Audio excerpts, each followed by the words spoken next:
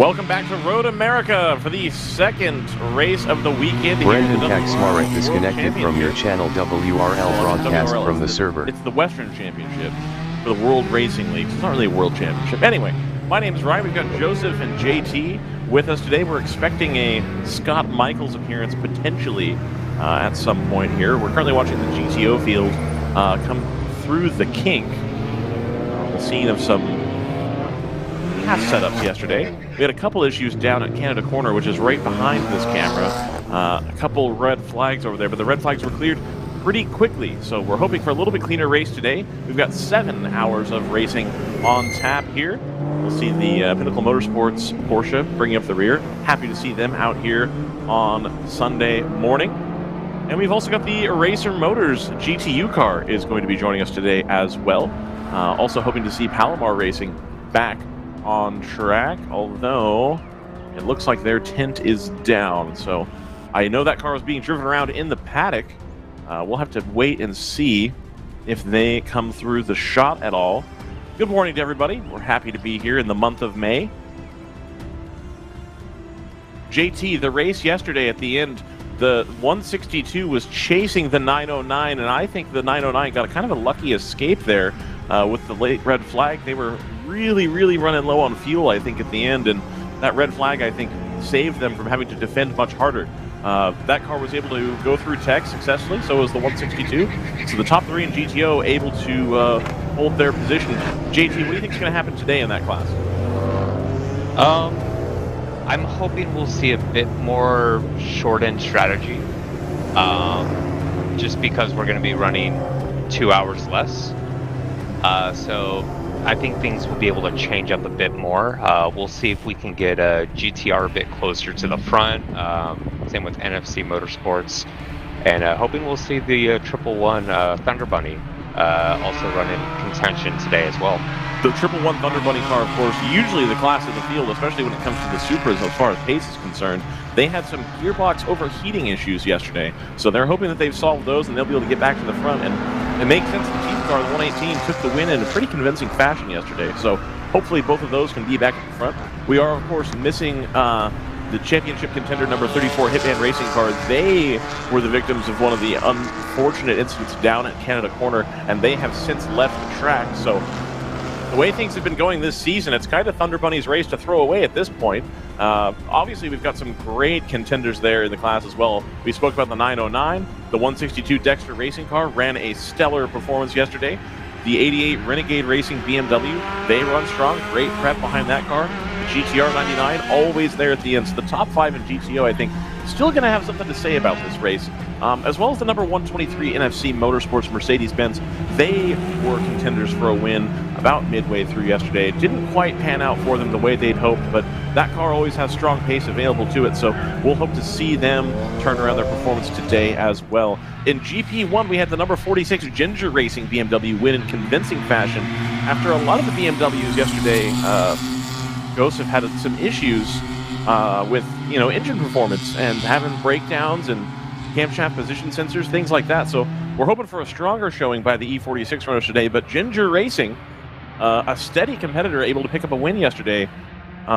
Joseph, GP1, do you think we're going to see more of the same, or do you think we're going to see the other 2 cars move to the front with the 147, the Overnight Motorsports 191, the 64, and the Big Mission Motorsports vehicles?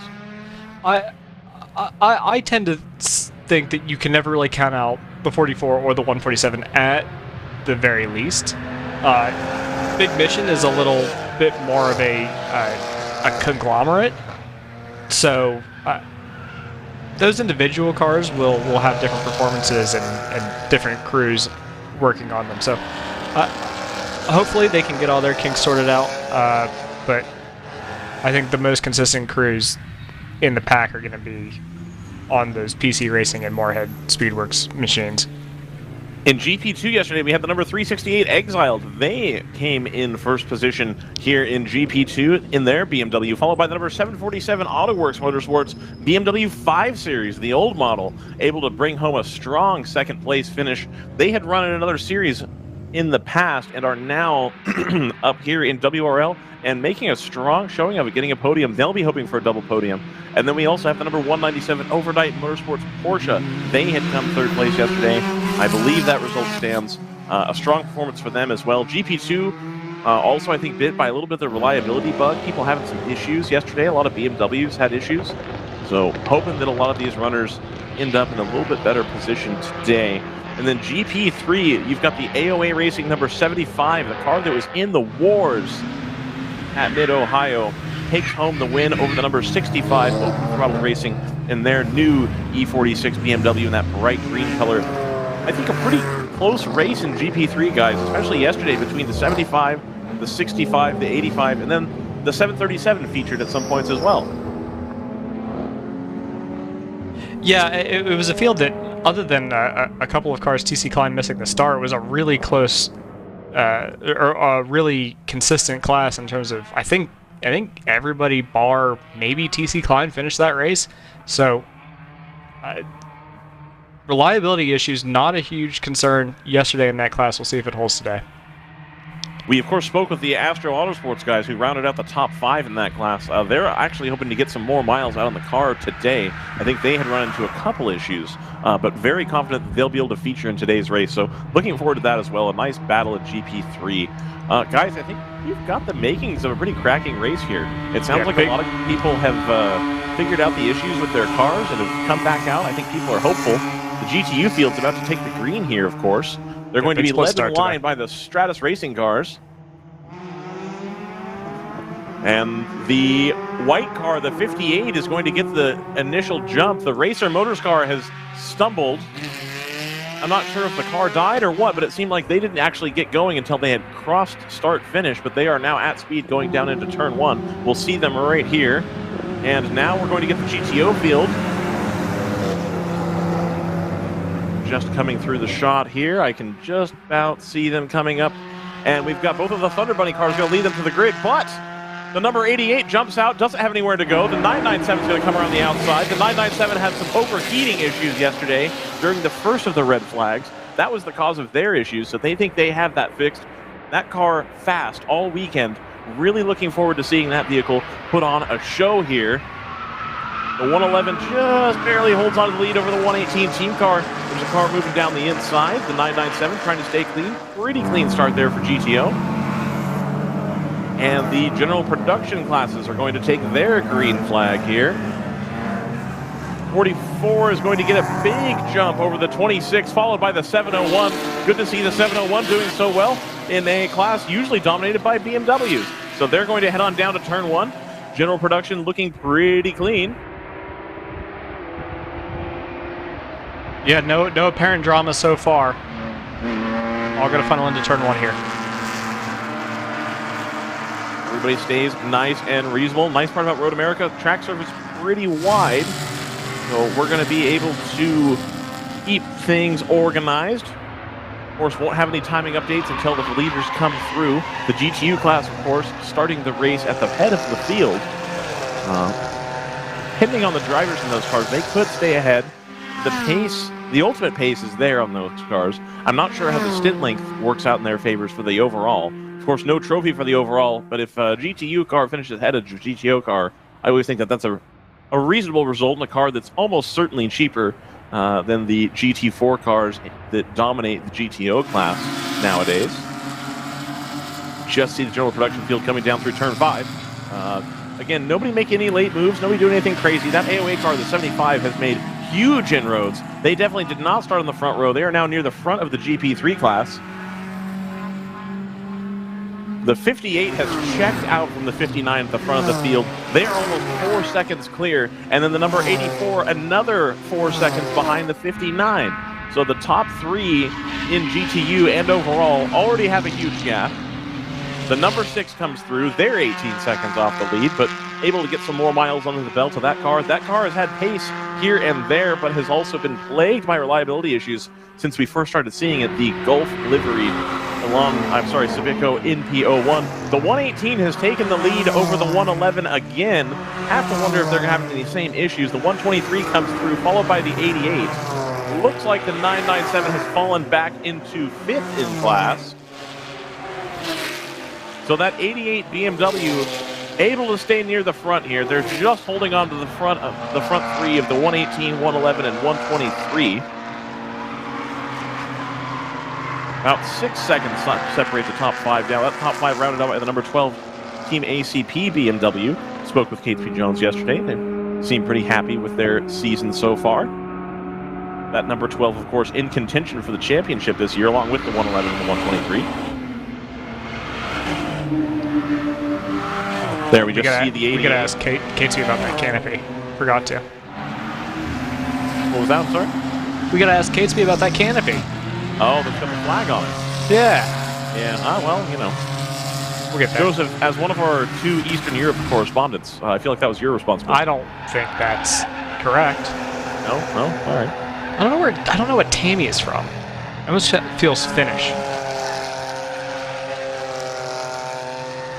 JT, your thoughts on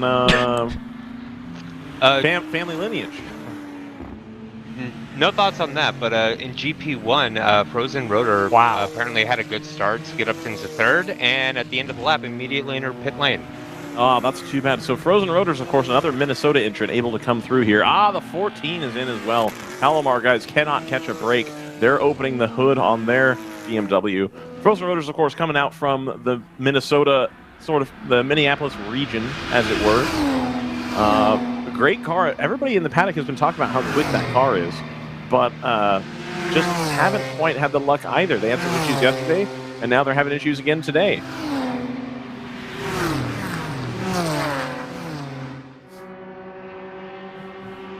GT runners come through again. Fast lap and the lead in GTU going to that Stratus 58 you see on the timing pylon. Purple indicating fastest lap for. So it's interesting that the 59 was able to get the jump there. Really good. Yeah. GP2. And here we go. We're going to have one of the Aston Martins pull out on, I believe that's the 997. They're trying. They've also got the Pinnacle Motorsports Porsche in front of them, so that gaggle of 3 is going to go down into turn 1 together. We'll see them come down here. The Aston Martins look to the inside. The Porsche goes a little bit defensive. The 997 checks up on the inside, but the Pinnacle car staying to the outside ends up getting a big run. We'll see how that comes as they come through turn 3.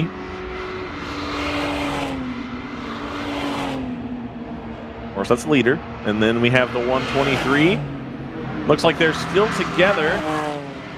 Pinnacle car is checked out. It looks like the 997 has gained that position back from the Aston Martin. They have. Number 82 right on the tail, followed by the 99. There's the 909. Doesn't quite have the same one-lap pace, I think, as the rest of the front runners, but again, a consistent car for sure. The number 98 comes down the pit lane. They've had some issues in the Ford Mustang. As we just see here, we're still staying single file. The 82 has gone by the Aston Martin, so that Aston Martin's losing some pace here. The other Pinnacle car is going to start to be harassed here shortly, and then it'll be down to the 99. Yeah, remember that Random Vandals 82, your second place in GTO West points. Yep. Up until yesterday. I think that's probably changed. I haven't checked the updated standings.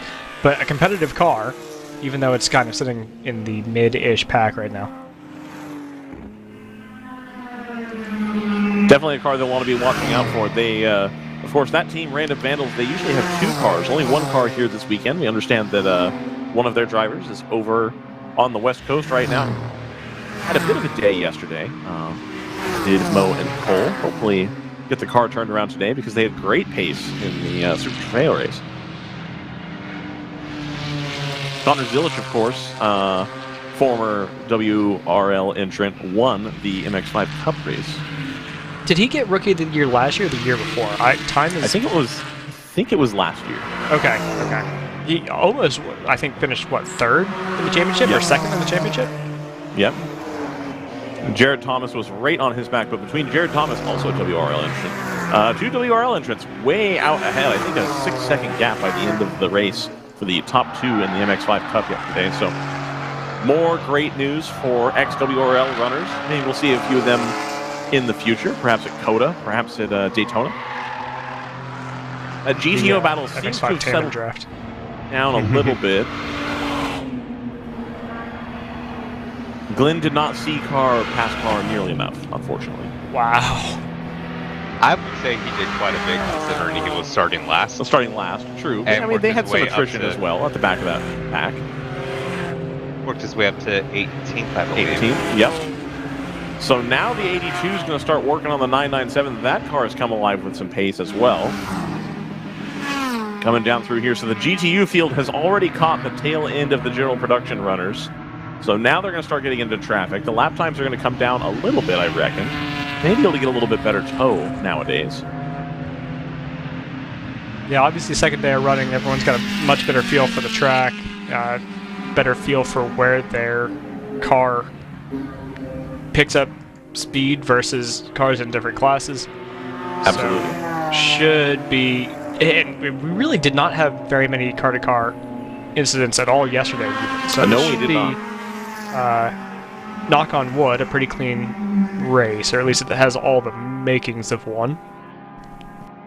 It's something that gets brought up in a lot of drivers' meetings nowadays, is that WRL, I think, has really turned a corner where the on-track incidents do not happen, from car to car at least, do not happen very much at all anymore. It's very much a rare occurrence nowadays, which has been fantastic.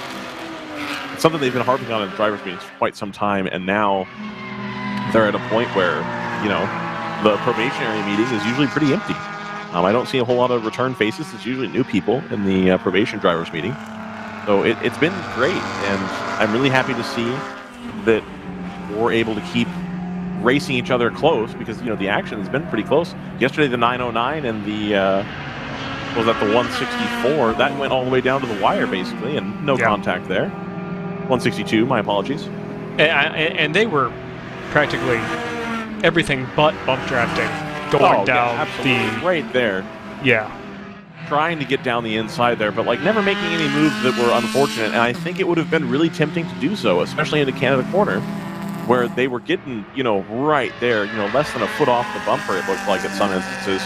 It would be really tempting with more downforce to pull out and try to outbrake somebody. And, to their credit, they didn't. And unfortunately, that's put them in third position, but they also didn't write off 2 cars in the process. Oh, I didn't realize this. The 147 is not going to be a contender because the 147 did not come out today. All their effort is going to be focused on the 160. Yes, which is fighting at the front of the GP2 field with Harrison. If the onboard has made it onto that 160. That car briefly had the lead.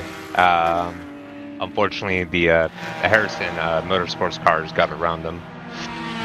I don't know if you remember, but I suggested that Dakota Dickerson would be busy this weekend, and so he wouldn't be here. But Dakota Dickerson is here, and he's in the 58, and that's why that car is going like stink. They're just dominating, absolutely dominating. Is he doing the double in the month of May? Most of the cars here are doing the double, to be fair. True. And we're going much further than, I think that's right. We're going significantly further than 500 or 600 miles in these, aren't we? Oh yeah, it's Daytona, right?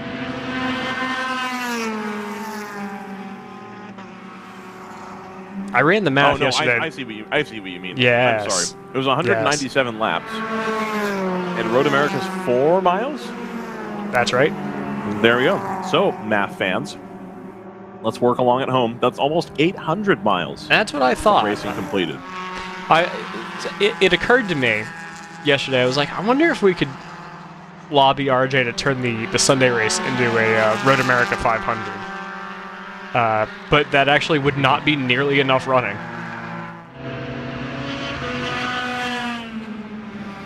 Well, you could do the Road America 1000 or the Road America 1200 and have the first race be 800 and the second race be 400 miles. Sure. The problem is I think we would run up against sound issues because there's pretty firm sound cutoff here at Road America. I know that Laguna Seca out west gets all the flack for sound restrictions, but they're not exactly light about it here either. There's a small village with people living in it, not far from the track. I think it's too early in the day to get into a... No, I'm not trying to argue about it. Just, you know, like it happens elsewhere as well. So, hearing the midweek motorsport NIMBY discussion.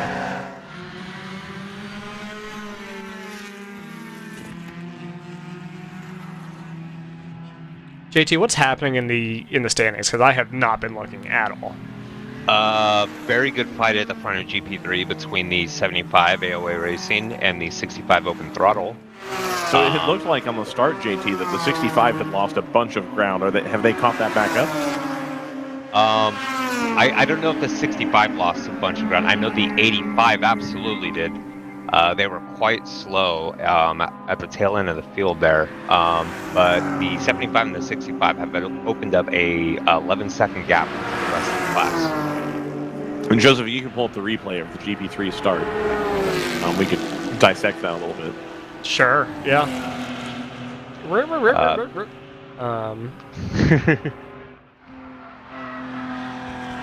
Just pull back on the crank. Up in GP2, Harrison is lightning right now, flying away from the rest of the field. They've already pulled an 8-second gap over Moorhead, running very quick times, dipping now into the mid 33s.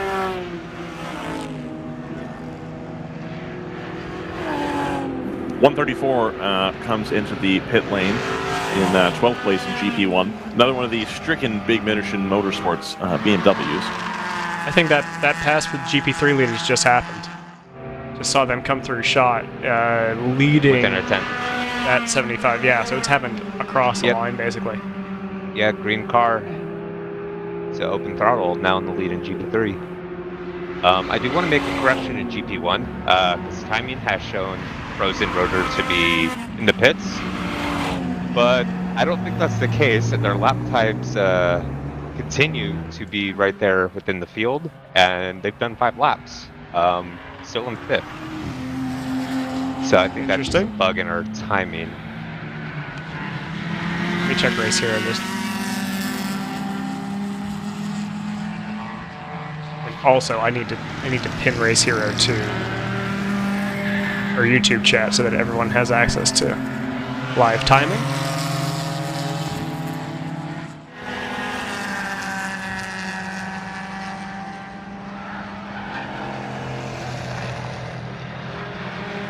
Frozen Rotor is being shown in the pits there too. I wonder if they've just come in. No, it has shown that since the beginning. Oh, weird. Yeah, that is so odd. If you look at, I don't know if anyone ever timing and scoring can hear this, but there might be a glitch in their transponder because they are tripping the pit loop literally every lap. Yeah, but they're it's showing their lap count and lap times correctly. Yeah.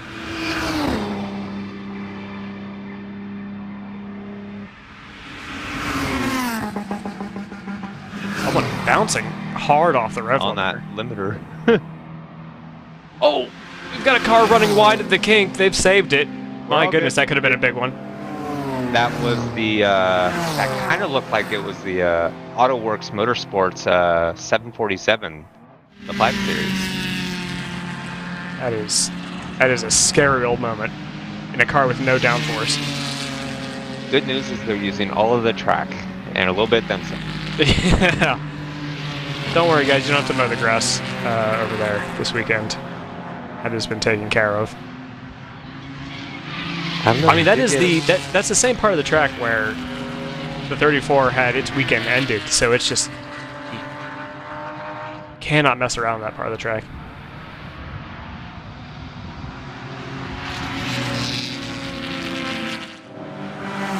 Contact being investigated involving the 997 and another car to be determined down at turn 8.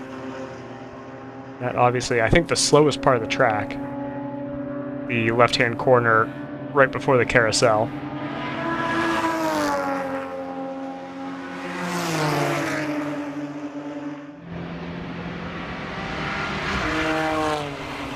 Open throttle car starting to draw out a pretty decent gap on the 75 for AOA. They do have the pace on that AOA car from time to time. It seems like they're a little bit quicker car. Yeah, AOA and open throttle both Excuse are me, drive in and general. drive. Both are drive and drive programs, so pretty dependent. 909 is into the pits very, very early. Yes, they are.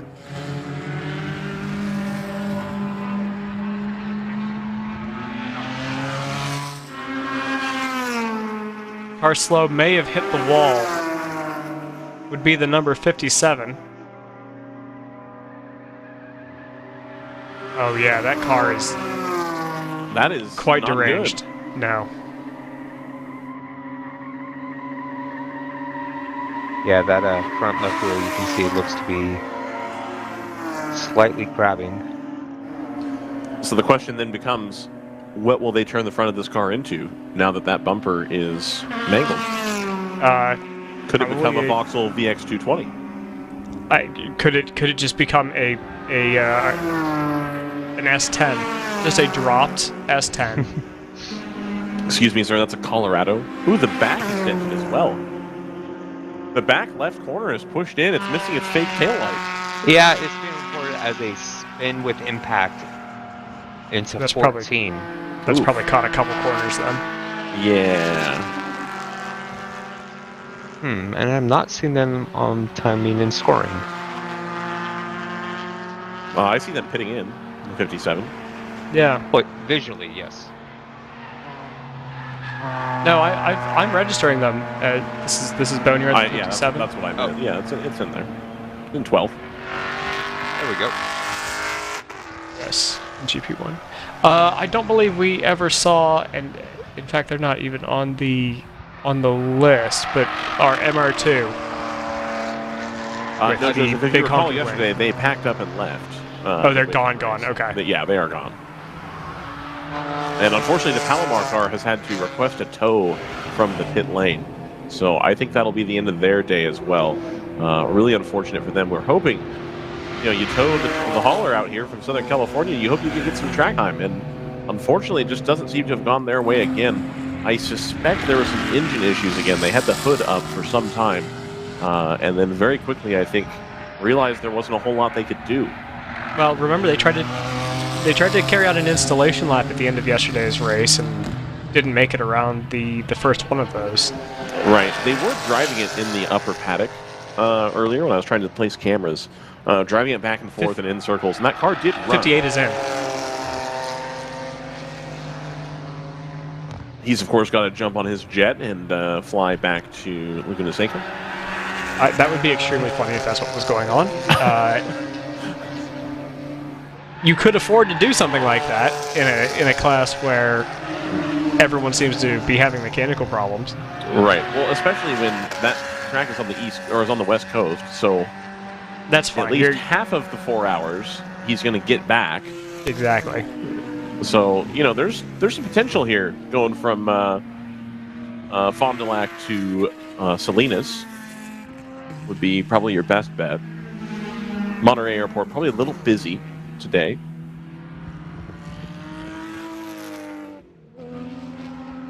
At 162, Dexter Racing and the 12 being looked at for contact in turn 1. Team reported, not sure which team, presumably the one that doesn't catch the penalty from it. Right.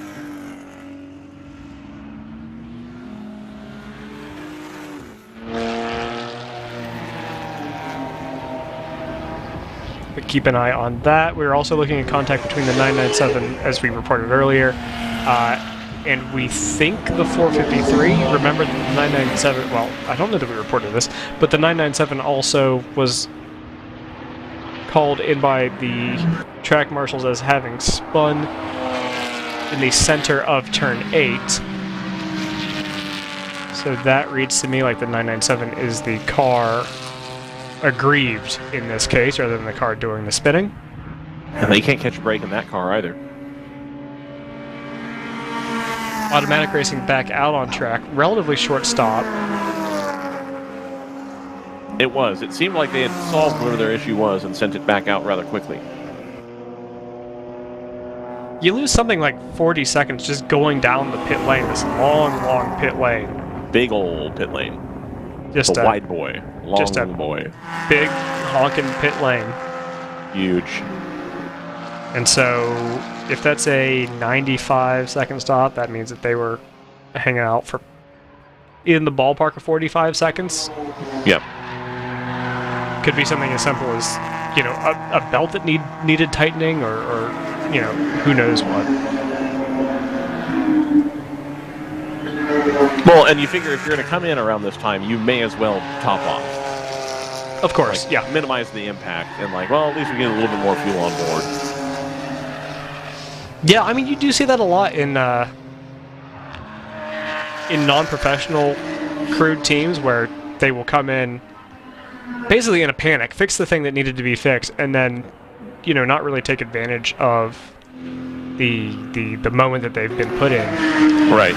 I think that's a good reminder to, you know, if you're there, top off. I think it was Audi for the longest time with the R15 and the R18.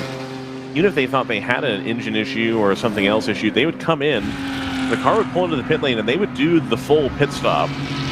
Like, same procedure, everything, fill it, and then put it up on the jack and roll it into the garage, at Le Mans especially. That was due to the rule set that you have to, if you're going to work on the car, it has to be done after any sort of service. So that's a rule? You couldn't fill it after the service? No. Interesting. Okay, I didn't know that. Harrison Motorsports, that 164 is gapping the rest of the GP2 field. They're putting lap times in that are 3 seconds a lap faster than the rest of that field right now. Unfortunately, in GP1, for everybody else running there, it looks like right now, you know, we've got some driver changes to play out, but the 46 really has the pace on that class. Their fast lap is 2 full seconds clear of what the 191 can do for 6th, and so that kind of would spell disaster, really, for anybody who's outside the top 6 as far as pace is concerned at this point. 134 still in the pit lane, 57 still in the pit lane. 14 we discussed, so right now we've got 11 runners in GP1. I'd like to point out that currently 9th place, the number 80 from 3D Racing, has joined us today. They have run indeed. Yesterday. No, they did not. They're here. They're returning relatively competitive times. They're not, you know, super far off. Especially if they didn't run yesterday at all. They'll have a little bit of time today to get some experience in there and hopefully find a little bit of pace, but they're not tremendously far off at all. GTO, the 118, has really consolidated its position at the front as now a 7-second gap back to team car number 111. The 111, of course, with a substantial lead in the point standings from the 118, so still some work to do for the 118, but the 111, I think, are going to be relatively happy with the second place right now. The 123, still in 3rd position there. That's the Mercedes-Benz of NFC Motorsports. The 162 hanging out in 4th position, followed by the 172 of TLM USA, and then in 6th place, number 12, ACP Tangerine Associates car. So that group was mixing it up quite a bit, and it was a little bit further back as well. So the 127, they're reasonably clear. They've got the 88 behind them now, about 4 seconds off, and then the 82, 3 seconds behind them. The 453 Ruckus Racing TLM car, the bright yellow Aston Martin, they were only 6/10 off of the 82, so that battle is continuing. We saw that on screen just a second ago. They're going to be coming down into Canada Corner, and then we'll pick them up through the S's. And it looks like the pass has been completed there, so the 82 is going to stay ahead, and they've actually, because it looked like on that first stop that they had gone back around, but I think we're going to have about a second gap to a second and a half between the 82 and the 453 when they come over start-finish here. Indeed, it is exactly 1 second gap between the 82 and the 43, and then the 99 GTR 2 seconds behind them. Again, a car that we don't usually talk about a whole lot, but they're very, very, very consistent, very reliable. We'll see them move their way up the standings over the course of the day, I am certain.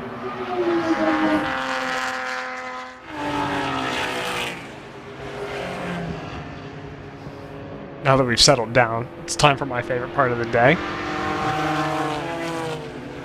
what onboards are working. Yeah.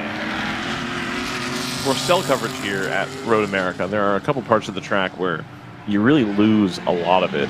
So makes connectivity a challenge for sure. See on screen there the 99. Well, there's the Pinnacle car. Or, I'm sorry, was it the 99? I couldn't quite tell. It's one of the blue cars. It's either the 99 or the Pinnacle car. But that is the 909 being lapped, effectively. And so that is the Pinnacle Porsche. A full lap ahead of the 909 now. That would be the 127 is the blue car.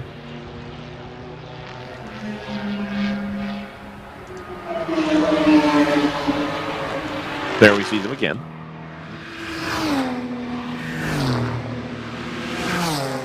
The 12 there doing a good job getting around the open throttle racing BMW.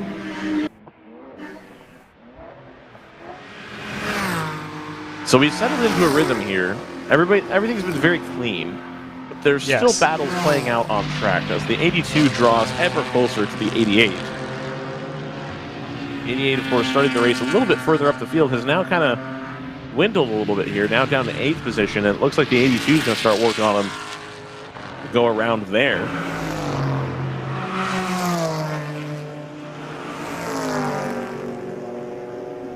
We'll see as they come into the back of the shot here. So that's that orange car in the distance. That's going to be the 82. Cameras are on auto rotate, so it's just a little bit quicker than I would like. There's the 909.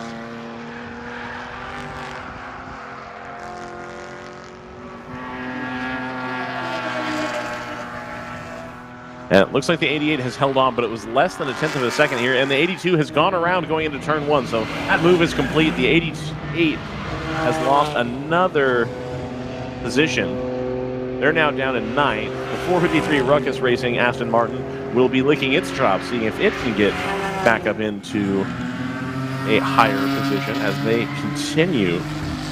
The 88 continues to fall. That TLM car is only 1.2 seconds behind this battle that we're sort of following here on track. So,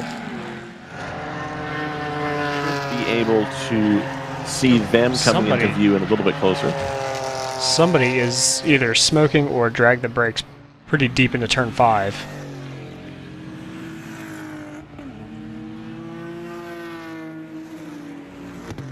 I'll take your word for it. Yeah, I just saw that on our monitor.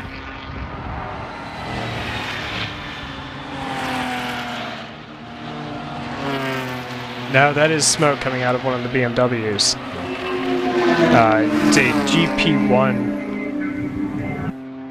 looking BMW. I didn't get a number plate. 567 is one of the big mission cars. The lap prior, they had been noted for a 4-off down at turn 12. So that is it's a difficult place to go off, and anytime you run wide, you run the risk of dislodging something with the car.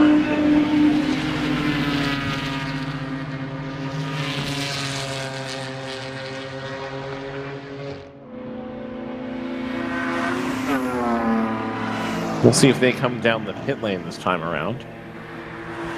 Weekend goes from bad to worse for Big Mission. They forgot the 134 has been in the pit lane for some time now. So they've had an issue. And the 567 starting to have an issue. That really only leaves the 199 as the last remaining car.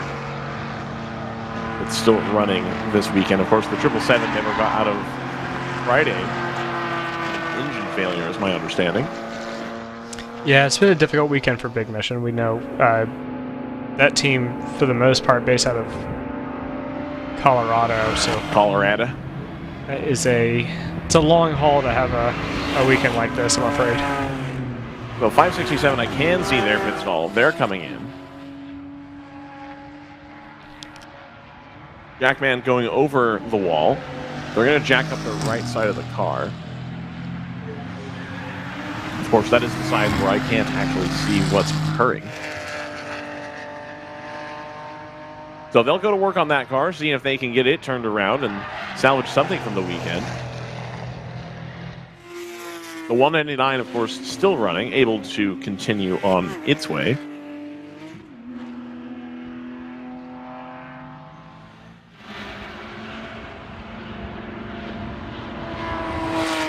So you see the 111 go through the carousel there, quite close to the car in the front. Probably about to make a move down the back straightaway. Hoping we'll get to pick that up on the back straightaway camera. And here, of course, they have made the move on the slower car. Like one of the GP2 BMWs.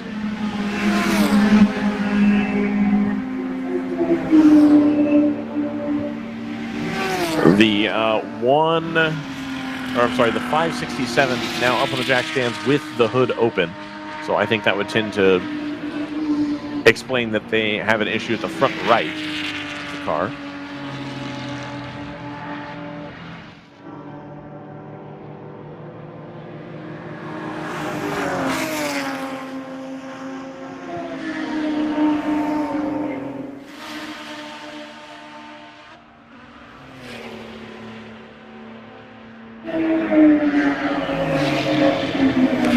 Just looking to see here where we're at in GP3. I know that battle at the front. So it's gone back. 75 has gone back through on the 65, has a 4-second gap.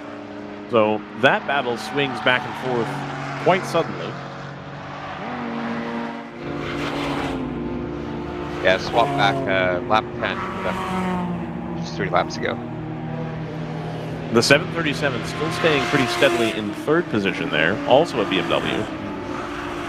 The Astro Auto Sport Mazda MX-5, they're up into 4th position. Good to see them getting off of where they were yesterday. And then the 93 YTC flying in 5th place. So it looks like everybody in GP3 having a good time right now. Everybody's keeping the cars on the track. The number 142 is actually coming up on the 737, it looks like. 1.6 seconds off.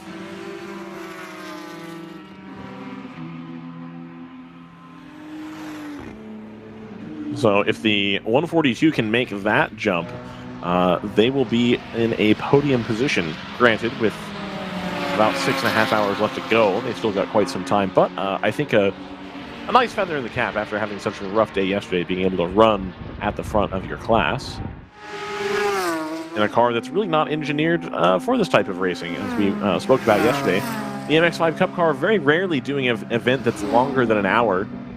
Usually 45 minutes or even 20 minutes, depending on which series you're running in. So having a car that runs for 7 hours at some degree of pace is always a nice thing to have.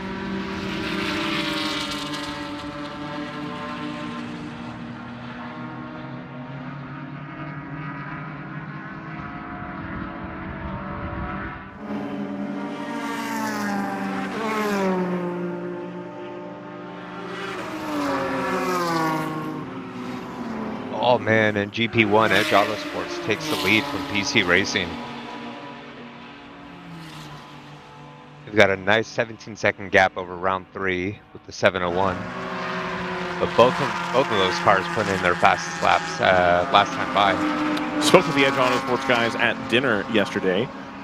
They said that they promised to stop up and chit-chat with us. So hopefully now that they've taken the lead here in GP1, maybe they'll have a little bit more exciting interview. Maybe they'll be able to talk about the great move they were able to make on the number 44. Usually a pretty dominant car in this class. So to get back ahead of them, Edge Auto Sports, a great job by them today as well. Again, still a little bit on the early side, but always nice to say you're able to lead a lap. Yeah, we need to collect data on cars that are leading the race when they come up to talk to us and see if we can finagle that data in a way that forces people up here. People to come to the booth. Yeah, I definitely think it's possible, for sure. Ooh, one car wide. I think that's the 75. Oh yeah, definitely right through the exit of, is that 6? That is 6, I believe, yep. So the 75 having run wide, that's going to give the lead in GP3 back to the 65, I reckon. So that will seesaw back the other direction again. I'm hoping we see just a tight battle in that class for the rest of the day as the number 98 comes back down the pit lane again. Been a little rough go for that 98 car this weekend as well. Not a strong performance here, of course. Now, you have to imagine they didn't think they'd probably be running this car. They were hoping they could run the... Disconnected from the server.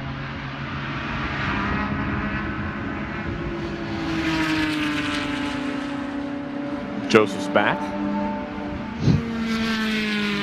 That would have just been a blip in the audio. You didn't have to say anything about it. I mean, you know, it's, when you exit like that, I start to wonder if the stream is still working. So... Yeah, I closed the wrong... yeah, closed he's the wrong trying to window. get on boards here. Oh, okay, gotcha. We have a really good fight in this GP1 because PC Racing has taken the lead back. Excellent.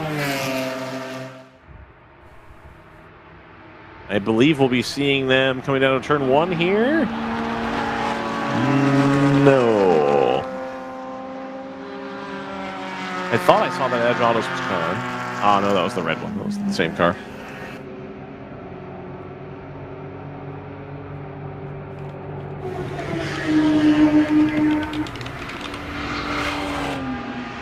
They should be coming through the kink, I believe, right now. Okay. Or maybe Canada corner. Gotcha.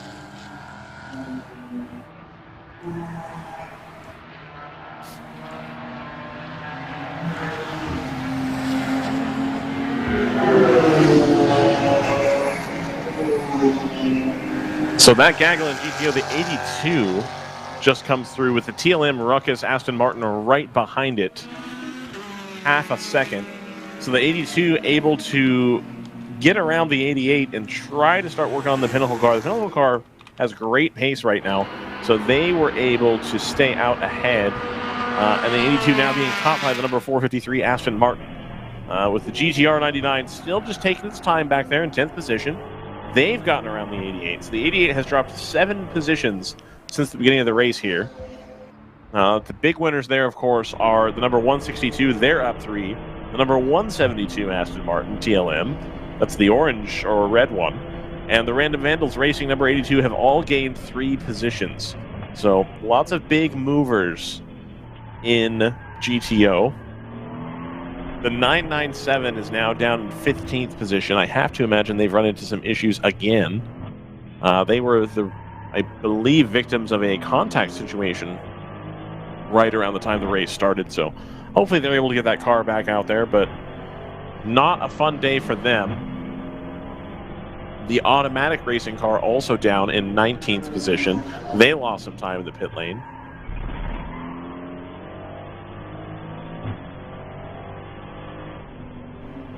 The Pro Sport Aston Martin also not making the start today, the number 43. Yeah, They appear to on have... board with that 453, tracking the 82 that you were talking about earlier. This is exactly what we want to be looking at. Thank you, Joseph. So this is the battle I was just talking about here.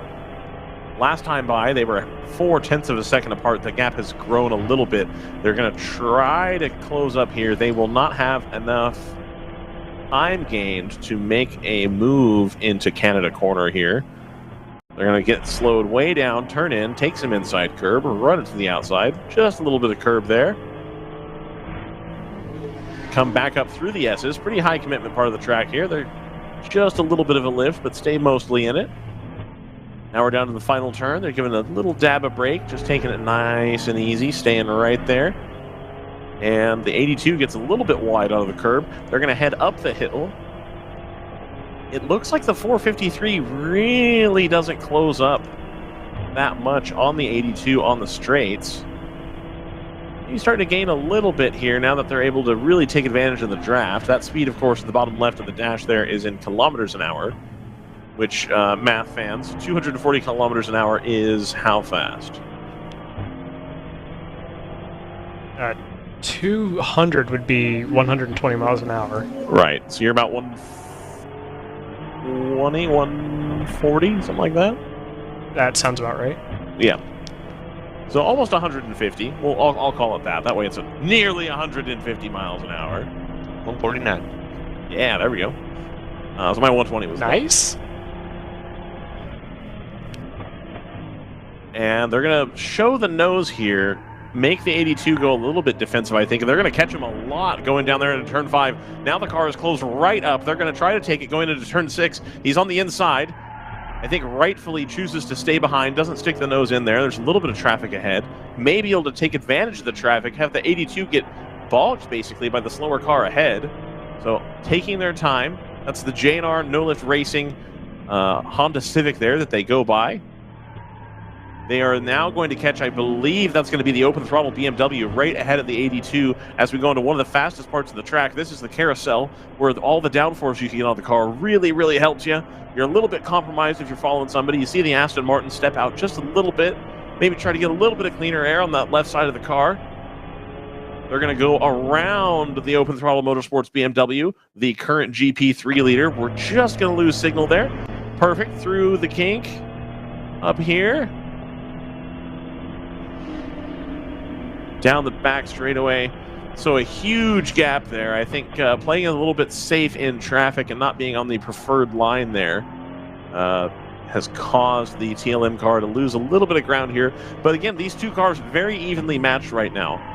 So we'll keep an eye on this battle for sure on the board, the 453 here, following the number 82 Random Vandals BMW M4. So this is Aston Martin versus BMW here in GTO. This is the battle for 8th and 9th position on track, so just outside the top, or just inside the top 10 here. Now, what you can't see on this camera, Joseph, is that the number 99 GTR is less than a second behind the TLM car that last time by. So we have got a battle on our hands. The TLM driver is now going to start thinking, maybe I need to run a little bit more defensive here to keep Harold Petit's team behind me. Because if we start trying to compromise our line too much in order to get around the 82, he's going to leave himself a little bit exposed to the 99 behind, also in a BMW.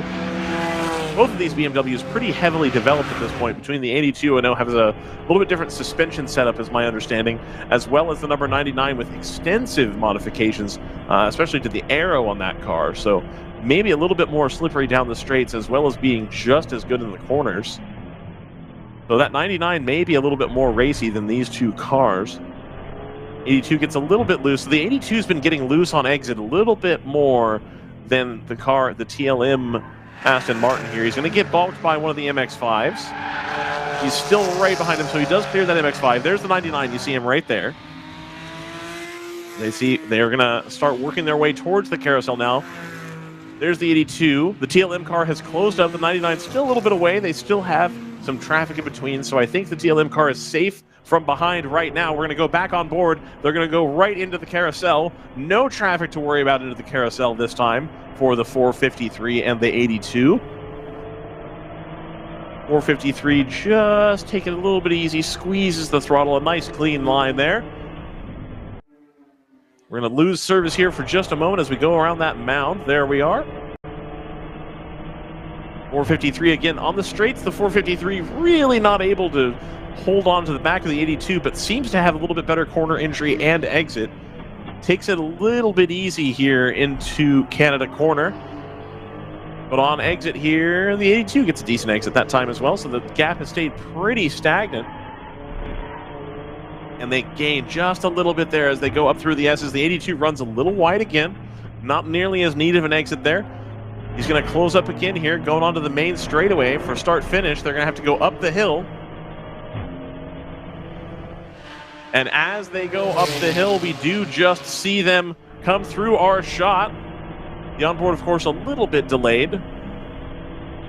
As you see the speed right down there on the bottom left-hand side here, on the middle of the screen, the top left of the gauge cluster there, 241 kilometers an hour as they break down into turn 1. The TLM car, again, I think, you know, we talked about this at the top of the show, not taking any big risks, making any big moves, just trying to stay nice and clean.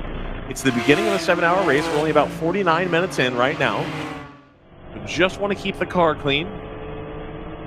As they go underneath the bridge, they're going to head down towards turn 5. This is a downhill braking zone, so downhill and then your left turn's a little bit off camber. It's a little bit on the tricky side. You really want to be on the right-hand side of the track, but he's trying to clear the Overnight Motorsports car into the braking zone, so that's going to compromise his line a little bit. Yep, and as I expected, the 82 gets a little bit better jump there as a result of being able to get back to the right-hand side of the track early, but the 453 closing up just a little bit there through turn 6.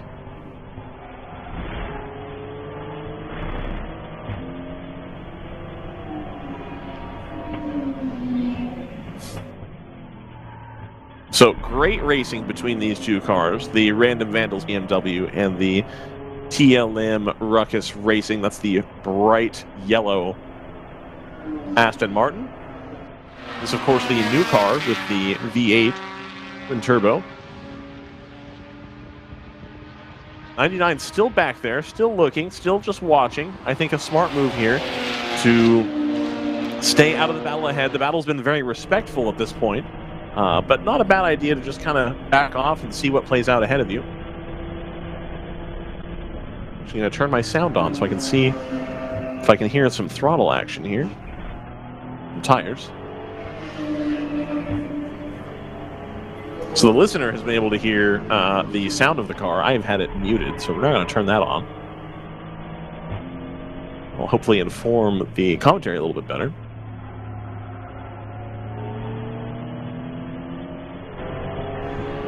Again, the 82 going a little bit wider through each turn.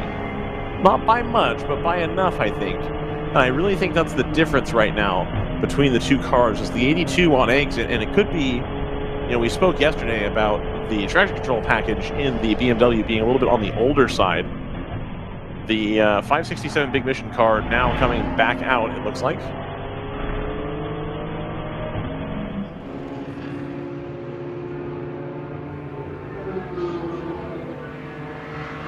And we're going to see the TLM car right here in the middle. It looks like they have an NPO1 right up behind them. It's the 58.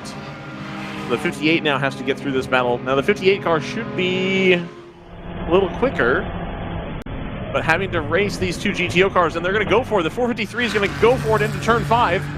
They have the inside line. Can the 82 come back? No, they can't. So the 453, after plotting for quite some time, has made the move successfully, nice and clean, into turn 5. So that's that battle done and dusted. Now we'll see if the 82 can respond.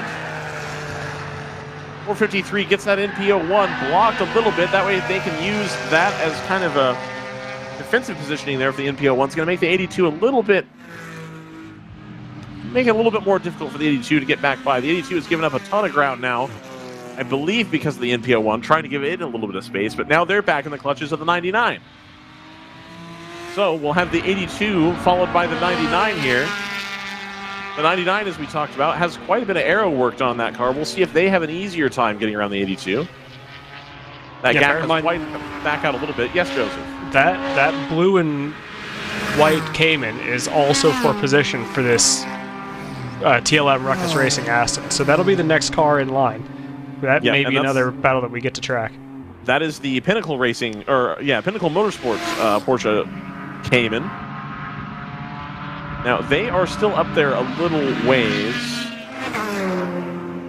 3 seconds. The 127. Now, they've had the good fortune of being able to run by themselves and not have to play defense or try to find any passing moves. So they'll hopefully have been able to save a little bit of fuel, as well as running some nice, clean laps as the NPO1 finally catches up and goes around the Pinnacle car.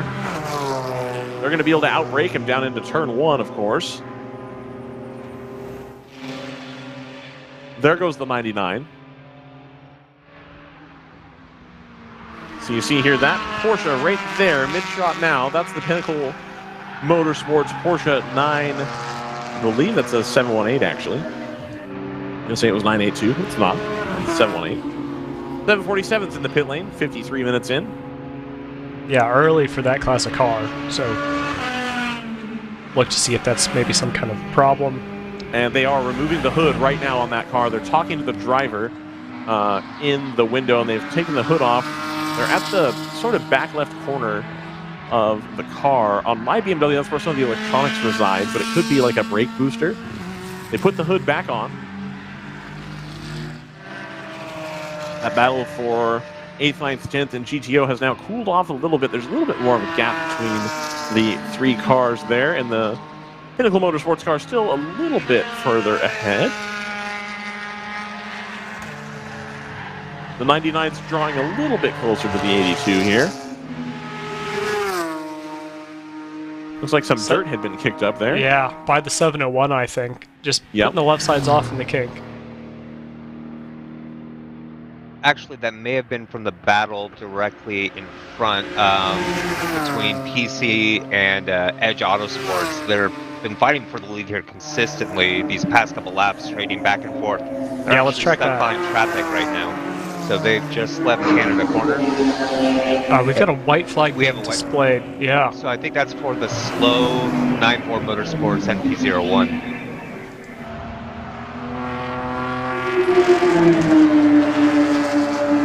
Okay, yeah, into turn 1, you can see there goes the PC Racing car leading that small gaggle.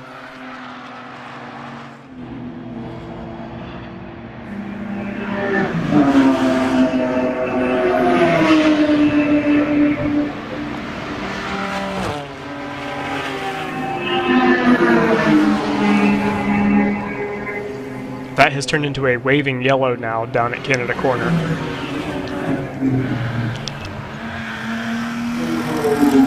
'82 in the pits. 82 making their first pit stop 56 minutes into the race. All right, so we'll have to see now.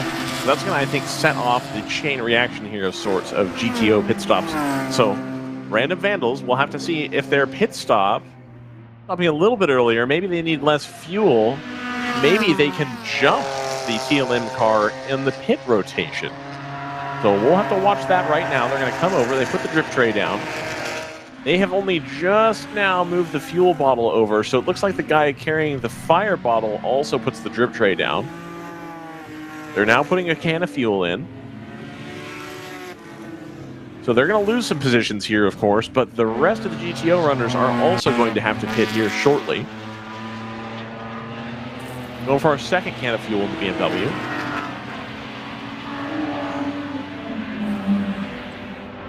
Of course, the 3-liter straight six, a little bit on the thirsty side, but as far as race cars go, I would imagine reasonably fuel efficient. The 997 comes down the pit lane as well.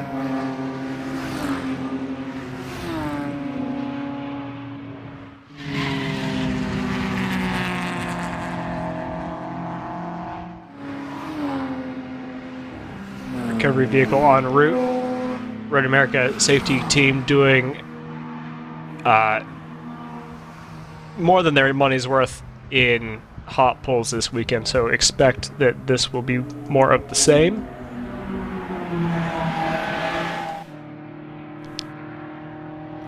We should do a corner marshal and track worker Olympics and see whose track officials are the best at clearing a incident. Because I think Road America's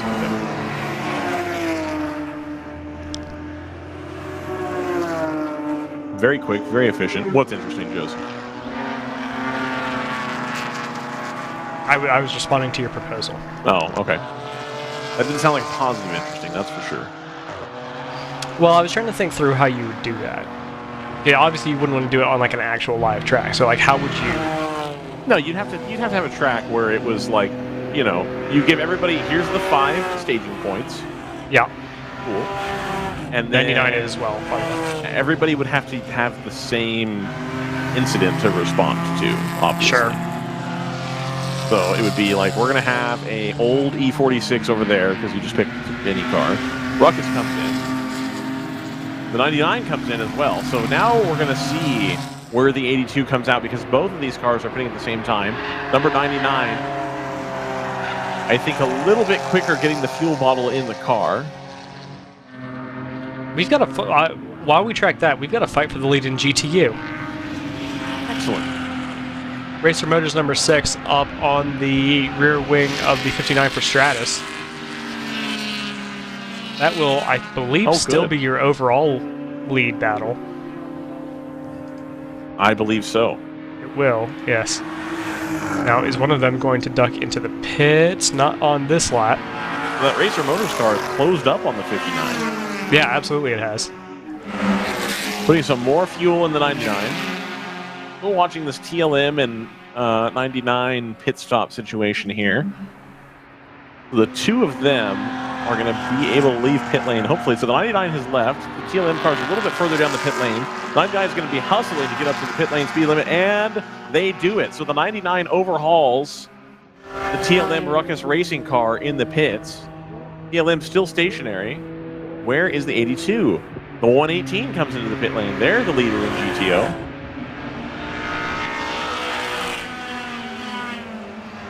I still have not seen the 82. There is some yellow going on right now, which may have an impact 82 is on the pace. circulating. 82 is coming around the final corner right now. Oh, wow. So the 99 blew the 82 away just now. Like, it's not even going to be close. I was wondering if they had already gone past, because it was just tremendous here. Flatbed Wow. is making its The way 99 to has Canada a corner. huge lead, and the TLM car still hasn't come out yet. So TLM having a little bit of a slow pit stop here. 59 is going to get bulked through turn 7. Might be an opportunity for Racer Motors into turn 8. The TLM car nothing doing. just now leaves the pit lane, so that has turned this completely upside down. The TLM car, having made the move, not only loses their position to the 99 who were right behind, but then also loses the position to the 82, but the 82 lost a huge chunk of time to the 99. So the 99 has done something with their pit stops. They were able to either get the car filled faster, I'm not sure what the difference was made, but that's going to have dividends paid for the number 99. And I think, Joseph, I've just illustrated, I'm watching this, how the 99 stays consistent and is always at the front. Yeah, I Because mean, they were able operations just now to have a giant lead that they pulled out just on the pit stop. Yeah, operational efficiency is a huge part of this racing now. It is amateur, but it makes a difference, right? Makes a huge difference. Amount of time that you're able to spend training yourself up and getting familiar and dealing with that choreography, especially when you are limited on things like fuel flow. 59 is on its way in. Number 6 will inherit the lead for Racer so Motors, will inherit the lead in overall and in GTU this time So by. we'll get to watch this same situation play out here with the front of the GTU field, with the 59 coming down the pit lane. Stratus Racing, a very professional operation, lots of crew there. I would assume would have a reasonably fast pit stop. We'll have to see how Racer Motors is able to respond. Maybe they'll be able to put in a little bit more pace now that they're not trying to race directly on track. Now let's see if we can track this on board to get ourselves some eyes on the situation at Canada Corner. All right. As far as I'm not sure what that situation actually is. I guess it's the 84, but it appears to just be mechanical rather than having run into anything. That's a lot better. That's a lot better than it could be.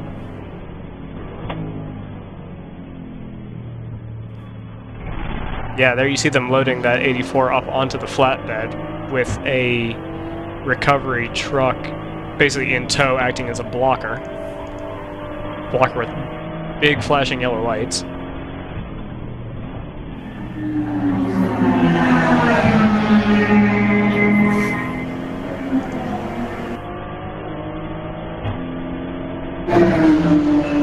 Now, another thing to note, the TLM car has now gone around. Or is that not in? Let's see. I want to make sure I got that right. No, that's the Pinnacle car. So the Pinnacle car is about to put a lap on the TLM Ruckus Racing car that's currently down in 12th position. The number 99, not only have they overhauled Random Vandals and TLM, they have also overhauled the 12. So that's put them all the way up into 8th, and we still haven't even finished our pit cycle yet. So the 99 is going to have made huge strides on this pit cycle here. 6 has been held up really badly in all this. Absolutely. That queue that formed up at Canada Corner. Yep. That's going to be bad news for the 6. Now, the good news, I would think, is that if they have that pace, they can do it again. What had happened was the GP2 car in front was having a mechanical issue as they were coming into a yellow flag zone, so they've had to hold back. Oh. Yeah, I couldn't tell if it was slowing down because of the yellow or as if it was having a problem of some sort. I think it was just the perfect perfect storm. Oh, there's smoke coming out of the right side of that car. So the Racers Motor Cars comes down the pit lane. As we said, we're going to wait to see the Stratus cars as they come through. See where this played out. But as we just mentioned, terrible timing, the Racer Motors in P01. So I would anticipate that they're going to lose some time here to the Stratus Racing, the leader, the effective leader. Catching them coming through turn 7 right now. Making their way into turn 8.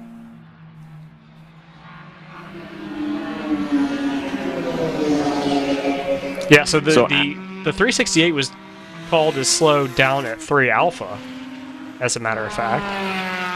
And so that car had kind of been limping around from the more or less start of the lap and just happened to converge in front of the 6. So the 127, I don't believe, has stopped yet. And they're going to inherit the lead. They're going to go an hour and 5 at least on fuel here. That was the car that was at the front of that gaggle that we were watching. And I think, because the GTR is now up to 6th. Let me see what the gap looks like right now. I think that okay, Pinnacle's in. The number 99 has a reasonable shot at catching the 127 here on the pit rotation here. So the 127 able to stretch their fuel a pretty long time here. The 118 is going to re-inherit the lead. Here comes the 59 around the final corner. Where is the 6? The 6 is not pitted in my view. They had already pitted though. Are they out? This is them right here, I think. They're entering turn. Yeah, turn 1. Oh, they're right there. They're out. So they made it somehow. They have cleared them by some margin. Even in spite of being slowed down, they have been able to consolidate that position. So the Racer Motors car that had an unfortunate start to the race really didn't get going until probably 10 or 15 feet after the start-finish line, while everybody else had gone on green, able to overcome that gap and continue, and now they have pushed home. They're the overall leaders. After having not run yesterday, they've had some issues with that car off and on. They are now in the lead. Yeah, JT notes in the comment section that Edge is back to the lead in GP1, but it's just been noted as having smoke coming out of the right rear. Those are rarely problems that resolve themselves. It happens, but keep your eyes peeled for that number 26 car. 1.6 seconds ahead of PC Racing's number 44. Yeah, I believe they're entering. They should have just left 13, I believe. This may be them coming up the hill. Yeah, that's actually leading right there, and then PC Racing going through traffic just behind.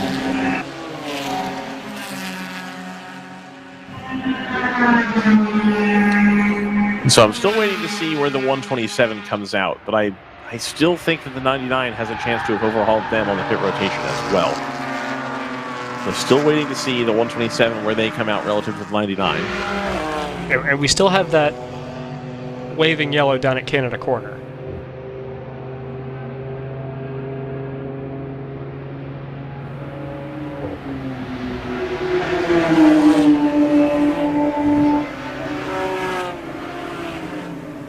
So there's the 127.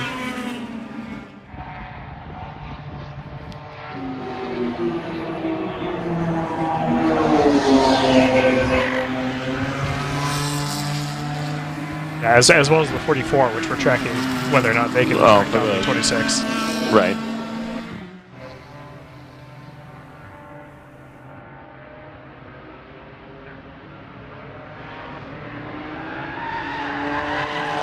And we do expect the 127 will have been behind the 111, so they'll fall to at least 4th, if not 5th. The 111 goes through.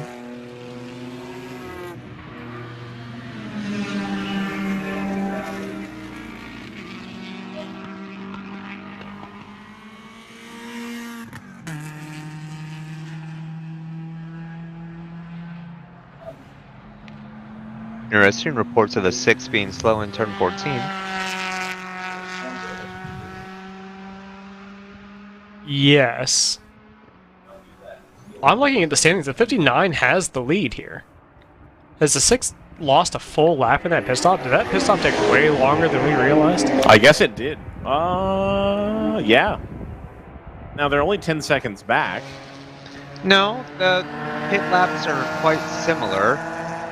Stratus was a 422 pit lap compared to Racer Motors 431. And it's happened, gentlemen. The number 99 overhauls the 127 on the pit rotation as well. So the number 99 goes from 10th to 5th in the space of about 5 laps. All on pit rotation. So it wasn't even a question whether they were going to get back around the 453 or the 82. They've jumped into the top 5 purely by virtue of having an excellent pit stop there. I mean, I would hate to say, oh, did they short fill, but like that wouldn't make any sense to do right now. You don't need the track position that badly. You've still got an hour and 10 to go. Edge and PC on the pit lane. Indeed. Edge pulls in with the black and green BMW. PC Racing pits a little bit further down the pit lane. I can just about see their pit stall. It's a little far. We also see the 75 AOA in as well.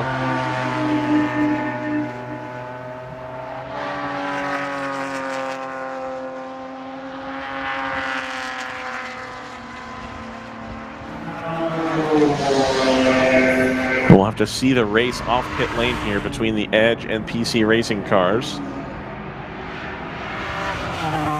Edge have to be getting close to done with fuel there. They change out a fuel jug.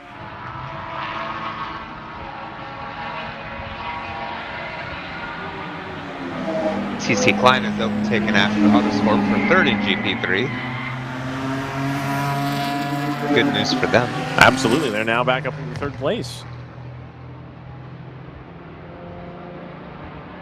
So AOA car going out.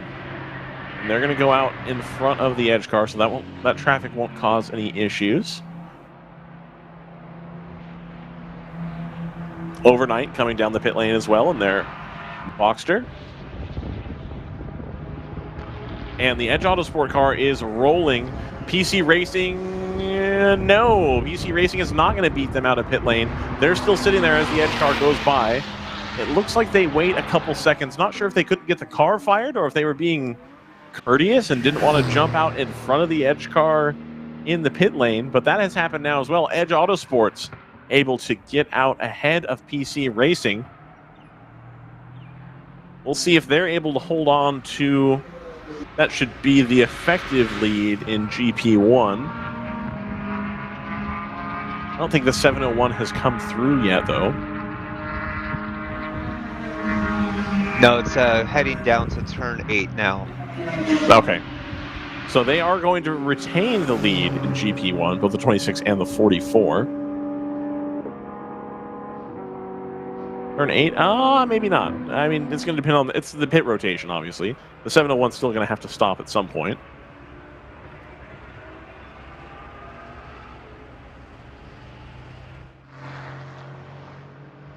Because if they're at turn 8, then they're not that far ahead of the 26 and the 44.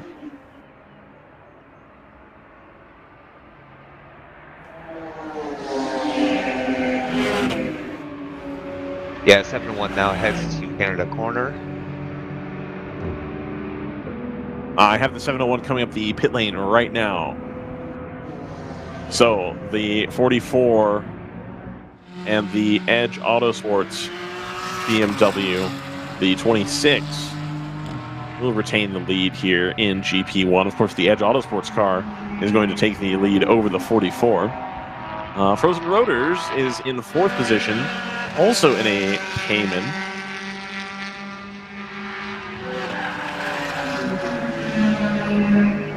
Then they should stay ahead of round 3. They have already made their pit stop.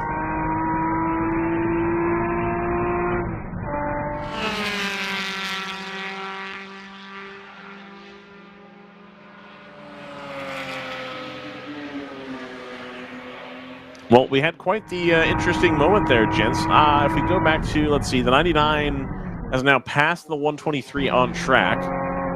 They had done the pass, it looks like, on the start-finish straight. 99 has now very much consolidated that position. They put in their fastest lap of the race, a 125.1. As they're just putting a lap on the 909. So the GTR 99, in the space of an hour and 14, has moved up from, I think, as low as 11th or 12th, all the way up now to 4th. Again, on the backs of a fantastic pit stop, it has to be said. They're going to be in the top 4 now. We've got 3 Toyota Supras leading the race. I know that on race here it says Janetta, but the 162 is definitely a Toyota Supra. The 118 still leading the 111, so I'm not sure if the 111 is still having those issues with the gearbox temperature from yesterday, or if there's a driver discrepancy.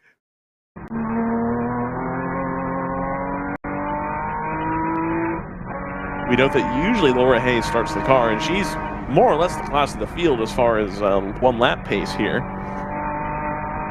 So I don't imagine it's the driving that's the concern here, as far as not being able to be in the lead where we're used to seeing the 111. The 118, though, the team car, very similar level of prep. Able to get their first win of the season yesterday. 162 also on the podium yesterday, a 3rd position. They find themselves back in 3rd again.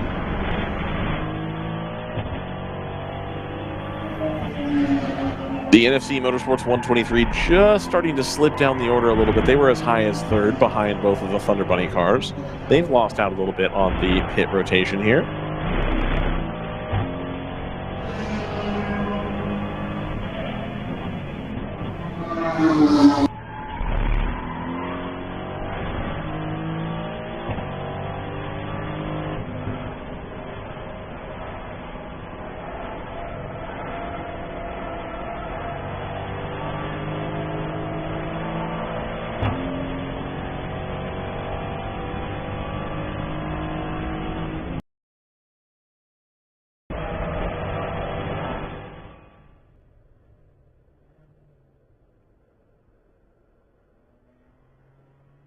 Joseph, are you in a spot where you can run an ad?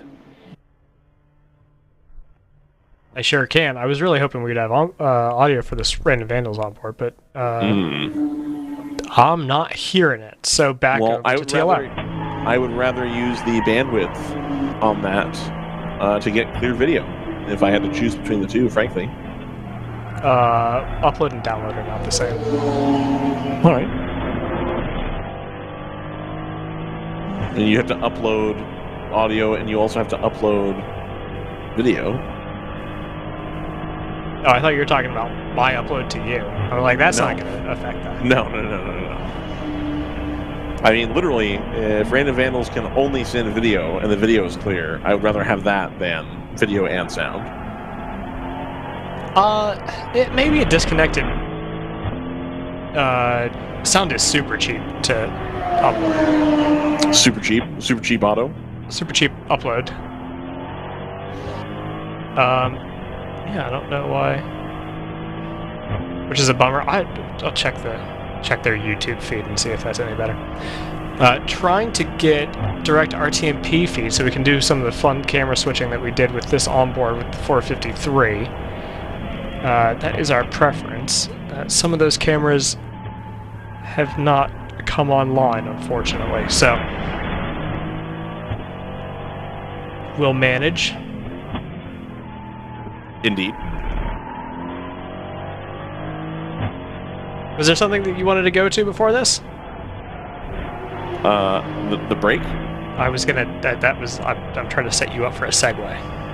Oh, I see. No, but I am looking forward to returning here to Road America. We've got an hour and 19 minutes have elapsed. It's been a great race so far. We'll see you when we get back.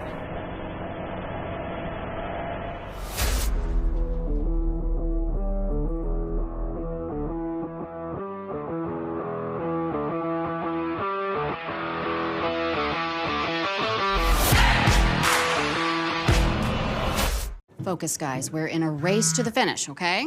Here's where the rubber meets the road. These initiatives move the needle, like, at all?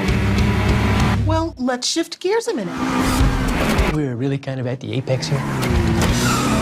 We need to put the pedal to the metal. We need to nail those hairpin turns, cross that finish line, and take that checkered flag.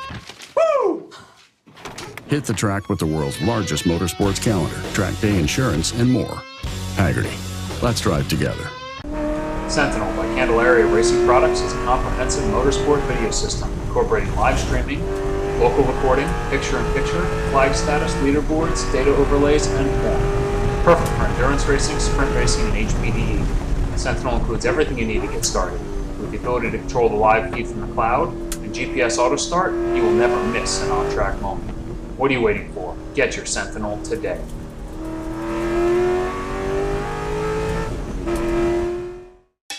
It's your Uncle Cooper. Sure, once in a blue moon, you might need your tires for hauling a horse in a hailstorm. But most days, you're gonna need your tires for tougher things, like teaching your sister's kid how to parallel park.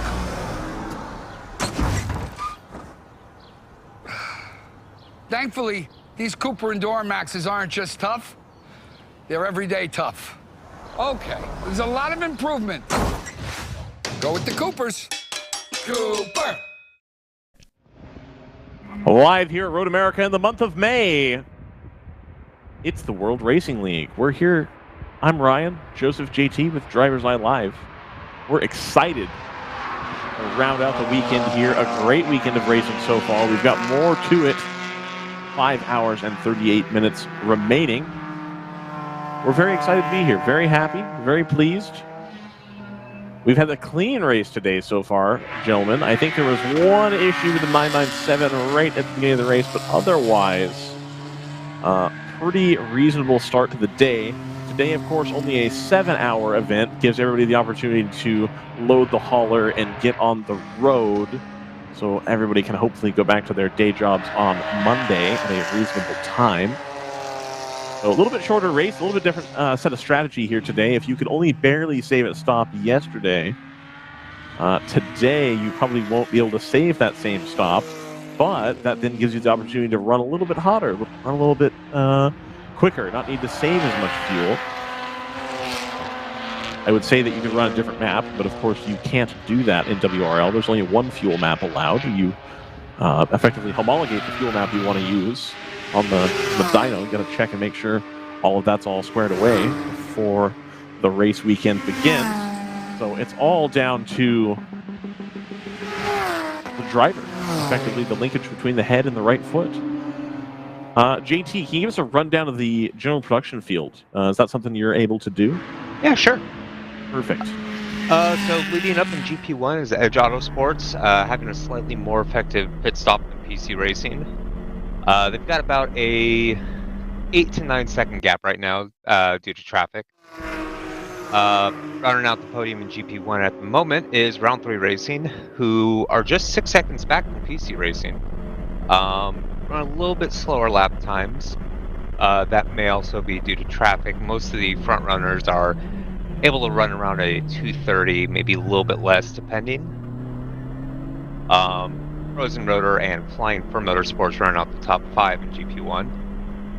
GP2 pit stops just finishing up here. Harrison Motorsports has been absolutely flying, pulling a very large gap over the 160 from Moorhead Speedworks, who are having a much better day today so far. And third place, Overnight Motorsports. Just very solid effort so far from them. GP3, we are having pit stops take place now. Open Throttle Racing, the 65, inherited the lead after the 75 from AOA Racing came in 4 laps ago. We're going to need to see where they come out.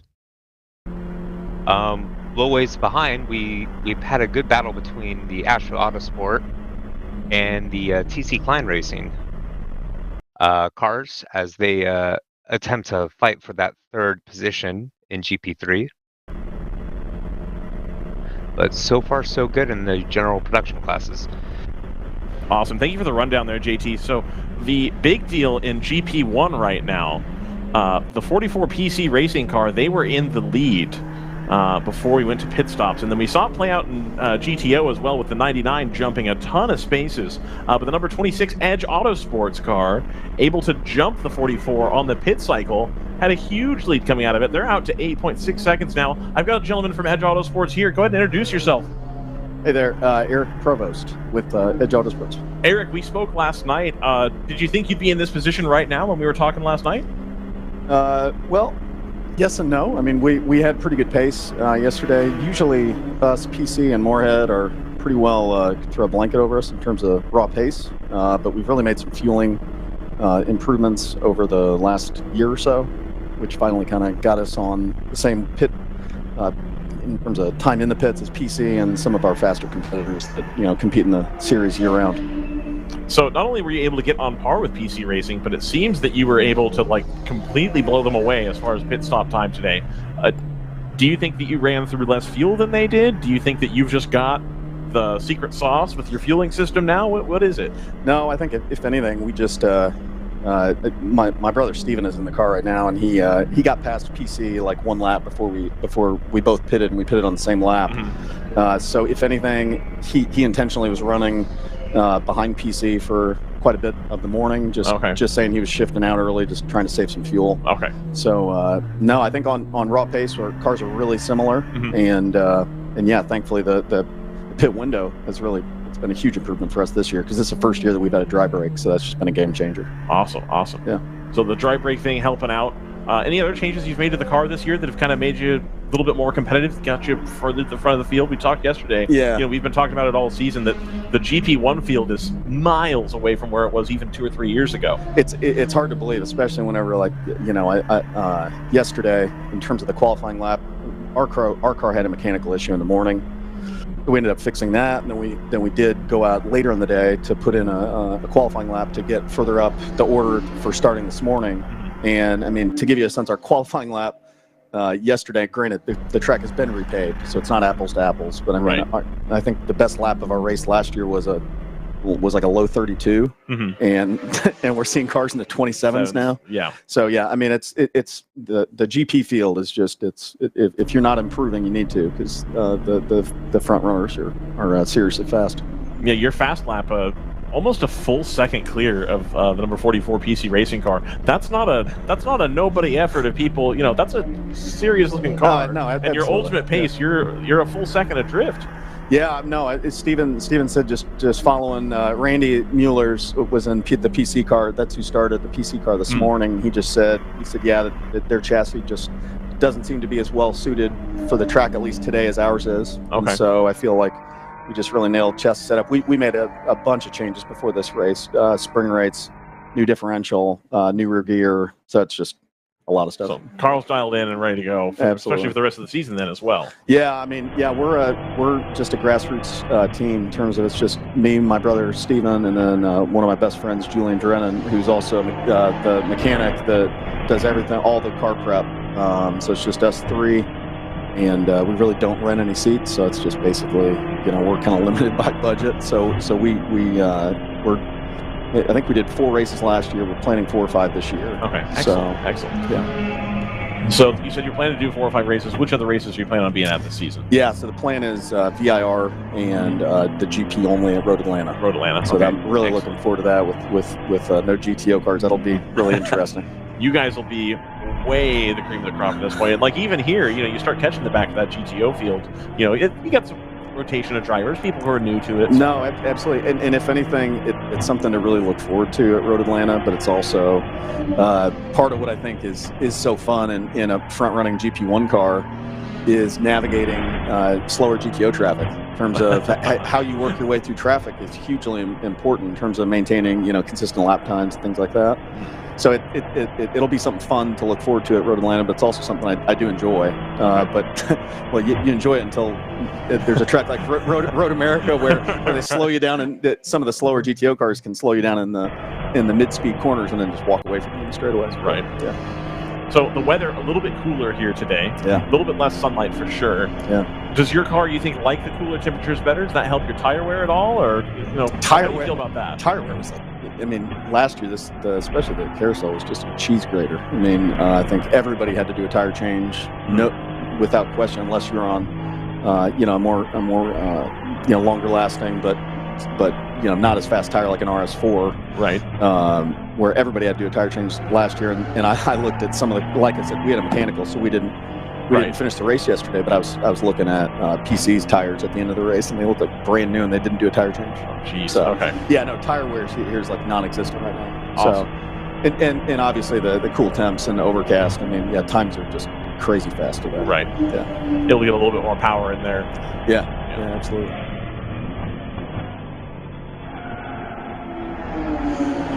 Joseph, what's the update on the GTO right now? I'm not sure if you're watching that or if you're playing Producer Things. I am playing Producer Things. The update is still the 118 in the lead by now about a minute and a half. I mean, that car is the one doing super things today. It seems like, even though we are it is still a Supra top 3, to be fair. JT, did you see what happened to the 111 to get the 162 pass there? I did not. All right, that's okay. Well, the 162, after having had a podium yesterday, now moves into second position. The 111 continuing to lose time here. Again, not something we're used to seeing from that car. Again, the stablemate running just fine, so you have to imagine it's an issue isolated to that vehicle. One track in North America that we don't go to at WRL. What would you pick to add to the schedule? Yeah, I mean, Watkins Glen is the one that immediately is. I've never raced there. I've driven it, and it is unbelievable. It reminds me somewhat in terms of feel of Road America, in terms of the way Elkhart Lake is, and Watkins Glen, the downtown area. Okay. But I mean, that's the one that stands out in my mind, without question. A little Watkins Glen action. I think that could be in the cards. I think if we ask RJ nicely, that could be that could be something that could be worked out, I reckon. Yeah, absolutely. Harrison stays in the lead in GP2, or the 160 Moorhead Speedworks car, and they're over the number 197 Overnight Motorsports Porsche, able to keep those 20-something-year-old vehicles circulating here. Very impressive.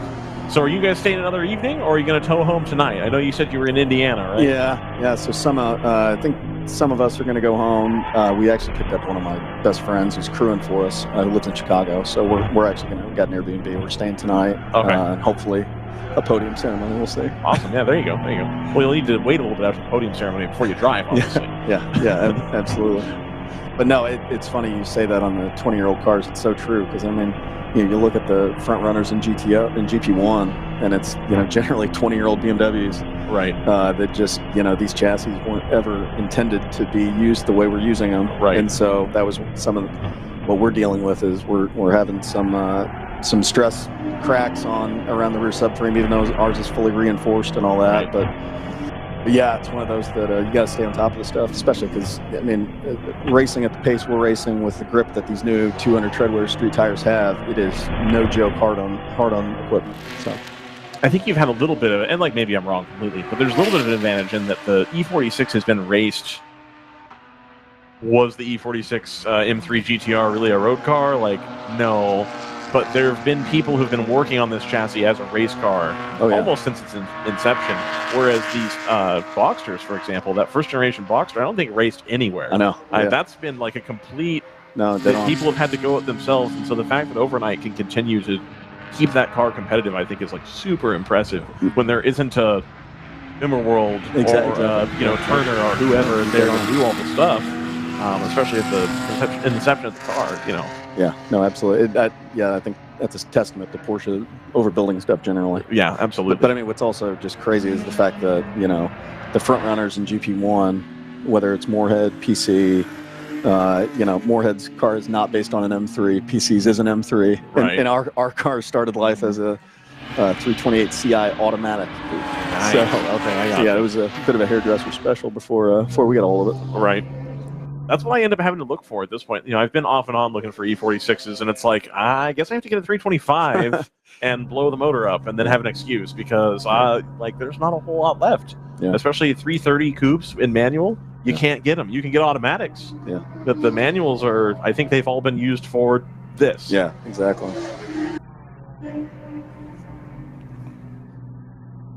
We're on board the 702 here in round 3 racing, the other GTO entry for round 3 this weekend.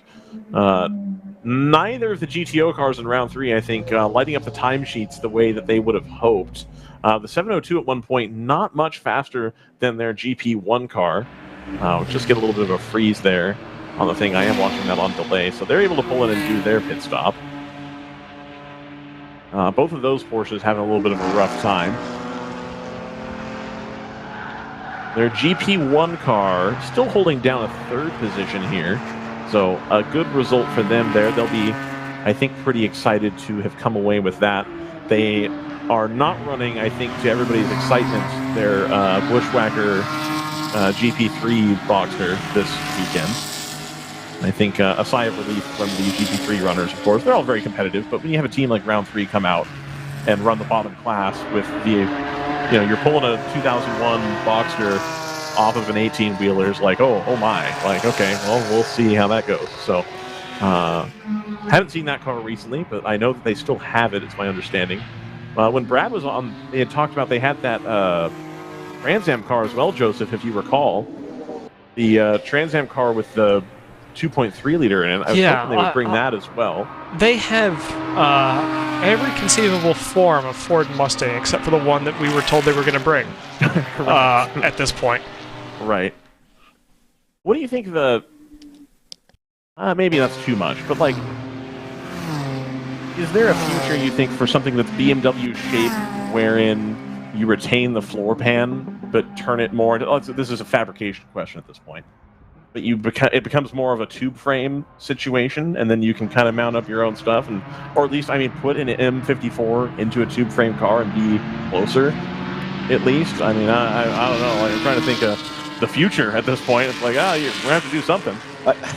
Frankly, I'm not that technical. My brother, who's in the car now, is a mechanical engineer, and then Julian, our teammate, is a former technician. That's not what he does as a day job anymore. Mm-hmm. But I mean, what's also, it's just amazing the quantity of these cars out there still. Right. I mean, it's and also just the raw pace. I mean, to see that a 260 wheel horsepower, 3,000 pound car is lapping Road American 227s. Right.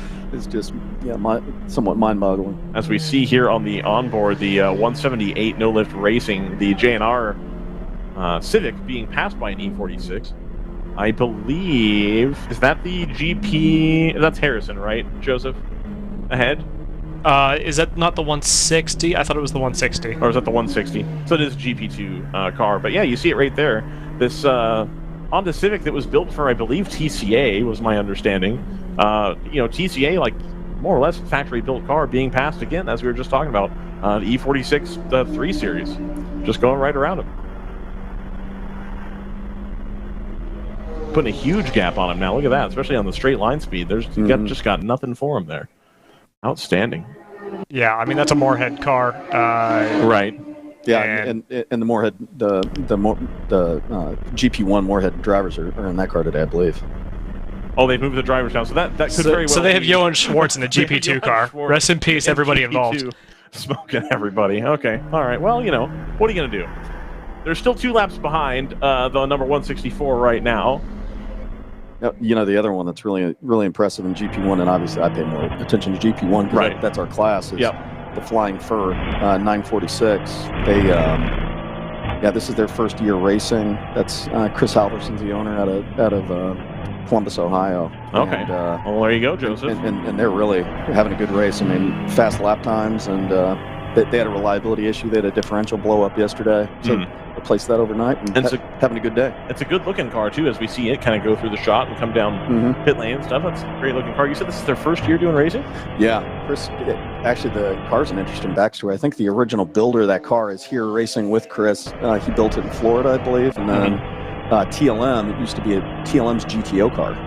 And then Chris bought it and has done some updates and had it detuned for GP1. And so they actually raced a couple races, maybe one race last year in GTO. It was the Mid-Ohio where it was like snowy. Okay, last gotcha. Year. And, but this is the first year of them running GP1. And cars seems to be doing really well. Absolutely. Well, I mean, a detuned GTO car, you figure your longevity is going to be there. Yeah, for sure. Yeah, absolutely. So you should be all right there. Yeah, and they're up into 4th right now as well. So they've got round 3 ahead of them, and then PC and you guys. So I think that's a pretty good result as well. This open throttle racing BMW, the M3, the V8 car, the talk at Road Atlanta was they kept somehow, and we were there watching it, they always caught the pace car or the safety car when it would come out for yellows and stuff, the way the leaders would pit and whatever. And all of the GT4 drivers were saying, like, that car is hard to pass because it's just a rocket ship in a straight line. And it was this car and their GTO car were there. I think they were just running this car in GTO for fun, effectively. Is that the same experience you're seeing here on track 2? Is it that 64 car is able to just stretch the legs? Not as badly as I remember previously. Okay. I'm trying to think what race earlier this year that we raced it, and it was just like that car's a rocket ship in the straight, and it's the dual clutch also, so it's one of those that you know, just it just sounds like it's a grab. It always has another gear to grab. Yep. But no, it's definitely a really fast straight line car. Absolutely. I haven't seen a whole lot of people take up that chassis either. That E90, it's got just the wrong side of electronics going on, and I'm happy that Open Throttle's, like, they seem very happy with the car, and they say it drives great, and more power to them. But, like, wow, that's, you know, it seems like that's quite an undertaking to get that car to do what it's got to do. Yeah, agreed. No, I think there's so much knowledge on the E46, and and there's so many easy kind of you know, guys that you know, have a exact way to detune it, that it's kind of like the, you know, everybody in the GP1 field that has an S54 in their car does the same thing. Yep. Absolutely. Well, Joseph, might this be another reasonable time to just cram in an ad break here and kind of reset the field and see where we're at? Well, I don't know what we can do for the field, but we can throw an ad in. We can throw an ad? Okay, that's fine. Totally fine. Alrighty, well, we're here live at Road America. We're going to take another ad break. We're going to try to get some ad breaks in early here so I don't have to call for one in the last 20 minutes of the race when there's wheel-to-wheel battle, because that didn't feel good. I felt like an NBC producer. We got to keep the suspense on. No, that's dumb. I Pump don't like it up. Pump up the jam. Pump it. Okay, we'll be right back here from Road America. It's WRL, the 5th weekend of the season.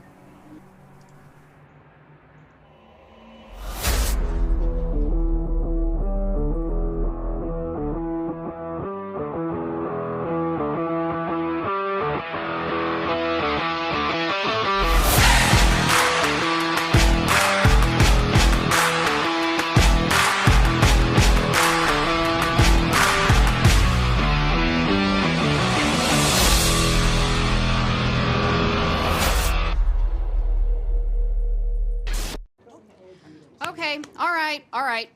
Hard stop at 6 today. We need alignment by then, people. Here's where the rubber meets the road. Have these initiatives moved the needle, like, at all? Well, let's shift gears a minute. We're really kind of at the apex here. Well, we gotta stay agile. I said we fast track the pivot. Can we circle back? Keep everyone in the loop. Focus, guys. We're in a race to the finish, all right? We need to put the pedal to the metal. We need to nail those hairpin turns, cross that finish line, and take that checkered flag. Yes, Josh. Yes! Start your engines! Woo! Ready to hit the track? We've got you covered with the world's largest motorsports calendar, track day insurance, and more. Hagerty. Let's drive together. Sentinel by Candelaria Racing Products is a comprehensive motorsport video system incorporating live streaming, local recording, picture-in-picture, flag status, leaderboards, data overlays, and more. Perfect for endurance racing, sprint racing, and HPDE. Sentinel includes everything you need to get started. With the ability to control the live feed from the cloud and GPS auto start, you will never miss an on-track moment. What are you waiting for? Get your Sentinel today.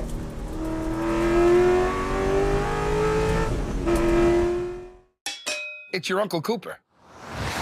Your SUV is a multi-purpose tool, like a corkscrew fish scaler. And that means your tires should be multi-purpose too. Like these Cooper rugged Treks. They're tough, but also run smooth as butter. And with dual sidewalls, It's like having a multi-tool that can look like a completely different multi-tool. Don't take that idea, by the way. I'm gonna patent it. Go with the Coopers. Cooper! We are back here live at Road America, the second race of the weekend here for WRL in the the Midwestern Championship. I think Joseph called it the Western Championship yesterday and messed me up. I blame Joseph on that. I blame It's called the everybody West else on Speed Hive. I'm sorry, but that's what it's called. The West. I heard Snoop Dogg's going to be here. Speaking of West Coast.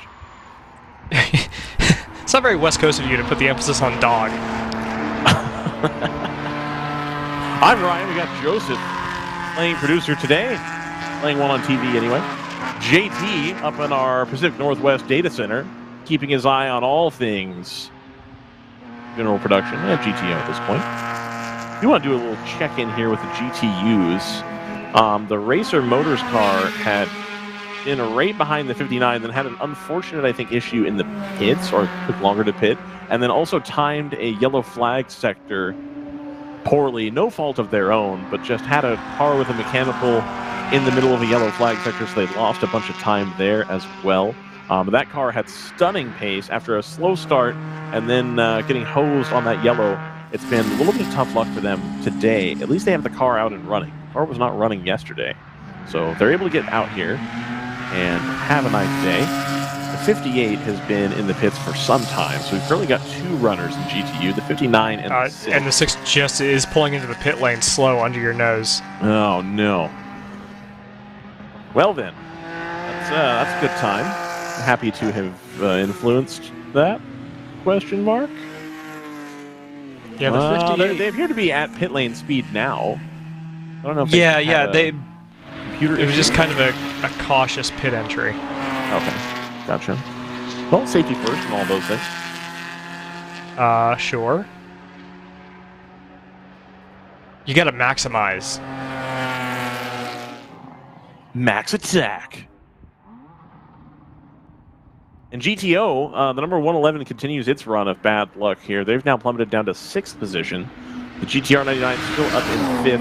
And it looks like they and the 12 have exchanged positions, I believe. I had thought at one point that they had been around the 12. And now checking back into the GTO runners, the 99 down in 5th. The number 4 Team ACP number 12 BMW up in 4th position. Spoke with them yesterday. Of course, again, we know that in the pits. That feels early for them, and the 2 does feel early. 2, I believe, has just brought out a white flag in the 13-14 area, but that has been withdrawn, called out as slow in the race control log, and now I believe is ducking into the pits. So the 82 comes in, they place the fuel tray. I don't know if they weren't ready for a pit stop, because they're moving a little bit slower than I would have anticipated here. Door is open on the car. Could be a driver. It looks like there is indeed a driver getting out. They're helping themselves out.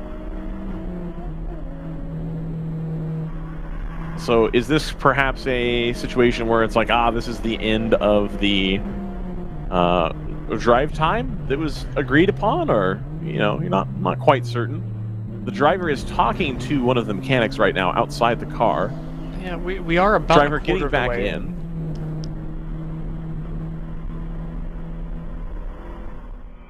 Now this could be a situation of if they were in contention, perhaps we stay out. But being just inside the top 10, perhaps a good idea just to see if everybody can get some even track time here. That's going to move the 997 up into 9th. So they've had a little bit of a rough go, but they're only a lap down right now. So a couple penalties here and there for people using up their, quote, joker, end quote, pit lane penalties.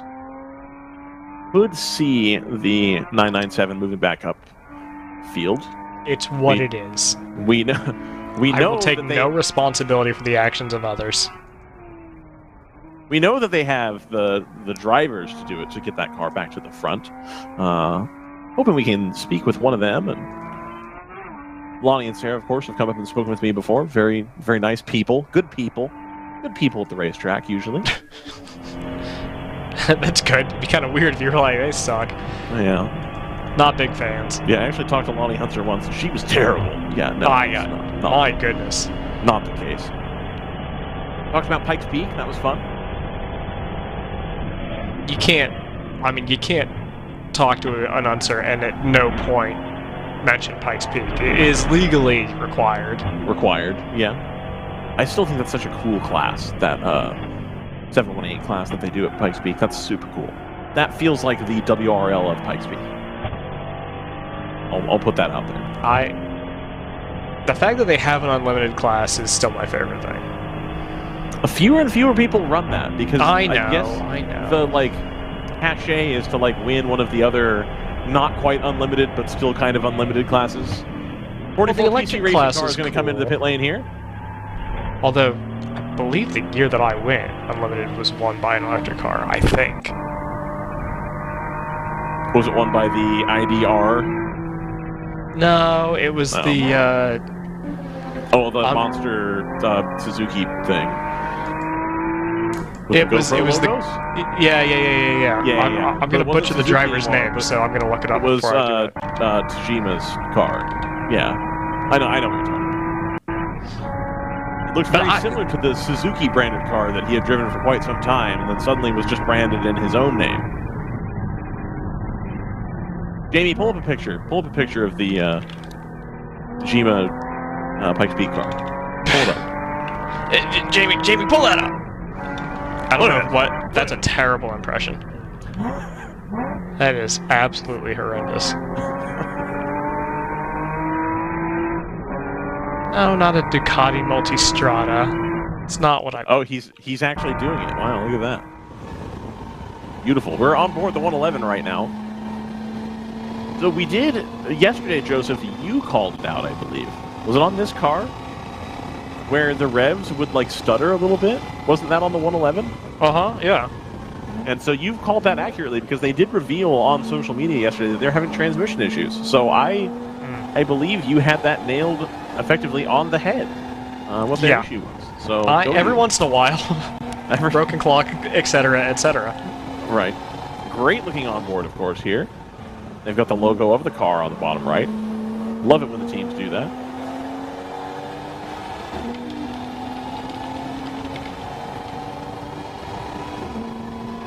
Nobuhiro Tajima,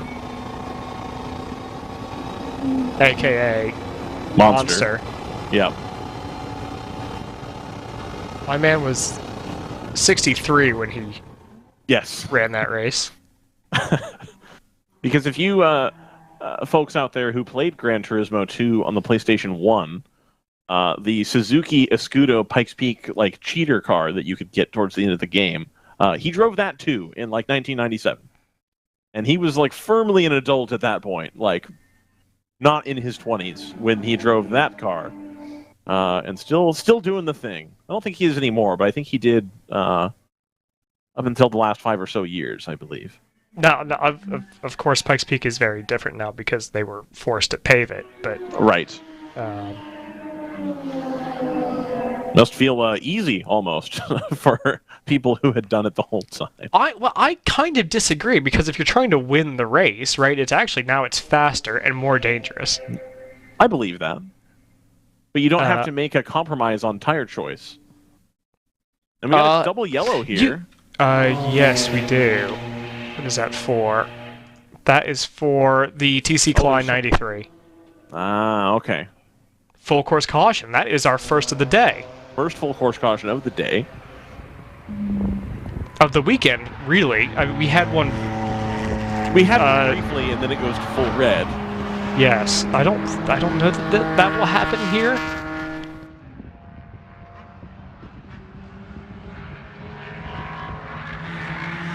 Joseph, don't look now, but I am looking into race control while we're kind of waiting to see what happens here. And the green bits on the map are moving due east. And I can't help but remind yellow bits in the middle of it, and there's not it's going to go around. It's a pretty firm line of green stuff on the map. I I can't help but think. Is that spring coming our direction? Is that what that is? Yeah. I thought I was told by somebody, I don't remember who. I don't know who that would have been. That it wasn't going to rain today. That's not what we were expecting, no. Look, man, here's the deal. I was captain It's Going to Rain every race for a long time, and I was chastised enough to where I was told to, no longer do that. By the way. Right, which is fine. But now, I don't talk about it enough, and I try to downplay it, act cool, just like saying etc. at the end of my bad jokes. Thank you. And now look at this. It's going to rain. Which, I am frankly, a little...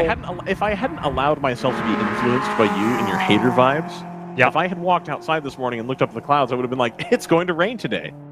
But I was like, no. We can't talk about it. It might rain. Well, let's... Hey, why don't we hold our indignation until it actually rains? Until it occurs? Okay. All right. Yeah.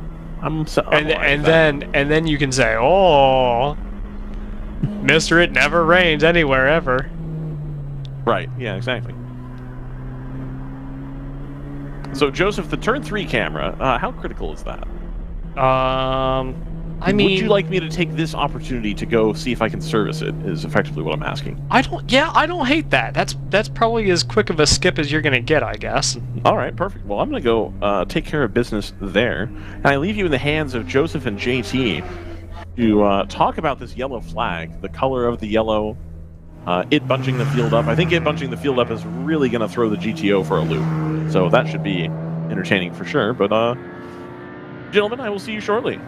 All right. We have got basically everybody coming to the pits at this point, and I think this is going to be a critical juncture for actually several classes, because some of the GP2 and GP3 cars are going to be able to make this on probably 3 stops. 2 if you're lucky, 3 if you're not as lucky. GP1 cars are probably looking at making this on 3, and we're right on the cusp of a lot of GTO cars and GTU cars, for that matter. The Racer Motors car is back out, and only a lap behind the leader, so that is still competitive. Those cars are on the cusp of being able to make it on 4 stops, basically being able to split this into 5 even stints. So I think this kind of accidentally sets up really well for a strategy race at the end, which we're big fans of. I don't know how many other people are big fans of it, but field has bunched up behind the safety car. I believe that is the 160 that it's picked up. Question mark.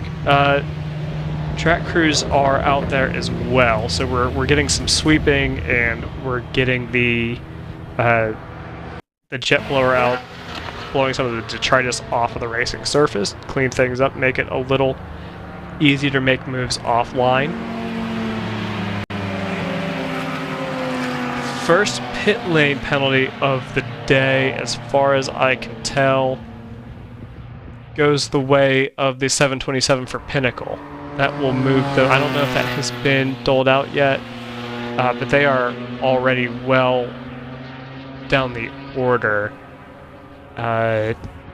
Next from last, it'll be the 98 has only completed 4 laps in total. The 727 has done 40 compared to our leader's 46. So it may be our next casualty.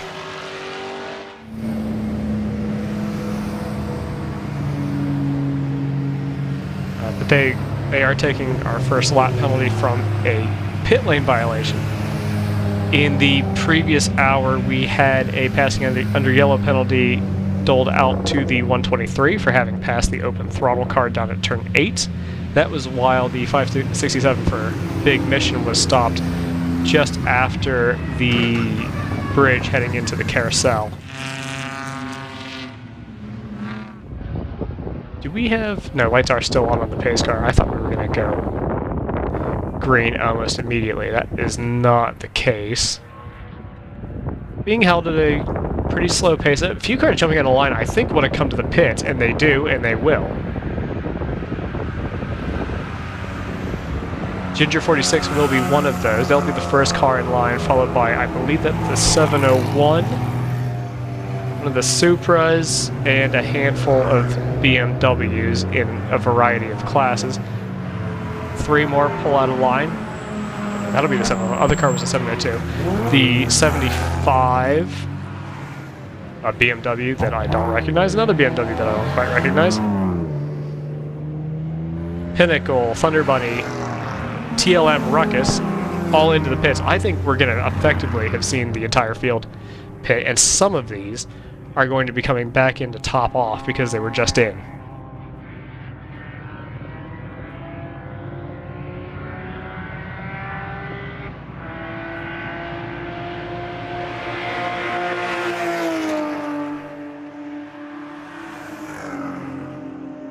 Handful of cars making their way around, having pitted for full service, making their way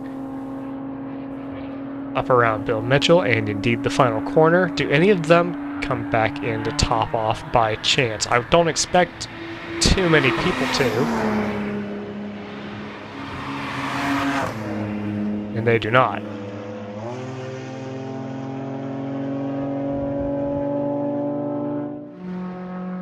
Safety vehicle still down at Canada Corner, as evidenced by the white flag with a red cross on it.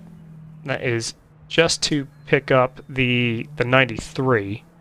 There has not been, as far as we know, there's not been an incident that's brought this out.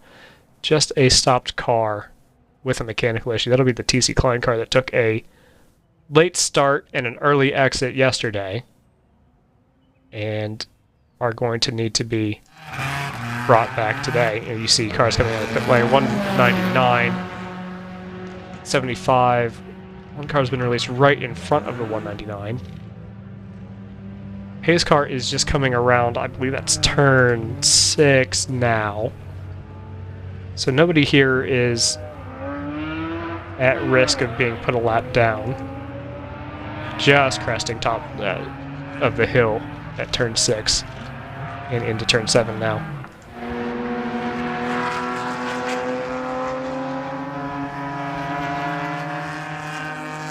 Big news in GP 375. Just been getting a lap penalty, second pit violation of the day. No absorbent material in the catch pan,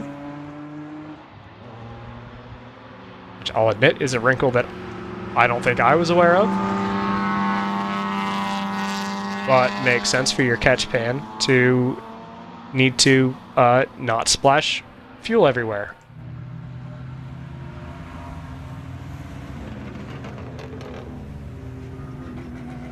Much better than the days that we were used to at Thunderhill, where there was no catch pan and people would just spill fuel in the pit lane and end up having to pay for the oil dry that was used.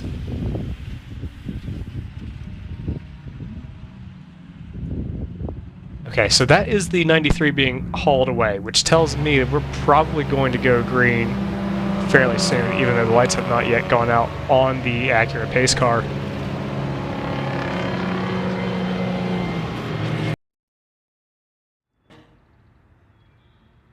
Wait for the field to come around the kink. The last car in line, although we do have a big mission car in the pit lane. I'm not sure which one that is. It looks like it's getting active service. Maybe waiting on fuel. It's still on. We may need to put down some oil dry down there, so I don't know if that is going to delay things further.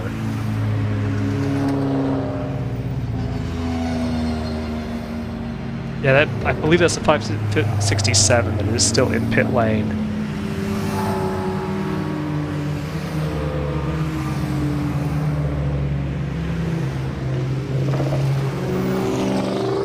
Yeah, a few cars coming around the turn 8 area, trying to catch up to the queue. Lights remain on as they round Bill Mitchell Bend.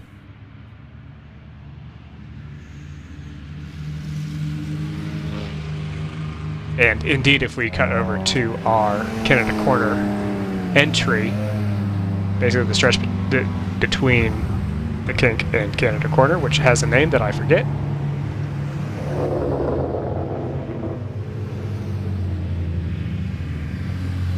The white and red cross flag still out. Someone's going to duck into the pits here. And is that the 160?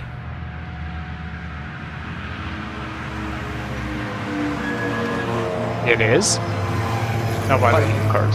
Yeah, 747 for AutoWorks is coming in. Overnight's bringing a car in. The 9... which car is it? Yeah, the 9-4 for 9-4. On their way in as well. People peeling off. This talks to what we were discussing when this yellow flag came out in terms of bringing the pit window nearer and nearer to when you can make it without having to take a splash at the end. If you can pit now, as this yellow is elongated,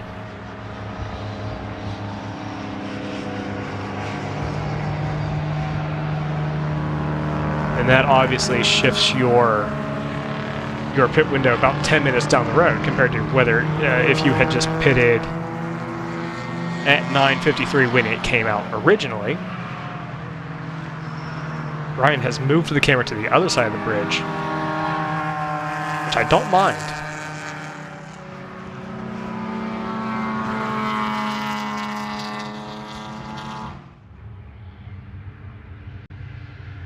It's a different look, but I don't mind it. It does mean, because it's still on the bridge, it does mean I don't have to move the dot. So, you know, all good things.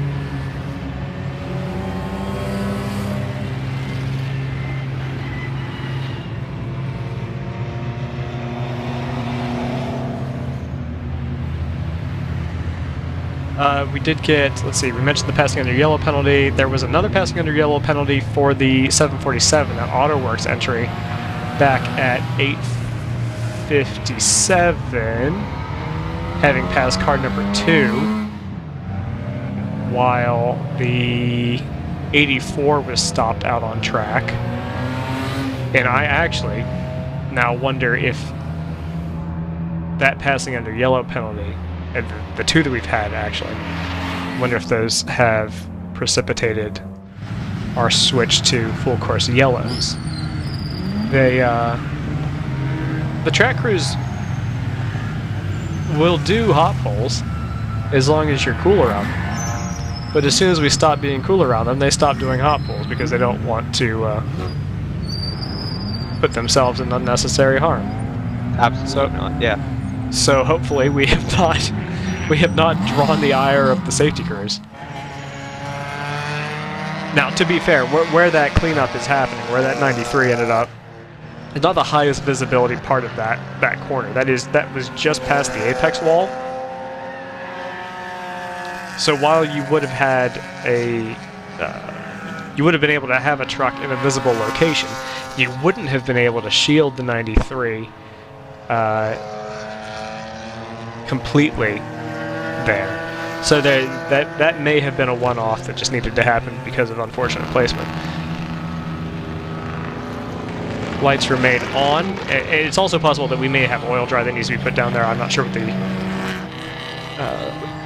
cause of that breakdown was. It does look awfully gray over there, doesn't it? Don't tell Ryan I said that. Okay, the flags have been withdrawn from Canada Corner, so that tells me that we're about to go green. I don't know that we've pulled the trucks away from that yet.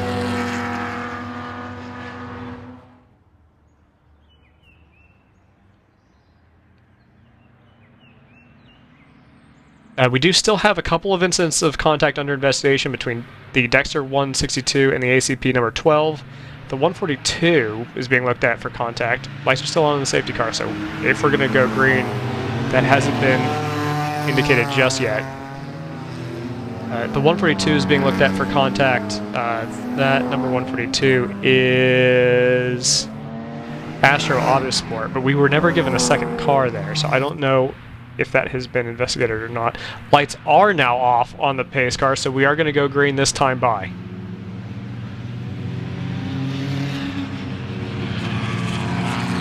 Also, incident under investigation of contact in the first hour between the 368 and the 44. Not sure that we communicated that, but that is something to look at.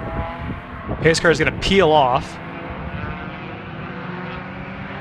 and ACP is going to bring us to the line, followed by the 178.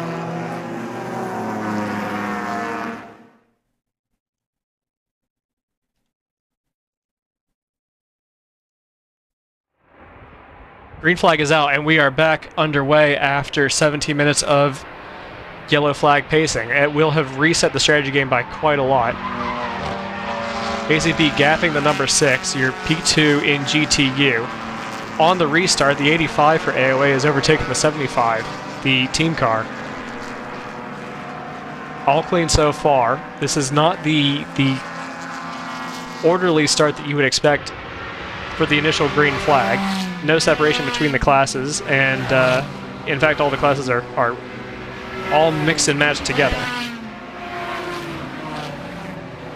That said, everybody behaving quite well, at least in the outside here.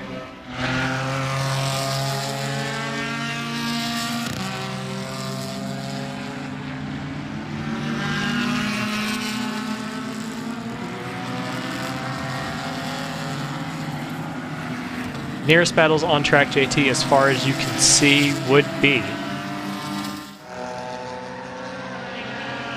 I would say most likely that battle in GP3. Okay. Just because the 75 had just hit.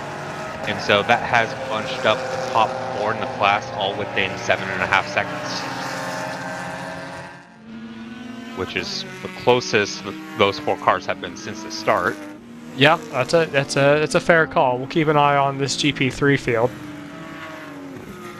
Should be, and there they are. Black Miata is your leader in that class, followed by the yellow Miata, and then there will be a bright green BMW behind them. That'll be your P3. There they go.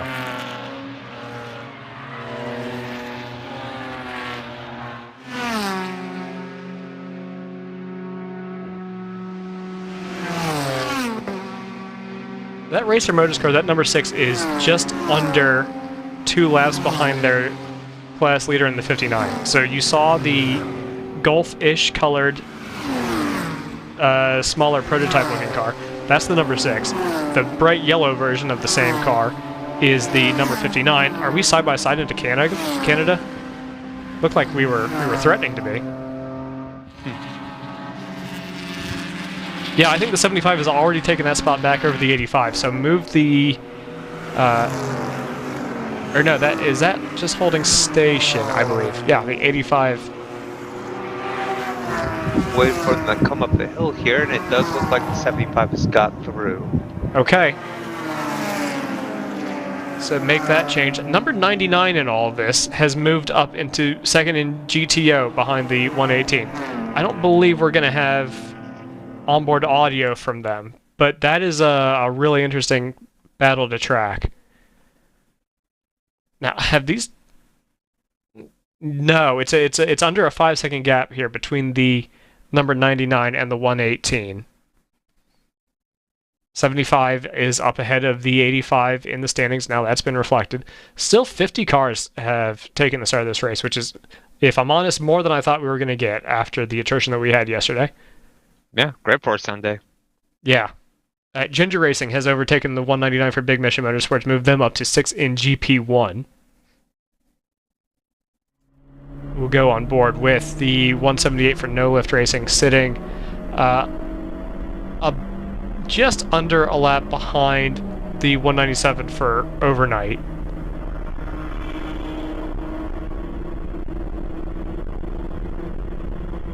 This car was second in the gigantic line that took us to this latest green flag.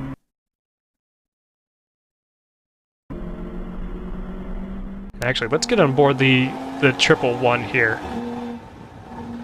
We've got the TLM USA Aston Martin in front of us. That'll be a 1.4 second gap on the line. Then in front of that Aston Martin is the Dexter Racing Supra that is listed as a Jetta.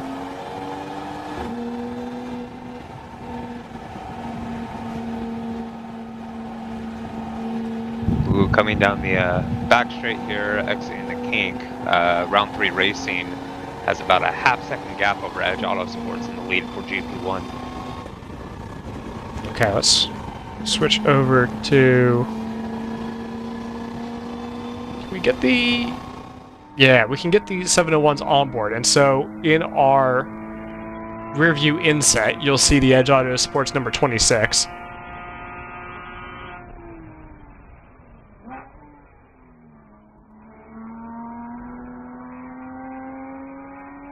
Pretty good on That's the a close brakes battle. there from BMW. Yeah, this 26 should be the car that has the pace here. Has shown it anyway over the course of the run today and yesterday. The question will be, can they sustain that pace?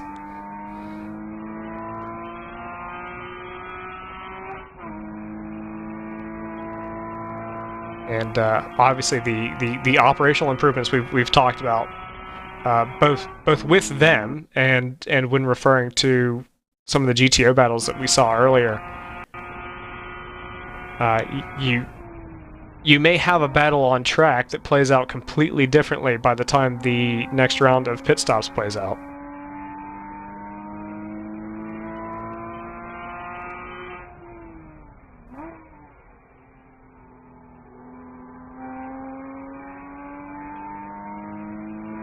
But this has got to be on a delay. No, what has happened here? Timing shows the 26 as being 6 seconds ahead of the 701.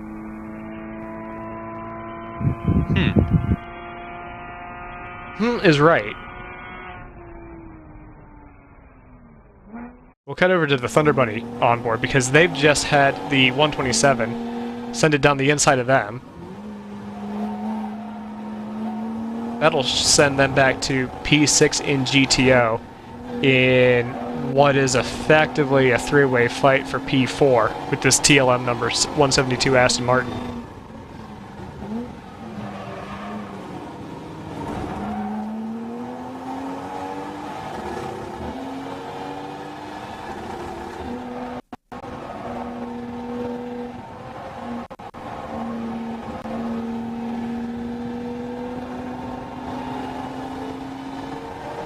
Yeah, that is confusing.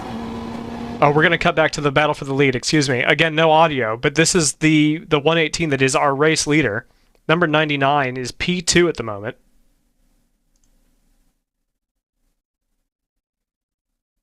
As they go up the hill. Let's keep an eye out for this top speed advantage and see if the 99 is able to claw back any of this ground or if the 118 is trimmed out enough that the slipstream is not going to be a big deal. That is kind of what it looks like. The 99 is going to look, and they're going to dive. They make the apex. Do they make the exit of the corner? They sure do. And I believe that is the 99 moved up into the lead of this race.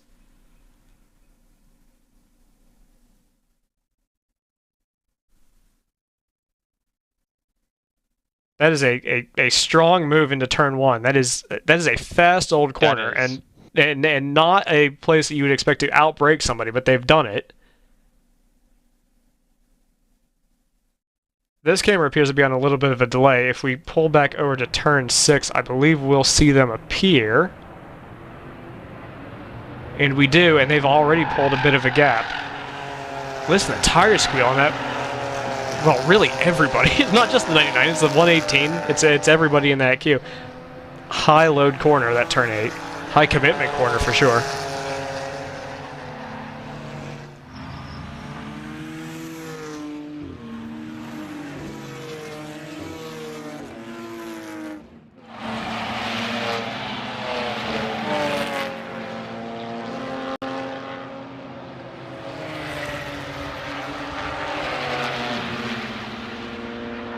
59 still holds the overall lead here. About 18... It was 18 seconds ahead of the 118 at the line. Obviously, we'll have a different leader in GTO next time we cross a stripe. 26 noted as slow, and 26 also in the pit lane, it seems. Yes, they've pitted.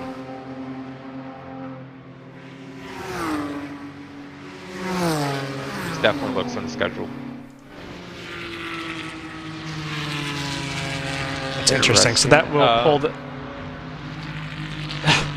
and insult to injury, they've just been given a lap penalty for the second pit infraction of the day. So if this unscheduled pit stop didn't put them out of contention, the lap penalty is definitely going to contribute.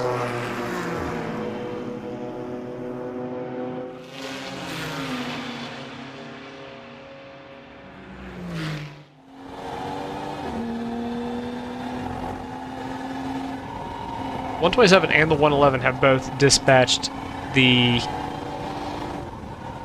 172, that red Aston Martin that you saw go through the shot at the crest of the hill. Obviously, this camera on a bit of a delay, being pulled from the Thunder Bunny YouTube feed, rather than being a direct link to their camera.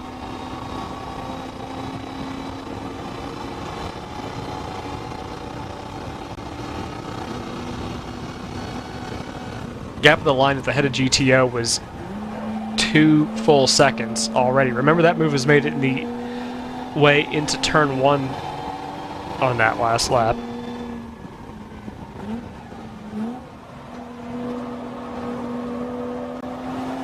But whoever is the driver of the 99 right now is on a tear, and they've got a ton of clean track in front of them now, while the field is semi-bunched up. Now, probably about 3 laps after that last safety car.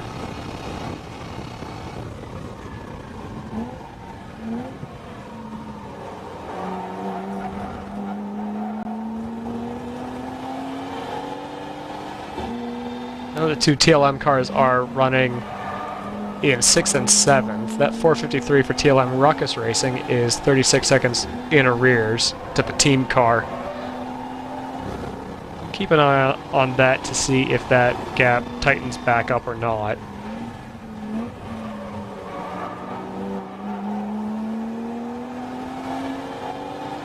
This 111 Thunder Bunny car, your points leader, I believe, is still the case in every classification of GTO, both in the National Championship and in the Western Championship. So they will feel it critical to get this car up the order. Not having a strong run yesterday owing to the transmission problems that they were running into, which was giving them an awful judder under acceleration in...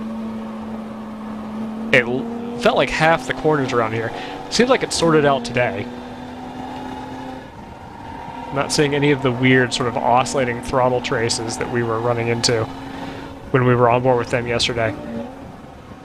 Yeah, it's all looking much better. You've got a car stopped briefly at turn 5, seems to have continued. It would be the 567 for Big Mission, so their difficult weekend continues.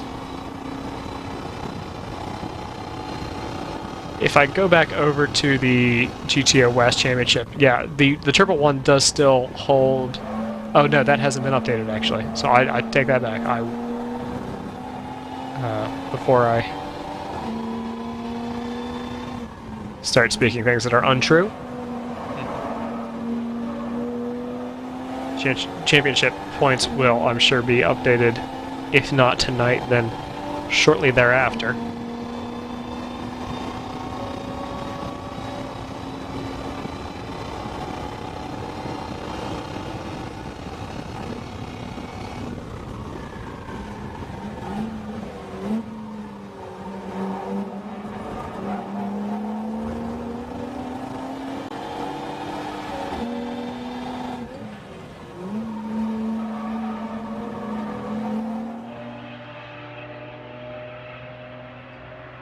Who do we have in the pit lane here? Is this the 26 in front of us? It might be. I don't think they've come back out yet.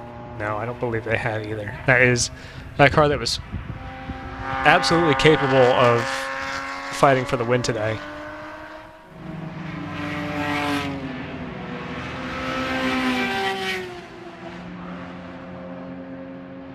But that is rapidly slipping away. Flying Fur Motorsports, a car that was shouted out earlier, still sitting in P3.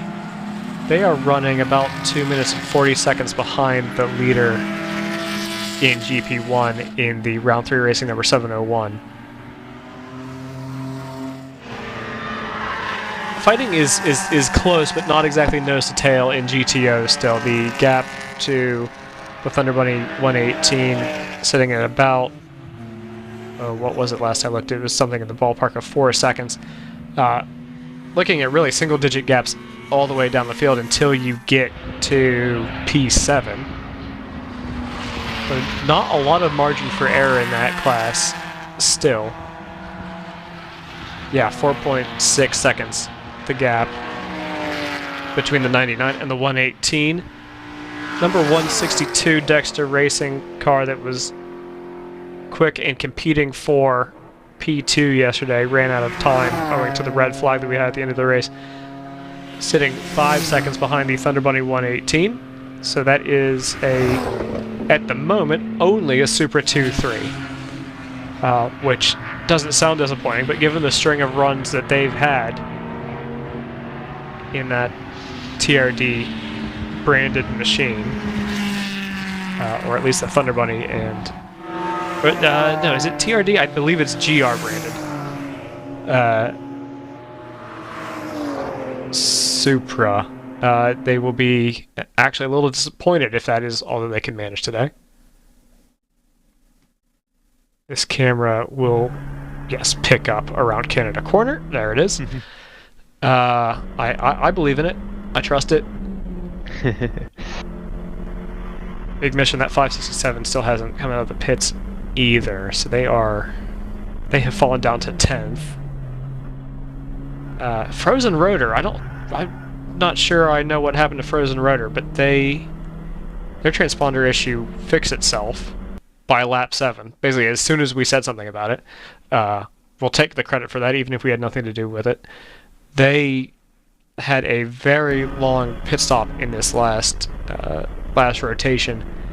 They were out of commission for about 50 minutes or so.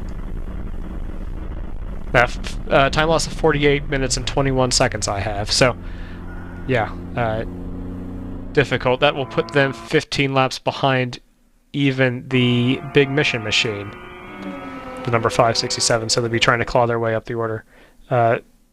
The other Big Mission car, that 199, still appears to be running just fine for the moment, knock on wood. We know the luck that can you call it a garage? It's almost more of a hangar. Has had this weekend. Edge Auto Sports loses another position to them, falls back to 8th. Next car behind them will be the 191 for Overnight Motorsports, who have had their own challenges today. Yeah, we are rapidly getting into the realm of the GP1 field that has had anything but a clean race.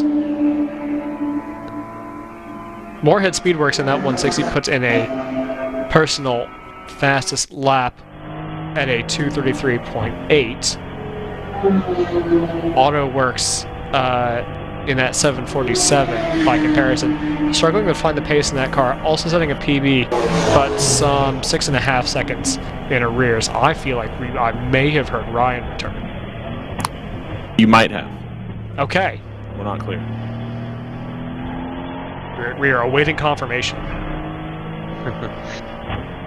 We'll have to double check there and see what's going on with that. So, okay. To see how that pans out. So this, I see the camera's back up. It's on the wrong side because that side of the bridge, the flashing is longer.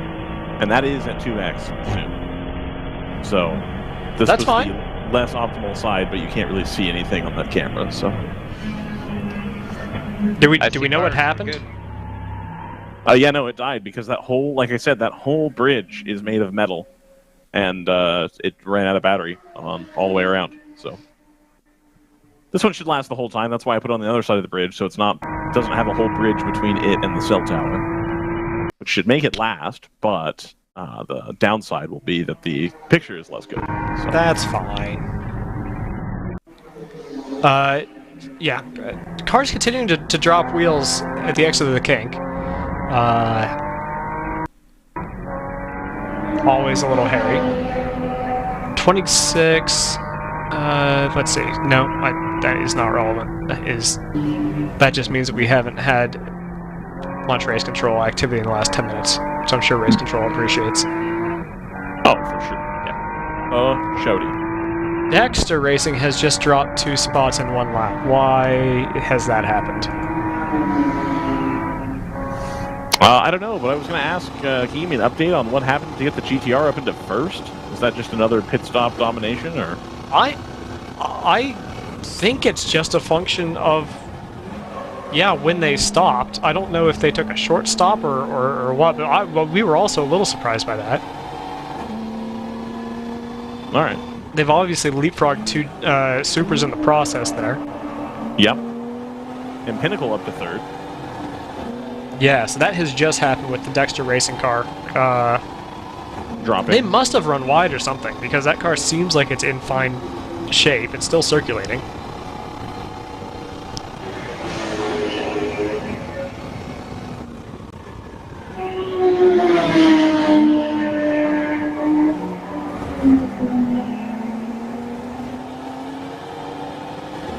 Back into the top 10. There was a question about passing under caution, and I think that might have been in response to some of the jostling that we saw on the way to the line. You are allowed to overtake as soon as the green flag comes out. You do not have to wait until you cross start-finish line. So you might, especially towards the back part of the field where not everyone is getting the same information at the same time, see big jumblings of the field throughout, basically. And that's not necessarily anybody doing anything wrong. It's just some crews are on the button when it comes to calling the green flag, and some will just let the driver spot the next marshal stand, and then that's when you go, basically. Right.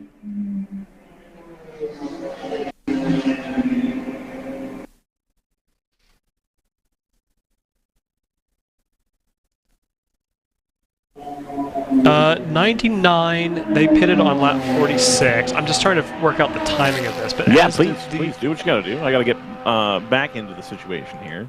Yeah, I believe most cars pitted on basically the same lap, although the 99 and 118 may have done it as the yellow was coming out, so before the field had actually caught the pace car, and that can be huge.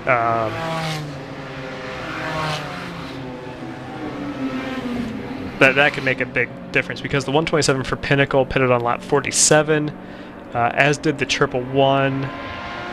I don't think the 162 came in, and I don't trust that. No, that just isn't showing up. So they also pitted on lap 46, along with the 99 and the 118. So did the TLM 172. I think part of the answer here, frankly, is that some of the cars that we expected to have pace either have not or have had their own issues. The 123 had to pit early, actually right before the yellow flag came out, so they will have been caught out from that. That wouldn't have been a scheduled stop. They just had some issue that had to be addressed right before the yellow came out. Either that or they were hoping to time the yellow and missed out on it. Right. 909 similarly pitted right before, but that was their... That was their second stop. It was their second stop. Like 30 minutes in. Yeah, less than that, actually. It was on lap 7. I didn't realize how early that was. 82 random vandals. continues to have they pitted 3 times, actually, in that safety car period. Both pretty long stops. I don't know if that was intentional to top off. But they may well have lost an additional lap in that, because the yellow flag laps were about roughly 50% pace. And the Random Vandals pit laps are some 90, 120 seconds after, or longer than that. So I think they've lost additional time trying to fix some nagging issue during that safety car period. Hope to see them clawing up the order for the sake of their points position, but we're already 2.5 hours into a 7-hour race. They are rapidly running out of time to do that with the distance that they've fallen behind in the order. Right. That makes sense. Only get you there, 100%. Yeah, what are you going to do? What are you going to do? Indeed. What are you going to do? So the 111 we'll get back on board with, because they are still in a fight. I'm going to subtly switch to track sides while I see how current I can get the 111s on board, because that is one that we are pulling off of YouTube rather than direct feed. Yes. Okay. Alright. Alright. Happy with that. Joseph, try again on the links and or message me which ones aren't working. Because they have to be reset on the other end. Sure, okay. When you have a moment, obviously. I have all the moments in the world. Alright. Don't tell anybody else that. Let's see, across the line, 2 tenths separating open throttle racing and 3D racing, battling for 5th in GP1. I talked to the 3D racing guys when I was out and about. They had a clutch issue as well, which prevented them from running yesterday, and so they were able to get that fixed, and that's why they were able to circulate today. They were very happy to have gotten that car solved and sent back on its merry way.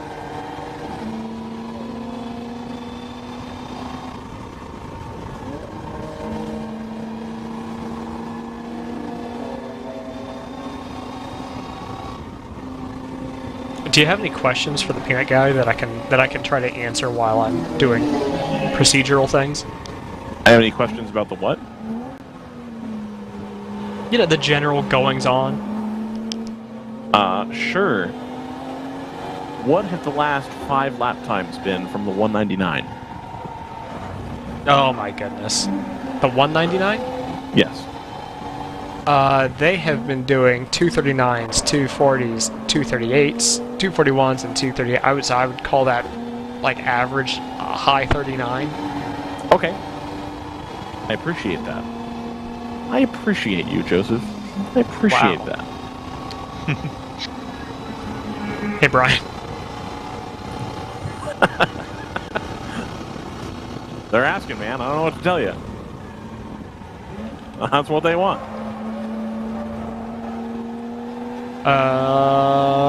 Yeah. All right, cool. Was there any questions that you were hoping I was going to ask, or? Really, just anything to fill time while I checked all the things that I'm supposed to be checking. All right, that's fine. All right. Yeah. So the 127, I think, has been having a quiet race so far. I don't think we've seen them make any on-track passes lately. But they're up to 3rd. I think they did it on the pit rotation as well. If you remember, they were at the front of that group that was fighting for like 7th, 8th, 9th. The GTR was kind of hanging in the back of. And since then, the TLM Ruckus Racing car, they're still down in 7th. And then the 82 ran into issues, I believe, and had to come into the pits before that yellow flag pit cycle. So the big winners there, the 99 and the 127, able to rocket up the order here. Now that Thunder Bunny car has up to a 3-second pace advantage over the 99. So now, granted, there's been some driver swaps, as we say. You know, not every driver can't do. Well, every car can't have a single driver do the race. You have to switch up your drivers at least twice. You should be able to do it on 2 drivers minimum. We can't all be more during the 7 and 8 hour races. The 118 may still have to get all 3 drivers through. My understanding is that's a Rincher's car, so you would imagine that they're going to split that evenly 3 ways. But they do have the pace to catch the GTR 99. The GTR 99 just puts in their fast lap at 2:24.1 compared to the 118's 2:29.6. The 118 is currently about to be caught by the number 127 at this point, actually. If we can find that on the cameras here, I can give you a little bit more info in a radio-y style. We just had a camera come up, which is very exciting for me personally. Is it? Lovely. Happy to hear that. So the 118... Well, if you look at which camera it is, right? It's currently fighting for position. Aha, I see. That is a battle for 8th right there. Excellent. Okay, cool. Battle for 8th. Between the 997 and the number 2 directly ahead. The 2 yesterday, probably the second most successful of the 3 ACP cars that are out there. The 12, of course, having a decent day. That's the championship contender. This 2, of course, also on track here. The 997, the Porsche 911 Cup car of the mid to late 2000s vintage. Of course, just goes gray there with the lack of service in this part of the track. So from the carousel all the way down to Canada Corner, the service is a little bit rough. So it'll come and go here, of course. We've seen some cameras do like an active frame rate and resolution drop and then comes back, kind of a bitrate thing. So that 997 is going to hang on to the back here. That's, again, should be a pretty slippery car. Not sure who we're on board with right now, which driver's in the car. Sounds awesome. They're going to come down here into Canada Corner. They're going to make the hard right-hander. The curbs on the outside are pretty rough. As you can see there, just a little bit you saw the car starts to shake quite violently when you go over those. They've closed up a little bit, whoever's behind the wheel of the 997 right now.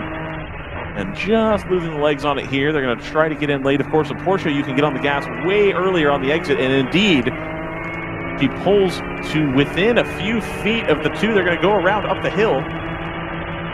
That's going to be for position there.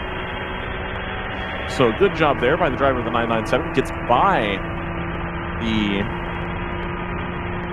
number 2. That'll be good for 8th position. That was also the fastest lap of the race for them at 2:23.7, which puts them there or thereabouts in terms of the top portion of GTO times. Not the absolute quickest. The absolute quickest is the Thunder Bunny car. They're sitting at 2:21, and then the rest of them are 2:22s, 2:23s in GTO. So that's a competitive lap time there. They're now going to go looking for the number 453 TLM Ruckus Racing Aston Martin. They're about 55 seconds adrift of them, but a little bit of clear track here just to get some more mileage behind the wheel of the 997. This car, of course, notoriously tricky to drive. Almost no computer aids whatsoever. All 3 of these drivers, of course, having a lot of experience in the M4, which does have a traction control and ABS option available, which I believe they take advantage of. This car, a lot more raw, a lot more direct, but I believe a lot more of a race car feel versus the M4, which, you know, we've gotten feedback in the past, the past couple of years, we've talked about driving the M4 on iRacing. And the drivers that we speak to that have driven the car generally say that it behaves the same, that it feels really tall, and you have to drive it up, you have to get the weight motion, the weight transfer motion to work to your advantage. This car going to drive a little bit more like a purpose-built racing car.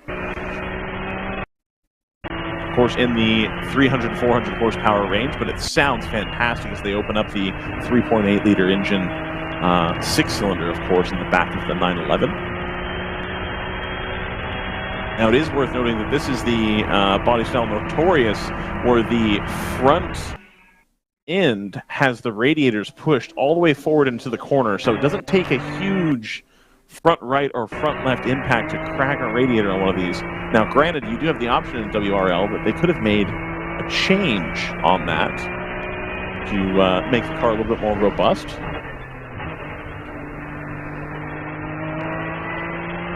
The downshifts feel especially harsh. Is that a characteristic of this car, or is that an artifact of the video? I believe it's a characteristic of the 997 generally. My understanding is that these cars default had a sequential shifter, like sequential, like big, tall gear shifter sticking out from the trans tunnel, where the transmission tunnel would be on most cars, and then you could upgrade it to a paddle shift system, but that was still a pretty rough system to engage, and so I believe that is just a characteristic of this car. Interesting. Could be a programming issue as well. I'm not completely certain, but I know that the transmissions are a little bit more on the beefy, obnoxious side of these, especially the old ones.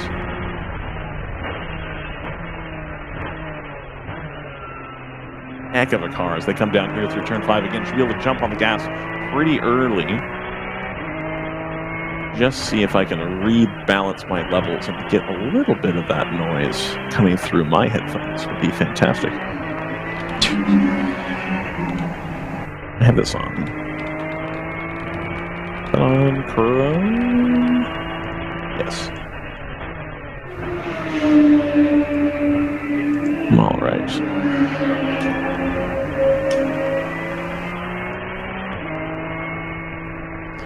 Working on getting our last onboard squared away as the 178 makes their way into the pit lane. All right.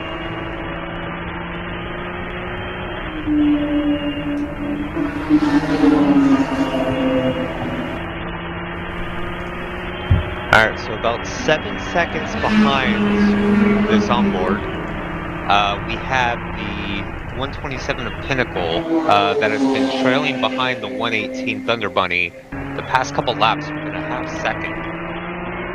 It has not been able to make a move, whether or not it's actually trying. But what this has done is this has allowed the 111 Thunder Bunny to close the gap to 1.5 seconds behind.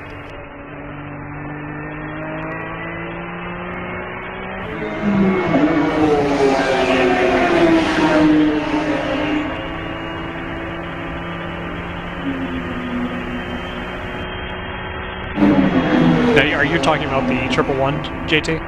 Yeah. So you have 3 cars fighting per second, all within 1.1 seconds across the line. Yeah, no, this is the 111 kind of getting its revenge on the team car up ahead. Yep. Line of traffic here coming out of the final corner. Huge line. And of course that camera is a little ways behind. They're going to go by that GP2 car there. We're going to be heading down into turn 1. So it's going to be a hard right-hander. You should be able to take a pretty hefty stab at the brake pedal here. Maybe about a 3rd gear. Yep. Taking it a little bit easy. Got some traffic there. Rolls it out a little bit wider. Now have a look down the inside. Nothing there. Go a little bit more conservative. Don't want to mess up your entry. Hoping to get a strong exit here. Doesn't quite get the exit I think they would hope for. Now in real time, the cars are coming down to turn 8, so this is quite a ways behind, but we'll stay on this because it's a good onboard. Yep.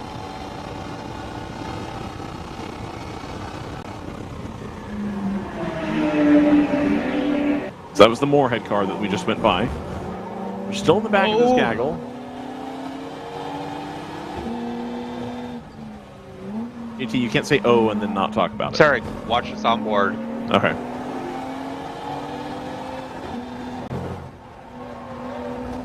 That's why you're supposed to be watching the onboard, JT. I'm multitasking. Oh my goodness. Drama. That's the 123 has gone around. I believe that's one car has pitched both of those cars off the track. I believe so as well. So, okay, so that is being noted as contact between the... That was a gray. That's being noted as contact between the 118 and the 123. Those are the two cars that went around. Those are not the two cars that caused that accident. So I hope if I'm going to make a public plea to race control, I would say find this feed on YouTube and watch that back, because I think both of those cars were caught up in somebody else's accident. I think so too.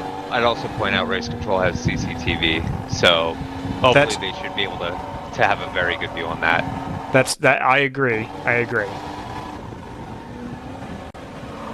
Well, it's going to clear the deck for the 111. They're going to slide through into third position, no matter what may happen there. So that makes your top three now the 99, the 127, and the 111.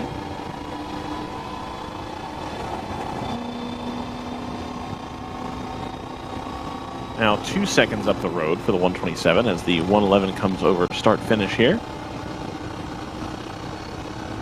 And we'll see how much cleaner the line is here, going down into fourth or third gear, when we're not concerned about traffic and other cars. There's one car there for traffic, but they're staying ahead.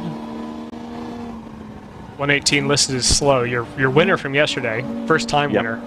Yep. One of the cars that just went around, we watched it happen live on the onboard here. The 111's the team car. Runs into a little bit of tough luck there. That's the overnight motorsports car. The 111 gets around nice and clean. The 118 has now visited the pit lane. They are coming in. The car looks clean from my vantage point, but I think they're going to go ahead and take a look anyway. They're going to put some fuel in.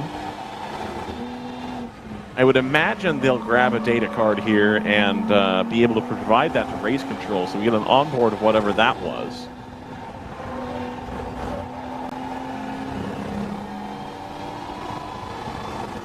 Yeah, NFC also has an onboard streaming. I don't know. We've had it before. Yeah, I'm actually paging through it now. Yeah, they're leading this pack, I believe, when they get spun around. Mm-hmm. And do we know who the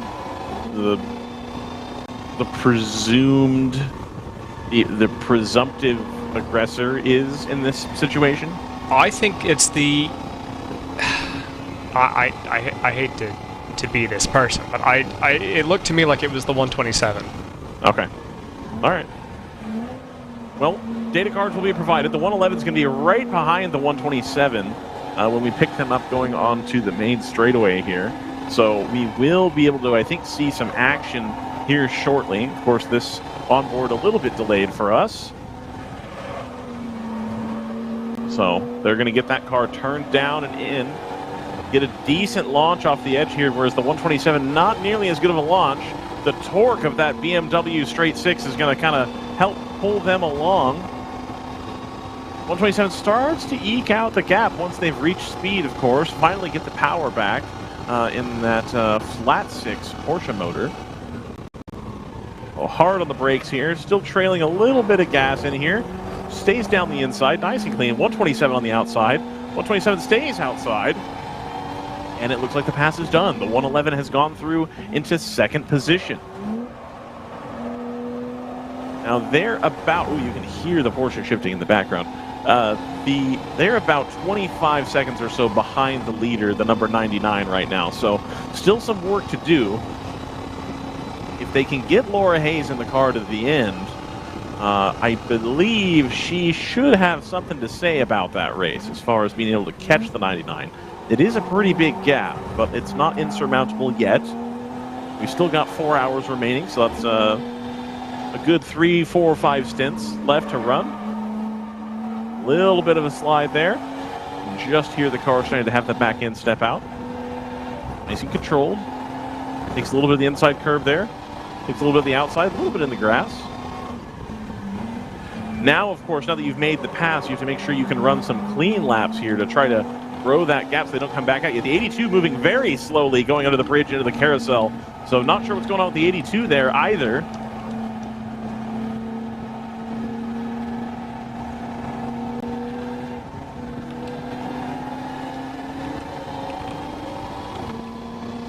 So that's going to have a non-zero impact on the 111's ability to kind of get away here from the 127. That, of course, has not updated yet on timing and scoring because it's just doesn't update but one time per lap. Still haven't completed this last lap yet.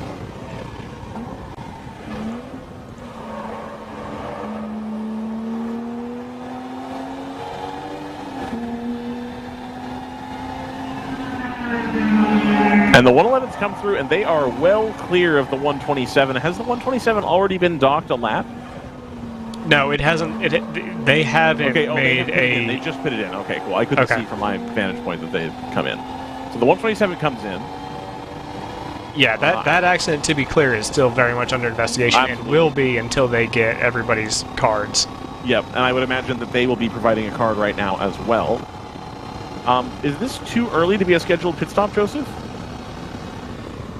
I think so, because I think most of these cars have pitted under the yellow. That's what I thought. So that's a little strange. Yeah, including the 127. Yeah, they did pit on lap 47, so 20 laps. They took the first stint to lap 26, so I would say this is at least 7 laps early, 6 or 7 laps early. And of course, they can wait to adjudicate the matter. I don't think they necessarily have to have the data card up immediately. They do give a little leeway for that, so I wonder if maybe they felt something on the car after whatever the schmozzle was, and they I wouldn't decided be to come in and shocked. check it. Yeah, something feels a little off on the front right. Maybe they're getting telemetry data that says that the temperatures are going up because of that contact. Who knows? Right. Tire might be going down. Yeah. So that will really consolidate the 111's position in the lead, and the 162 still hanging in there. The Dexter Racing Toyota Supra, they're now up into 3rd position with Pinnacle's pit stop. I believe this should also move both of the TLM cars, both the Ruckus Racing and the standard one, the 172 and the 453, up into the top 5 firmly, while the Pinnacle Motorsports car takes to the pit lane. And that's going to move the 997. I believe up a position. We'll have to see where the 127 comes out. But a little bit of a recovery drive here for the 997 will be good. We've got all 3 of the ACP cars running nose to tail in 8th, 9th, and 10th position. Yeah, worth pointing out, I mean, not an obviously egregious penalty, because we have seen instances where a car will be pulled in straight away to enact a driver change. That hasn't happened here.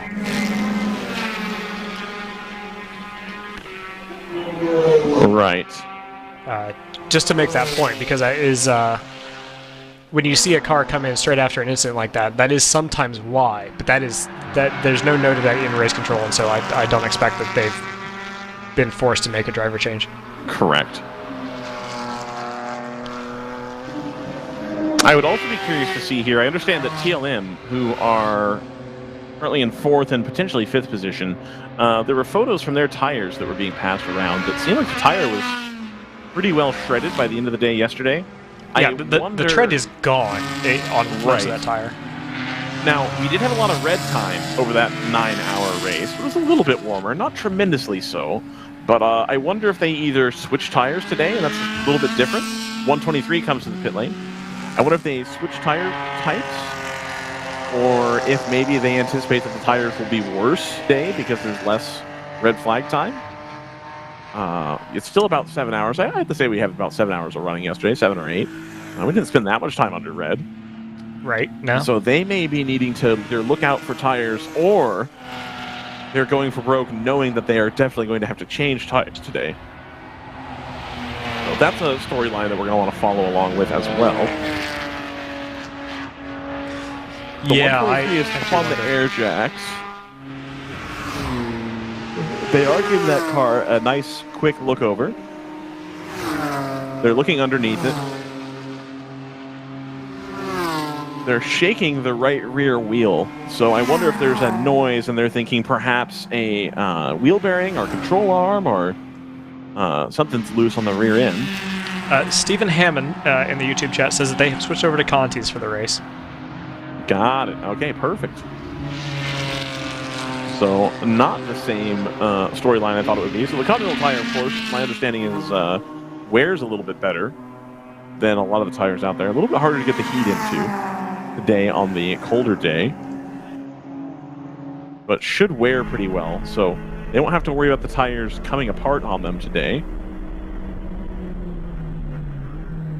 111 now 28 seconds adrift from the number 99, so not gaining time on the leader. Dexter Racing 7.5 seconds behind the 111. The top three there still very much in play, still moving around.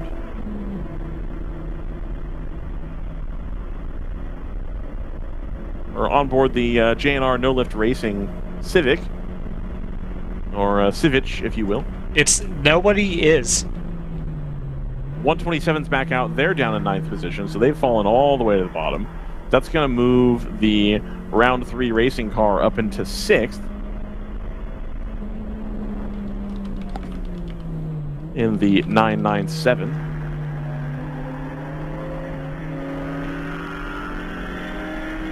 And that is Sarah Montgomery in that car right now.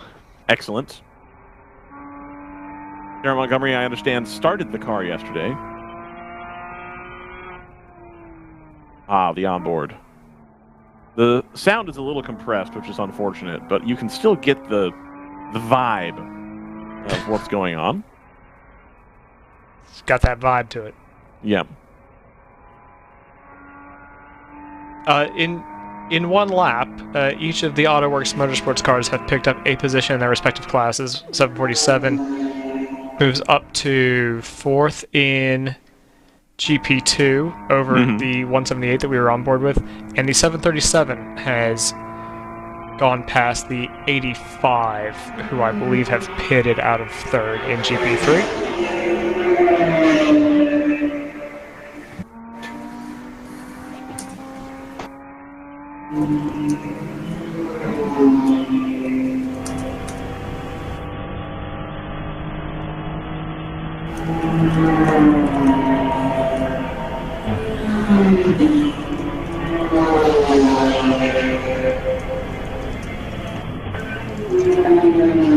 You could just say that, Ryan. That's a terrible joke, but you might as well just say it on the air. I was really trying to craft a way that wouldn't sound insensitive, because people did not make it out of those. So, you know. Oh, that. I see. I see. That's why I haven't said the joke. I've been working on it in my head for the whole weekend, and I can't get it to work. But I had to get it. Okay, well, now that you've taken it there, I think you might want to just kind of put that one in the proverbial boneyard. In the bank? Yeah, that's absolutely, yeah. 702 still in the pits. Either that or this has not updated. Let's try to update it. So we have a vehicle coming out on track in turn 8. Reports the 567 made a hard impact. Yes, turn 8. That's a weird place to have a hard impact unless they were moved wide in the braking zone. And yeah, put a wheel off into the gravel or sand just before the. It's not a bridge. I don't think it is. But a sign that goes. Yeah, I think it is a bridge. That is really odd. It looks like they've run wide at the exit. They've hit tire wall for sure. Which makes me feel better. Right before the Speedville Bridge. Yeah, you're right. There is a bridge there still. Not to be confused with the bridge at 13, which is now a tunnel, and has been for about 15 years. I don't know why I say now.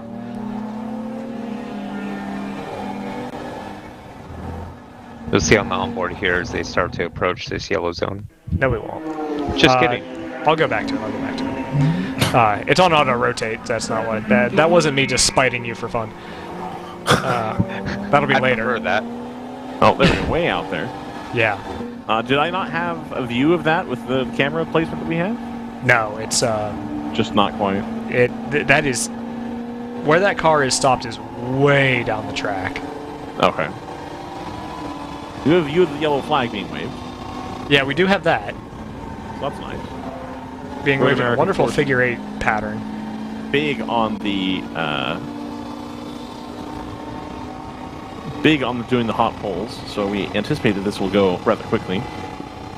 Yeah, there was an interesting moment down there where the 99 slowed down quite a bit, and it appeared that the 453. I'm not sure how exactly this went down, but it looked as though the 453 went around the outside of the 99.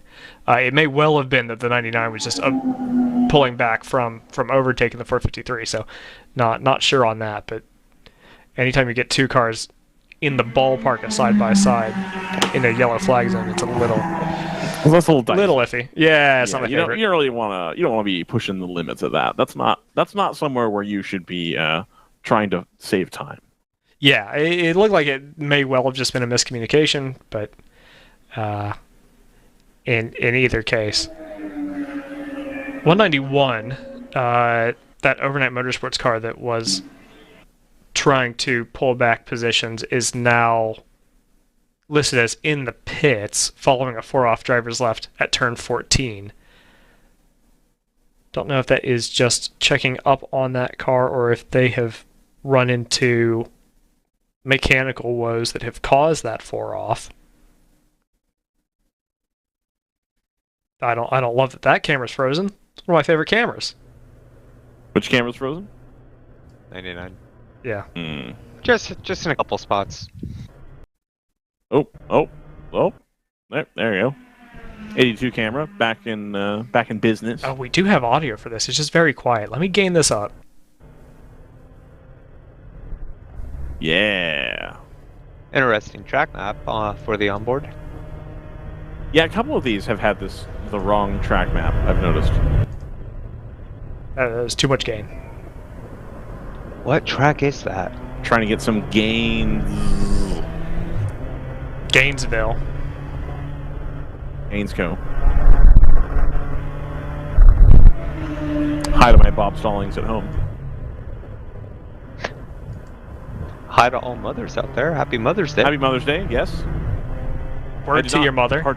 I did not partake in the Brendan tradition of doing a Mother's Day monologue at the top of the show. I apologize. We were letting them have a lion. Yep, that's true. The 997's coming down the pit lane. See if they'll go for a driver change, perhaps. With 3 hours and 53 minutes left here to go. So we are very nearly at halfway.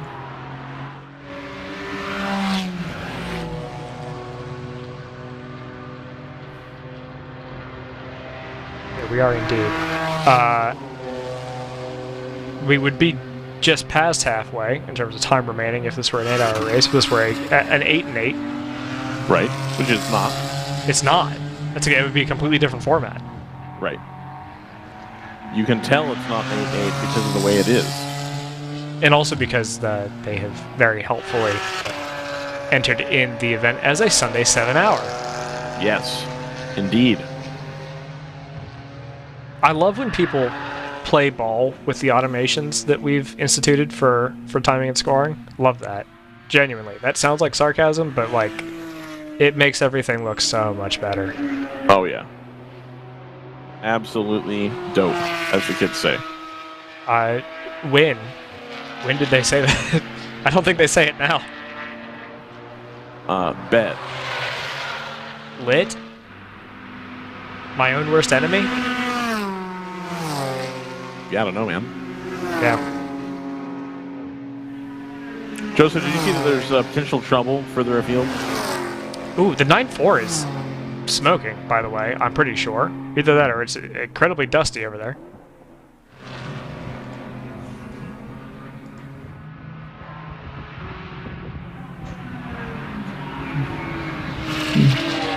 See if they pull in the pits.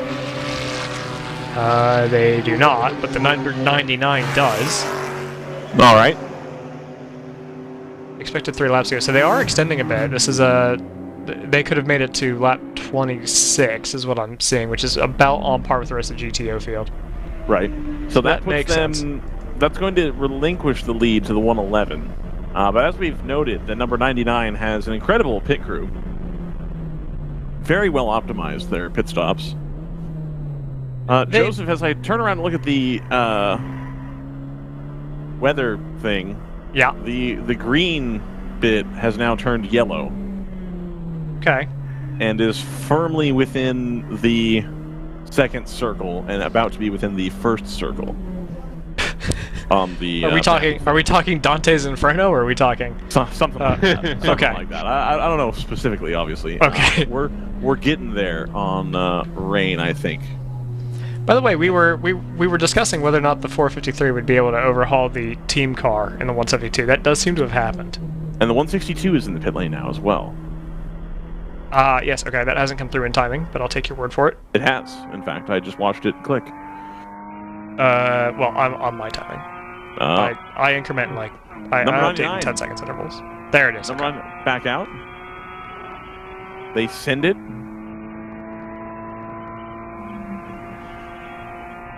The 123 is back in circulating now. I don't recall if I saw the TLM cars come through or not. I believe the 99 is going to slot back in to either third or fourth. It's going to be among that fourth, fifth, sixth sort of gaggle that we have here because the Dexter Racing car has also pitted. So the positions will be jumbled by then, but it's going to be somewhere around the 453, 172, 127 range.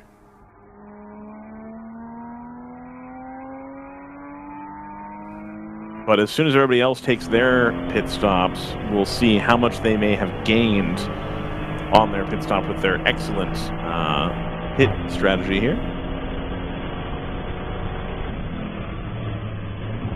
Don't butter them up. It's true. They destroyed everyone. Hold on, I gotta. I'm very busy. I gotta log into my personal account on YouTube so I can engage with the chat. Wow. I'm a professional, which means I professionally do not throw stones on the official account. Oh, I see. That's a good call. Very good call.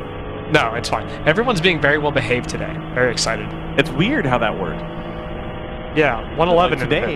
It's missing one person in the chat is not here, and it's much better. Get your nephews under control. Wild. Yeah, it's weird. Tim Myers doesn't show up on chat.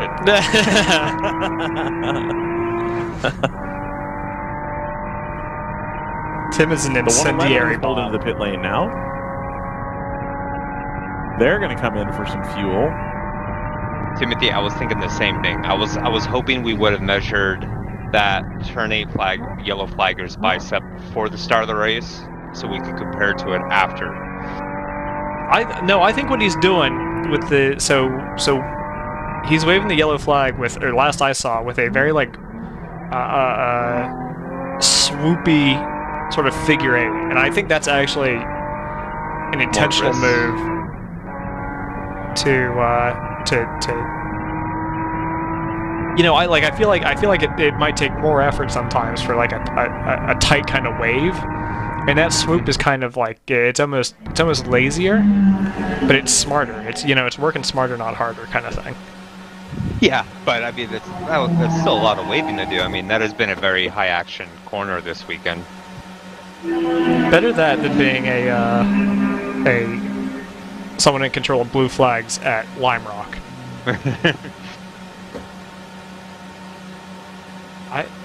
I thought for a moment, and I could be wrong, but I thought for a moment that I saw a sprinkle on the turn 4 camera. I would love to be wrong. Oh, by the way, the thing that's crazy. You must love yourself a lot. Oh, I sure do.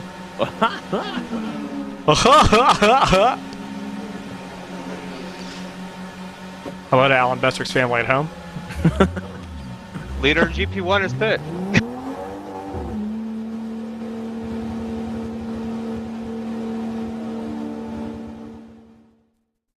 Same with GP2 leader.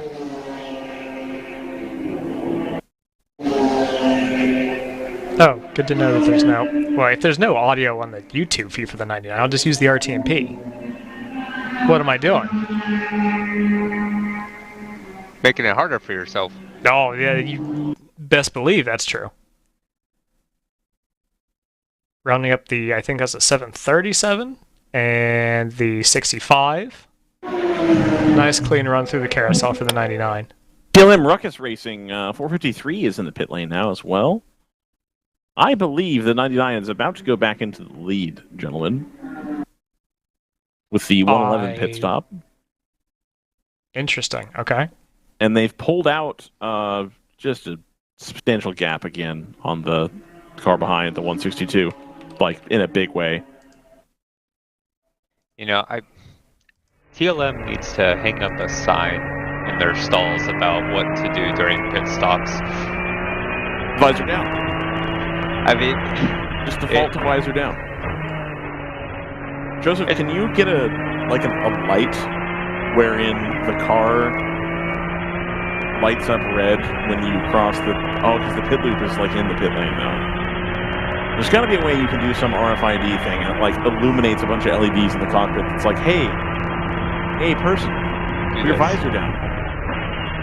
Well, so the 453 was good yesterday, no issues. But I mean, the 2 had a visor and a helmet not on, and then the 12 had a visor and then another visor issue. And then today we've already seen speeding for both. Actually, all 3 cars. One of them getting a penalty for the 12 because they already had a visor warning. Ryan, if I were going to do that, I would just link it to the pit lane speed limiter. And speaking of which, now the 453 had a visor up this time by, and they already had a warning for speeding. Please put your visors on.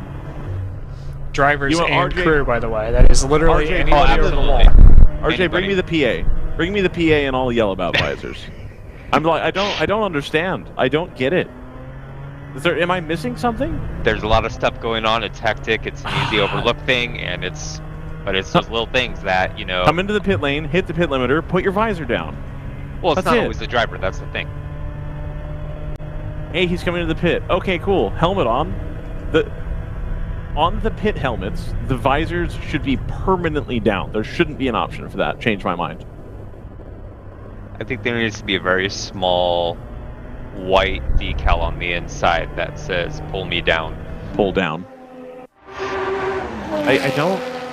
No. It's a little thing, but it's gonna cost them a full, 2 minutes and 25 seconds. I'm gonna get stickers made. Yeah. Just hand them out. And I'm gonna hand them out as soon as people get penalized for it. I'm gonna go down there and hand them the sticker. Put this somewhere you can use it. Here's your sign. I'm serious though. Just electrical tape the visors down. Like I don't even know anymore. I don't need even know. I need to update my list, but I was starting a list at the beginning of the season, tracking warnings and penalties for pit lane infractions. Because I'm really intrigued by how often we're seeing these things. What teams are continuously, struggling to nail these small things. JT's trying to track and call out individual people. Oh, did you hear that Porsche go by? Lovely. I want to see, WRL has a high standard of safety, and I want to see teams execute at that high level. I was bummed that the Discovery Auto Parts guy was not here to publicly shame people for acting a fool during the practice. That was always entertaining. Well, I mean, clearly that's the problem. I think so. Shout out to Discovery Parts at home. Other parts are available? No, they're no. They're not? No. Discovery Parts is a partner, Joseph. There's no other parts available. You can only go to Discovery Parts. Why is that camera gray? Okay, it's coming back.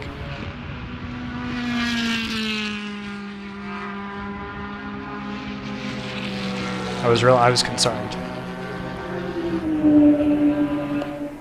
Sympathizing with the clouds, maybe? I don't know.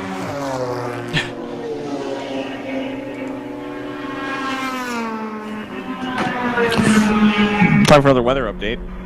So it's weird. Is weather moving in? The storm doesn't get any closer, but it gets more yellow. So that's probably why. It's probably all accumulating against some high pressure bubble. It's quite entertaining to watch, if I'm honest. And the clouds are just going to open up. Boom! It's going to roast all of our batteries because I Now, I will say that I intentionally place the USB ports facing at an angle downwards so it will drain. Just as like a habit at this point. 118 in the pits. Obviously, having been spun around and needed to take repairs for that. Oh, actually, that does probably mean that this is unscheduled and possibly a problem.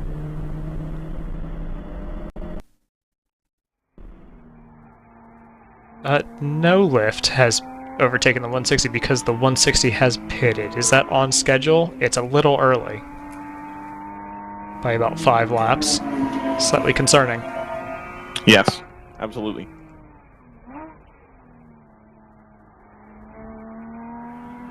I was going to say, it just got colder in here, but that's because the air conditioner turned on. So, not an indicator of the weather outside.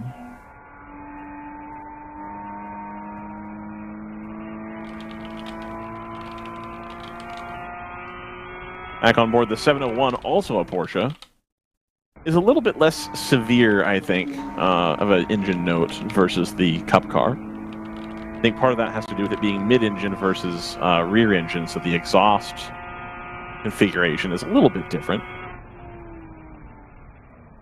It used to be on some of the Boxers and Caymans that the Boxers and Caymans had dual exhausts, and the 911s had a single muffler that both of the exhaust sides would run into.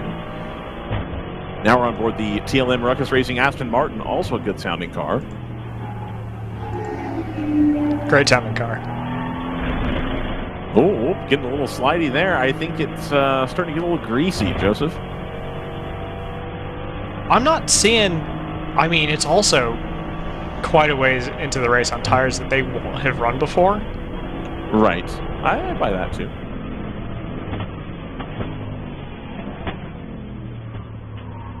The gear shift noise on that is very peculiar. The loud click. And they're using a heavy foot coming out of the corner there. You see the throttle trace on the left side of their gauges there. Oh, a little sliding again. I think what we're hearing is the traction control intervening on that car, because you see the throttle trace go immediately to max. It wiggles a little bit, and then you hear it go, and then it goes. Yeah. Here we are on board the 702, also a Cayman. 702 hasn't had the greatest of weekends, just a little bit down off the pace. They're currently inside the top 10. Just following the sister car there, the 997. Look at how that 997 walks away on the straights. And then they'll be able to get the jump out of the corner as well. It's just going to completely stretch the advantage here. Not even close. That Cup car is gone. So, very clear here, the 702 down on power this weekend.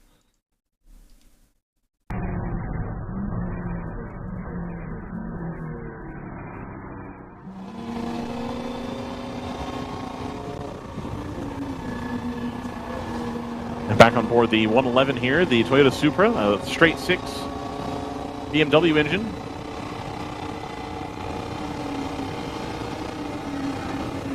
.144 the speedometer registers before breaking down into, let's see, that would have been Canada corner there. It looked very easy. The 747 has had a spin a couple laps ago down at turn 14, and then 2 laps later, the number 64 has gone off, and there you see a replay of that. Yep. That was not intentional, but it worked out pretty well for us.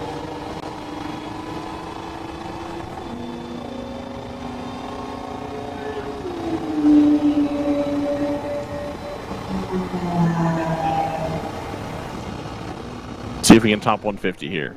No, Joseph did not want to see the end of turn 1 there. Not into it. There's the 160. Please don't hit it. Oh, wow. So that's go around the outside. The 99, I'm guessing, not pleased with that situation. Gets back around the car. Sets off down the straight here.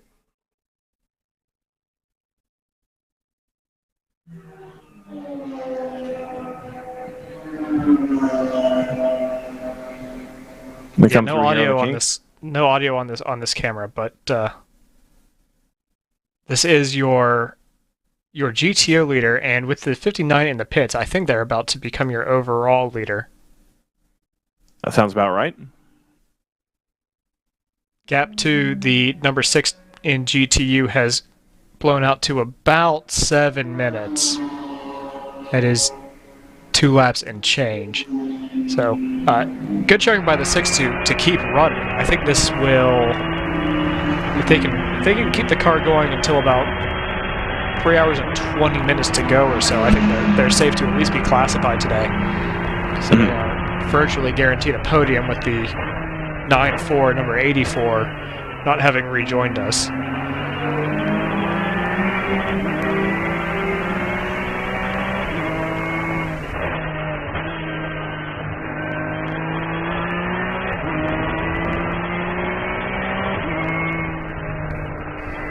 Oh, that sounds like a race car's race car, that does.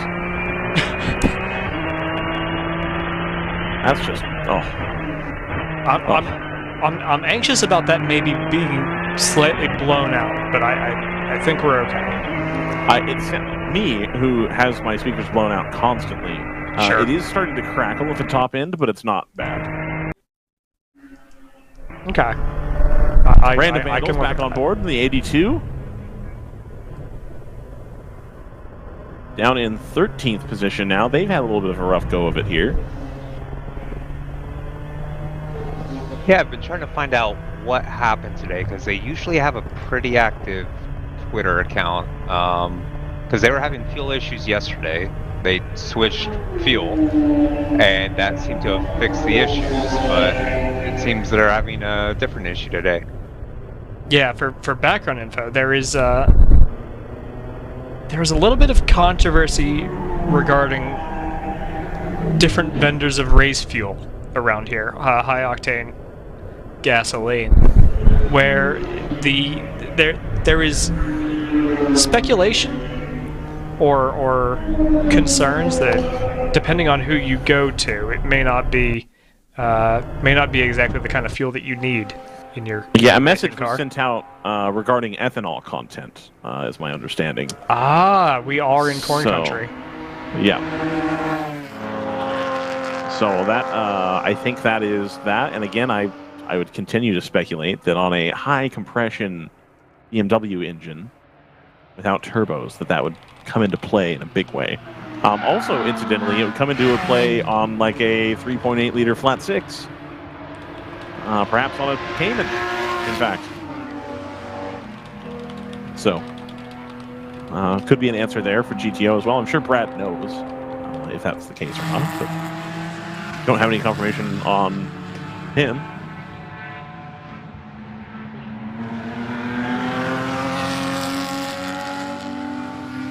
Nearest battles on track appear to be...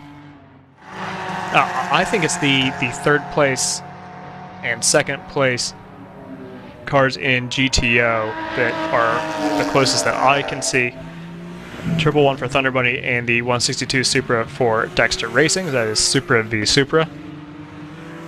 Yep. That is about a minute behind your leader in that GTR 99 camp. As we suspected, the 59 rejoined behind them, so that is a new overall leader in that number 99. Expected to pit in about 18 laps time.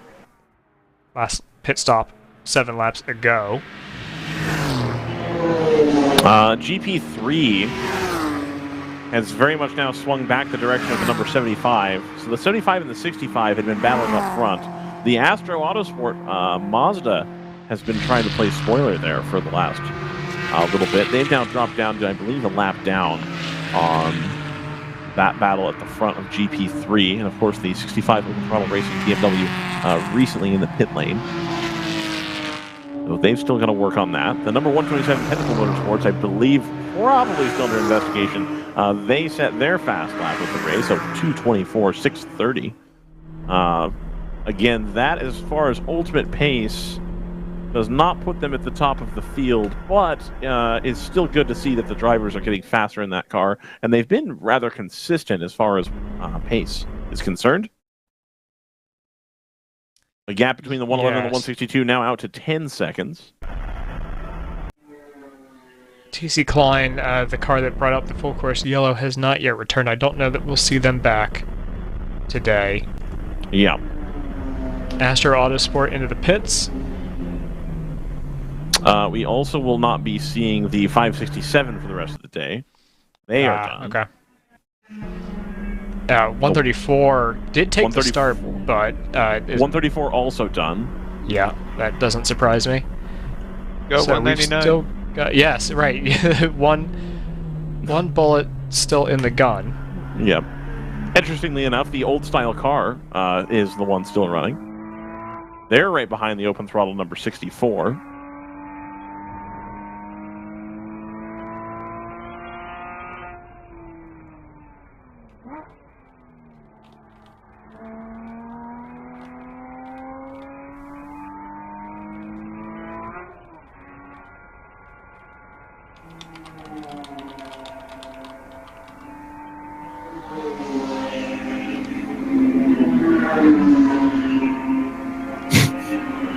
Yes. Ah, okay. Tappity tap tap tap. Enter. Yes. Okay, so good to see that Moorhead car back out. They were in the pits for... Oh, how much time did they lose? 13 and a half minutes. 13 and a half, 14 minutes. So they have come out...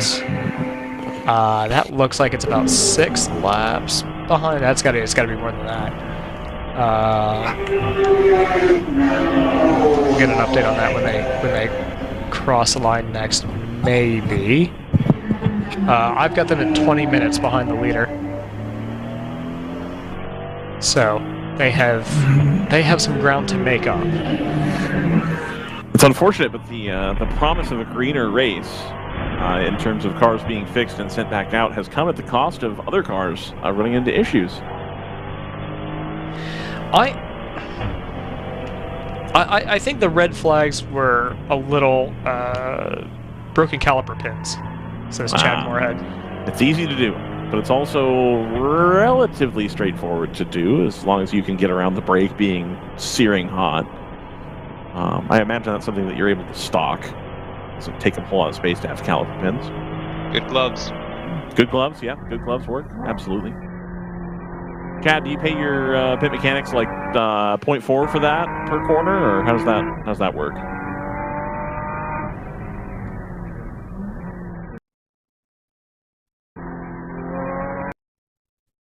What happened to the 85? They fell away. Oh, this was recently. Yes. Okay. What? The 85 also had a super long pit stop that I completely missed. And by super long, I mean clearly went behind the wall for about 18 minutes. Oh yeah, that was like 20, 30 minutes ago. Yes, and then they just came back out. They lost like 5 or 6 laps from that. Pinnacle setting their fastest lap of the race, so the track hasn't slowed down too much, if it has at all. We got a break in the clouds late in the game yesterday. I don't know that we'll be as lucky today. No, almost certainly not. So the main head of the storm has now the angle, the attitude of the everyone's got an angle, and so does that storm. It's no longer parallel with the. It's no longer moving straight east to west. It's now moving northeast. Okay. So hopefully, if we do catch it, we'll just catch the southern tip of it instead of the like vast, heavy-duty, beefy bit in the middle. Ooh, someone's run well wide in turn 3 and have rejoined. It's the 44 for PC Racing. Ooh.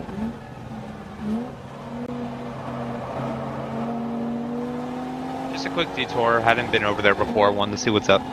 Yeah. Just seeing the sights. Heard good things about the turn 3 lodge. Thought they'd take a snooze over there. The 98 hauler is leaving the track as we see at this time. You said that the 98? Yeah. Yeah, Stan's Racing, I believe. No, that'll be the or Ford that Performance. 90s. Oh, Yeah. Sorry, that's the 198. Yeah, that Mustang did not have the best starts today, only doing 4 laps. Yep.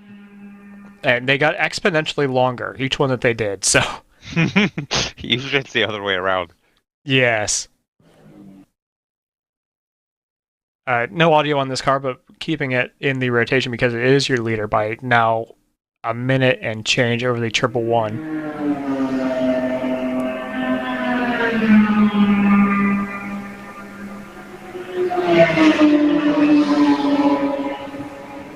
Indeed. Oh, go ahead. Continuing to put in good laps. That 111 probably in its non-Laura Hayes stint. Yes.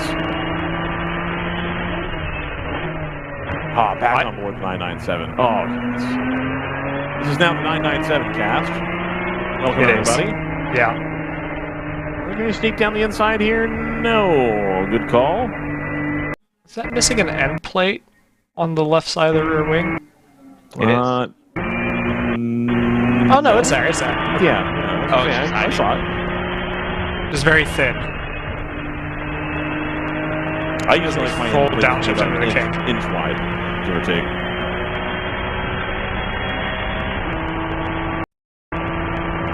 The key is you gotta flare them out just a little bit. You get that expansion. Right.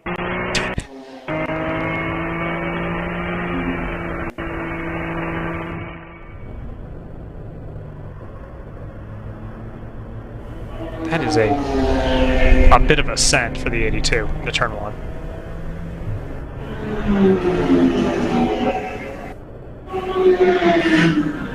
They'll be making up, or trying to make up, quite a bit of time. They have overtaken the 123, who we saw get turned around down in turn 8. But the 82 is... Is that right? Are they really only 2 laps behind the leader? That is if that's true, that is an awfully tight GTO field for this late in the game. Right. 127 has overtaken the 172. Yeah, that's true. We have now crossed over the halfway point. 3 hours and 23 minutes remaining. Joseph, is this a reasonable time to take an ad? Do I have the ad queued? I do have the ad queued. Yeah. Folks, we'll be right back here to finish up some action from Road America here. It's WRL's 5th weekend of the season. We're here in the Midwest Championship. Thanks for joining us. We'll see you in a minute.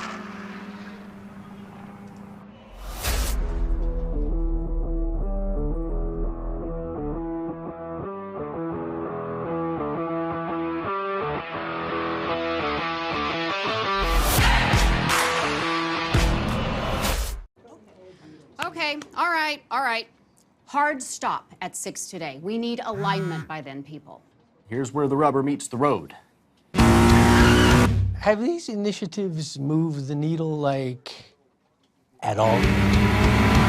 Well, let's shift gears a minute. We're really kind of at the apex here. Well, we gotta stay agile. I said we fast track the pivot. Can we circle back? Keep everyone in the loop. Focus, guys. We're in a race to the finish, all right? We need to put the pedal to the metal. We need to nail those hairpin turns, cross that finish line, and take that checkered flag. Yes, Josh. Yes! Start your engines! Woo! Ready to hit the track? We've got you covered. With the world's largest motorsports calendar, track day insurance, and more. Hagerty. Let's drive together. Sentinel by Candelaria Racing Products is a comprehensive motorsport video system incorporating live streaming, local recording, picture-in-picture, flag status, leaderboards, data overlays, and more. Perfect for endurance racing, sprint racing, and HPDE. Sentinel includes everything you need to get started. With the ability to control the live feed from the cloud and GPS auto start, you will never miss an on-track moment. What are you waiting for? Get your Sentinel today.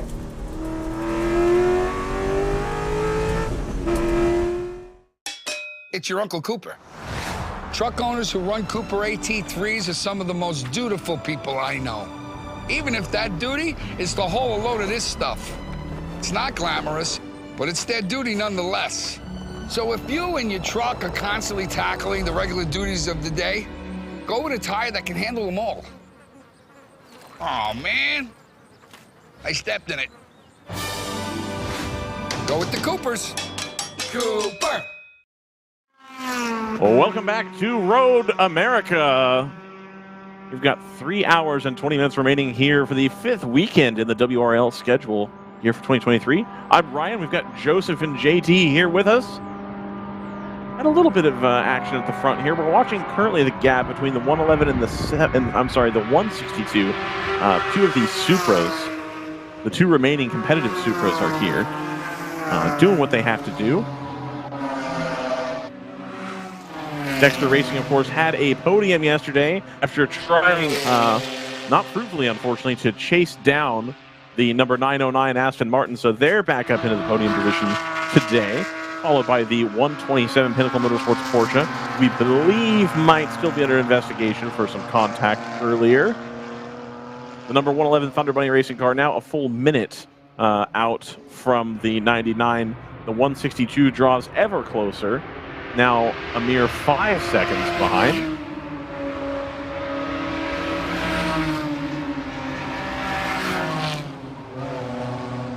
JT, if you want to give us the rundown in the GP classes. Sure thing. GP3 is more or less the same what it's been over the last bit here. 75 AOA Racing leading over the 65 open throttle BMW. Rounding out third, we have the 730 BMW from AutoWorks Motorsports.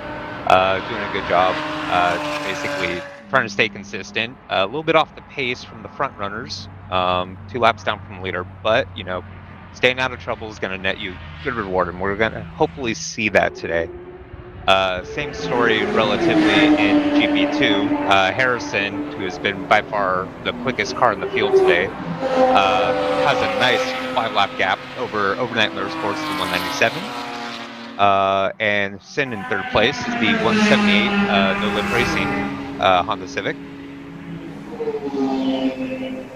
And then in our top production class, GP1, it's the 701 from Round 3 Racing in their Porsche Boxer, or sorry, Porsche Cayman,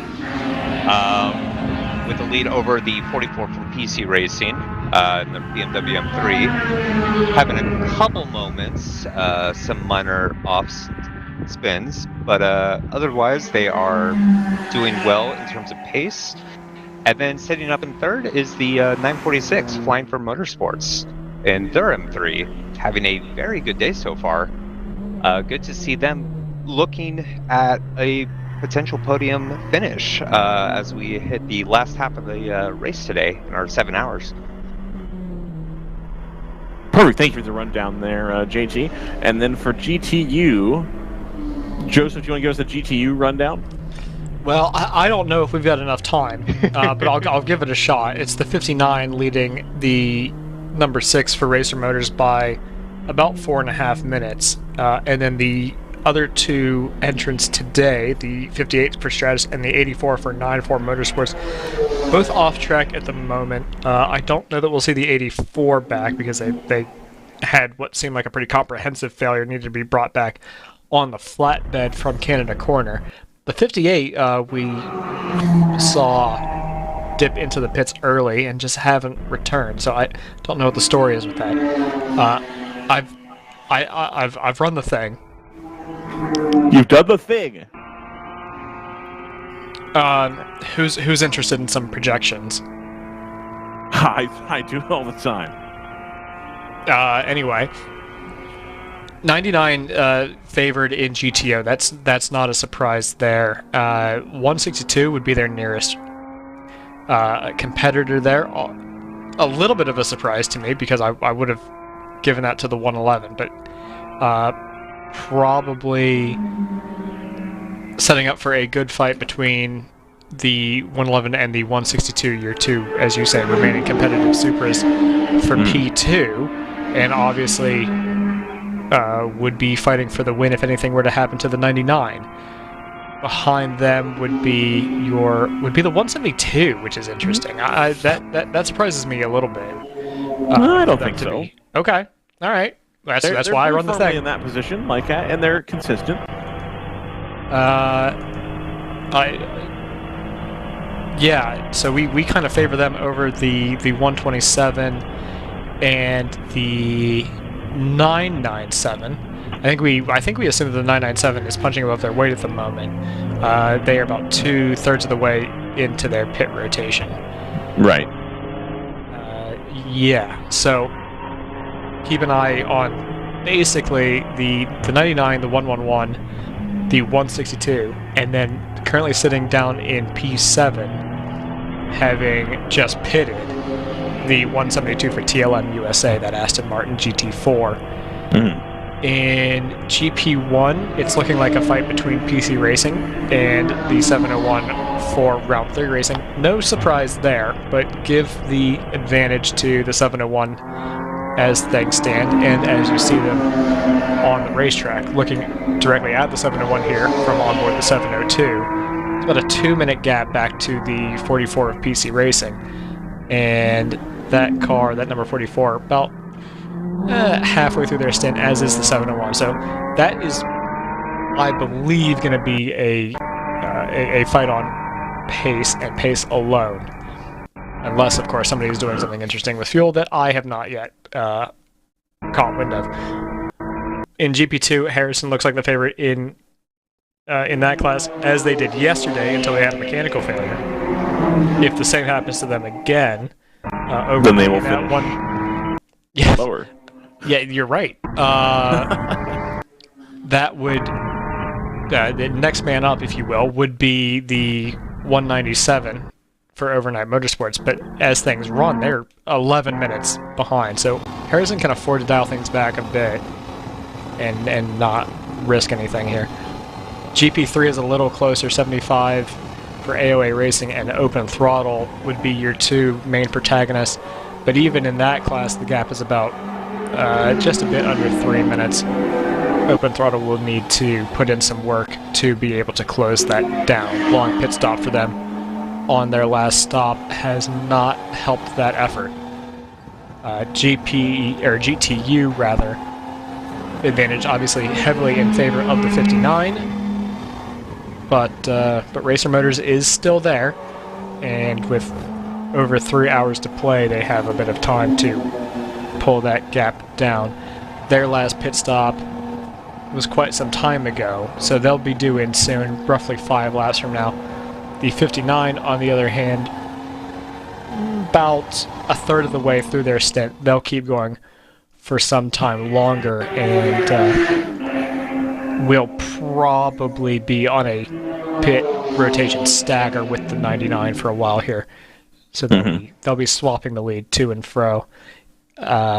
Assuming, of course, that they don't overhaul the 99 on pace, which they are on track to do in about 3 laps' time.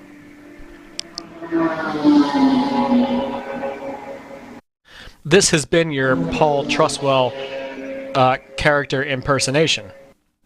Thank you.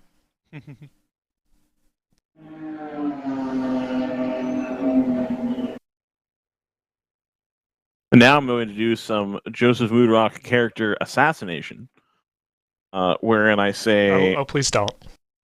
Remember when you made fun of me for saying there wouldn't be rain? And you were like, see, you said there wouldn't be rain. And I was like, I know, it looks like it's going to rain. It still hasn't rained.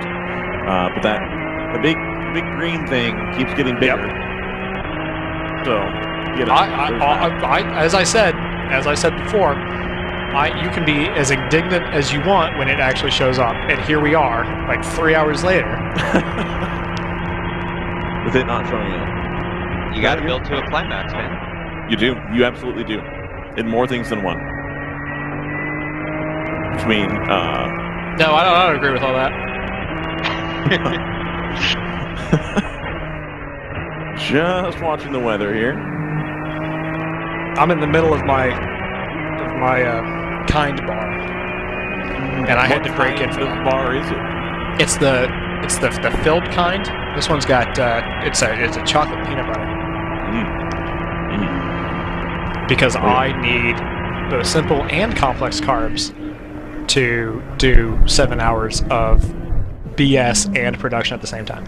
Nice. That's awesome. Yeah, I just went with donut holes. There you go. Got up at 4:30 to go to the grocery store and get donuts for my mom. So perfect. What's your grocery store of choice? Did you go to Freddy's or? I went to Albertsons. It was a little bit further away, but they have better donuts. Yep. The Safeway donuts are pretty good, and I would assume that the Albertsons donuts are the same. Cut from the same cloth, if you will. Really well-behaved gaggle here through the kink. The 82 tracking, I believe this is the Dexter racing car in front of us. This is not for position. There's a couple laps between them.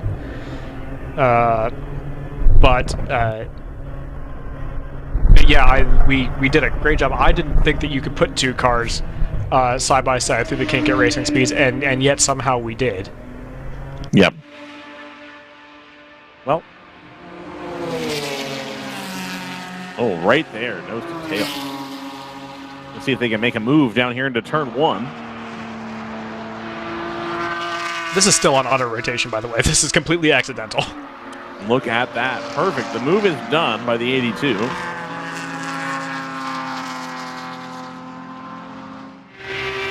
Joseph, do you have the auto rotation set to like 2 minutes and 20 seconds? For a full click-through? I have thought about it, but no. No. At least not intentionally. Let's see. Right. Let's work out the maths. I mean, if you set it as like a playlist instead of a rotation, you could probably get it really dialed in. I mean, it is a playlist. It's not the way. Oh, okay, cool. I'm just calling it a rotation. But you can make the gaps between each camera variable. Oh yeah, 100%. Yeah. I mean, it's working pretty well so far. It's working right now. Yeah, it's all right. But I think this is where we're going to start to creep ahead just a little bit. Somebody has gone off at turn 11. Oh, this is going to be a red flag, I think. Oh no, my goodness. Is this the 123? That looks like a BMW or a Mercedes, an AMG. I don't think this has been a hard hit. I'm not too worried about the health of the driver, but I do think that that's going to be in an awfully fast part of the track, and it will have hit the safer barrier, which will probably necessitate a check of the barrier health. Right. I'm worried about the health of the driver. Probably just had a heart attack. Well, okay, you can't say that. All right. How dare you?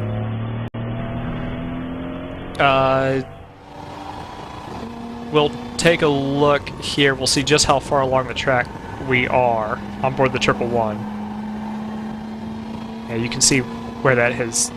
we may be far enough along that listen, that's up to the track workers. Of course, yellow. Okay, that's not a surprise at all. No, it's a good call. Who does this benefit? Who was due a stop? GTR 99 is going to come out pretty well in this. Thunder Bunny, the 111, is as well. Same for Dexter Racing. Random Vandals comes out. Pinnacle is going to hit this perfectly on the nose.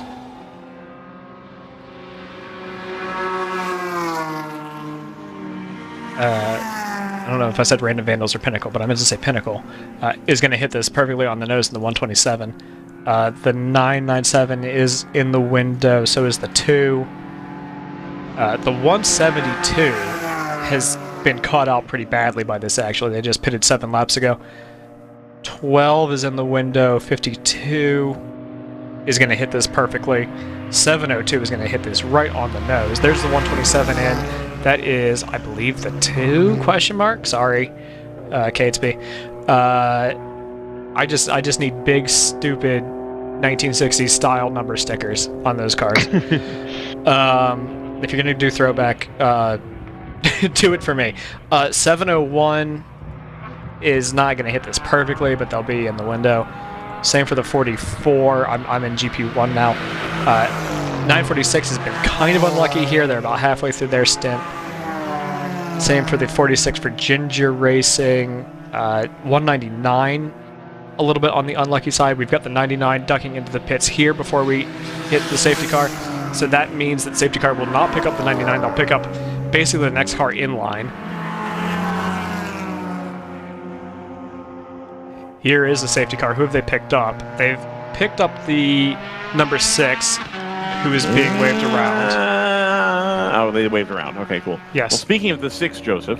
44 is in. Joseph. Speaking of the 6, I have yes. I have Landon here from Racer Motors, a driver of the 6.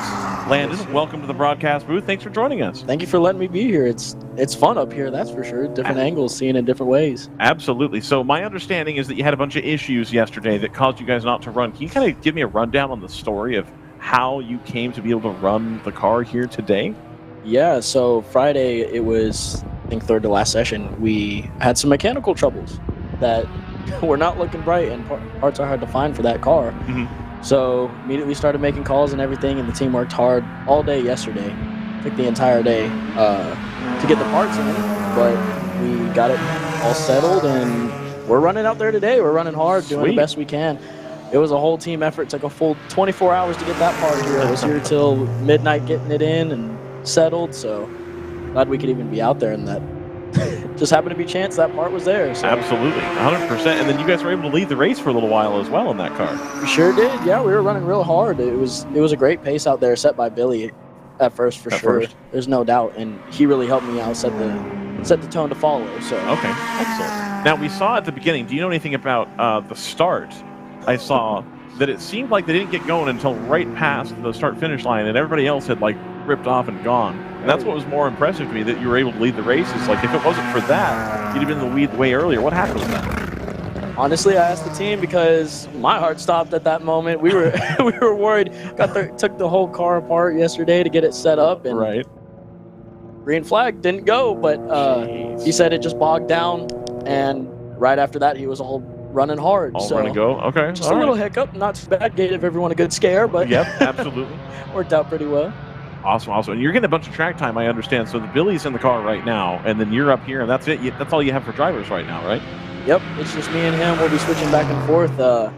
He's in it right now. I believe that will put me in to finish the race after he gets some good time in. There's no doubt about that. Absolutely. You always get your time in these WRLs. 100%. It's something we talk about with a lot of, and Billy's coming in right now, it looks like, down the pit lane.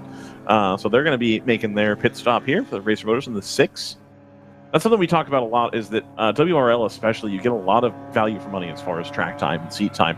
And, you know, that's a good thing to learn a new car or even learn the track. I understand that you're going to be here a little bit later. Is that right? Going to be running something else? Yeah, in a couple days' time, come Thursday, F4 will be here. So excellent. I just started this season, and, you know, like you said, value for time on track. Right. It's hard to beat WRL with that. Absolutely. Now, how close is... Oh, go ahead, Joseph. Well, you were going to ask the question that I was... Yeah, and then I've got to follow up after that.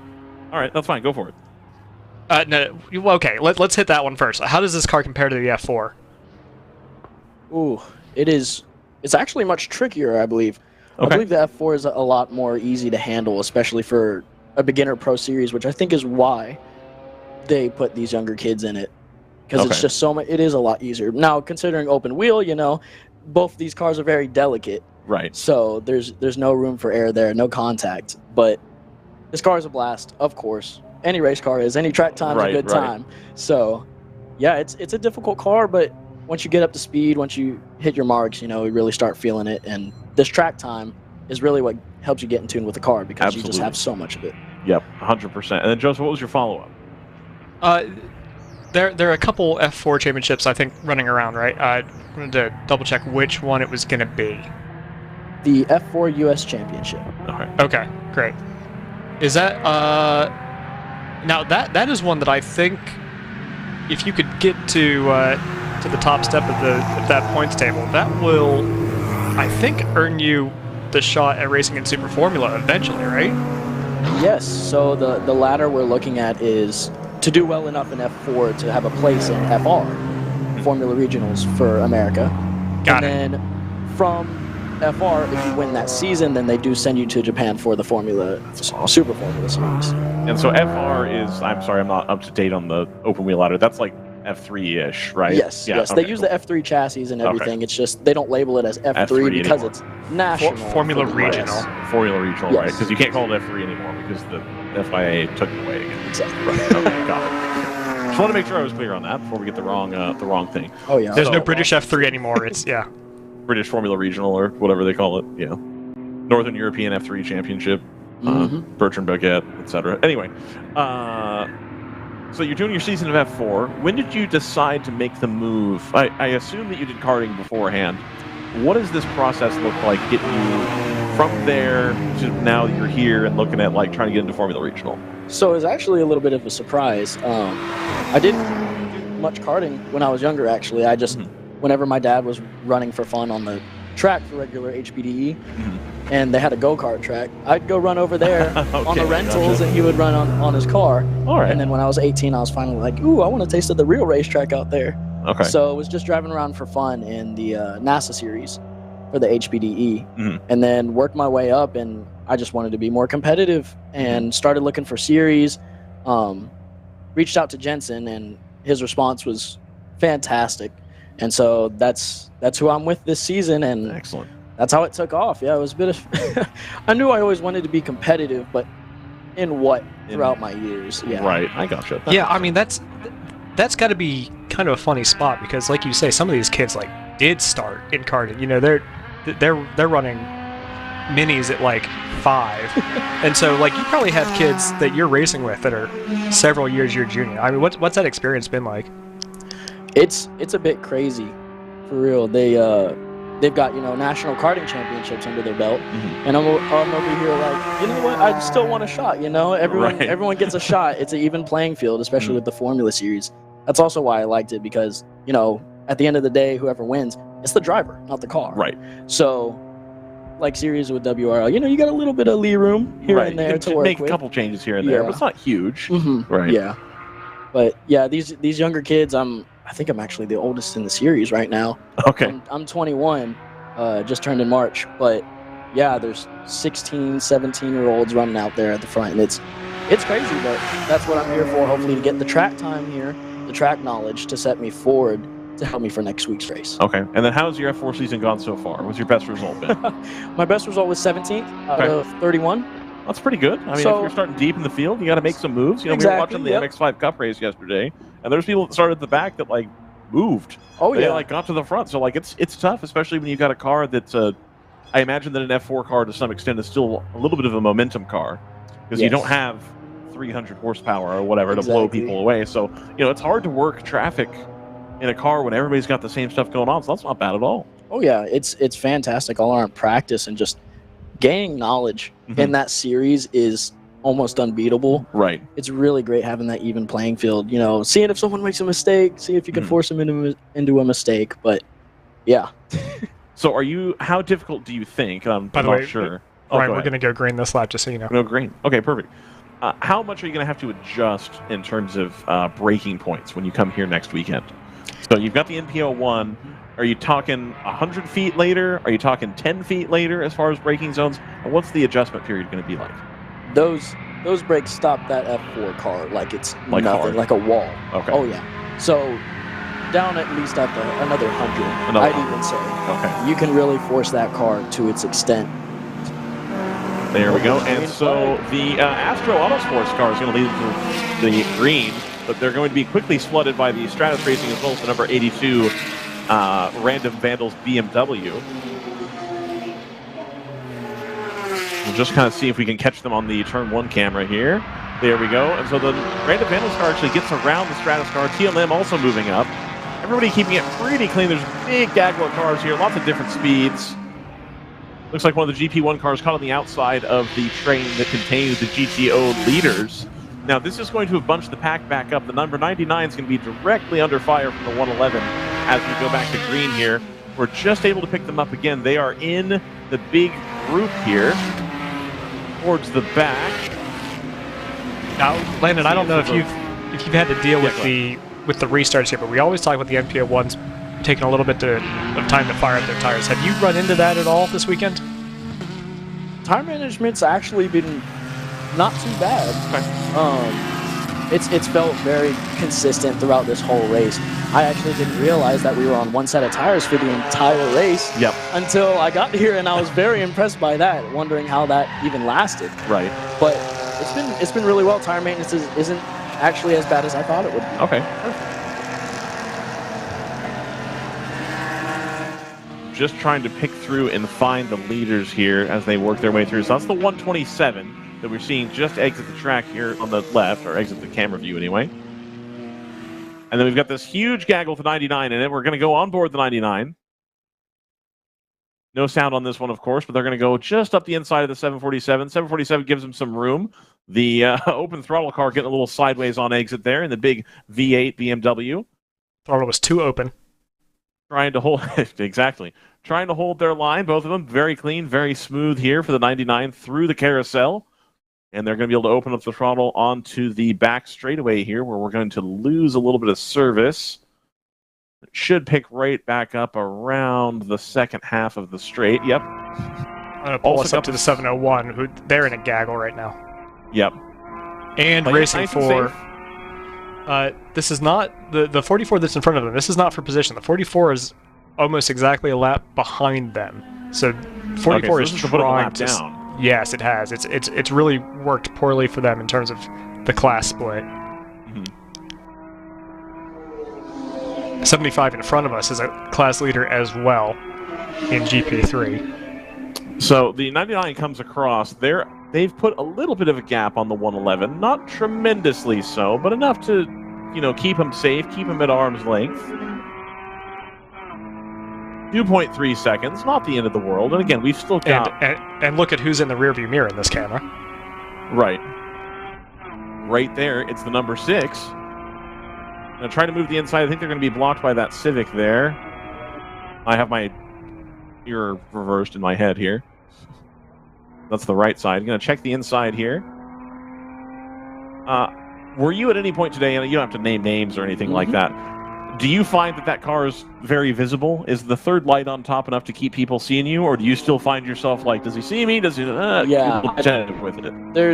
It's a back and forth, especially being out here, the driver switch all the time. Right. So you don't really know if you come up on the same car, if it's the same driver, but most of them, for the most part, are really good. Okay. Besides catching them, I'd say through 12, 13, 14. Okay. Because the visibility there is not much, and you're constantly looking forward over the hill. Right. So you might catch them by surprise right there, and I think I did one time.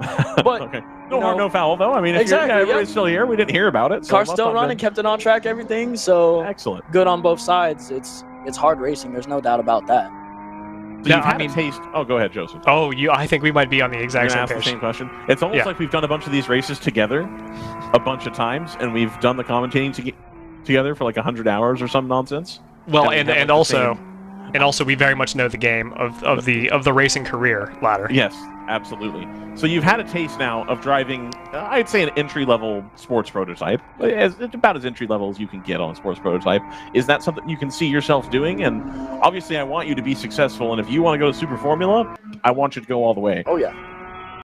On the unfortunate incident that, like, Formula Regional doesn't work out, is this something you can see yourself transitioning into? Maybe doing LMP3, for example, or Radical Cup or anything like that? Yeah, so my goal as a driver right now is, F1's got 20 people out of the entire world. There's only 20. And like 10 of them have been doing it for like 8+ years. Exactly. So there's no... that bumps another half out of the way. All right. But my goal right now is to be a paid driver for a team, because I want to be a part of a team that really does that hard work together.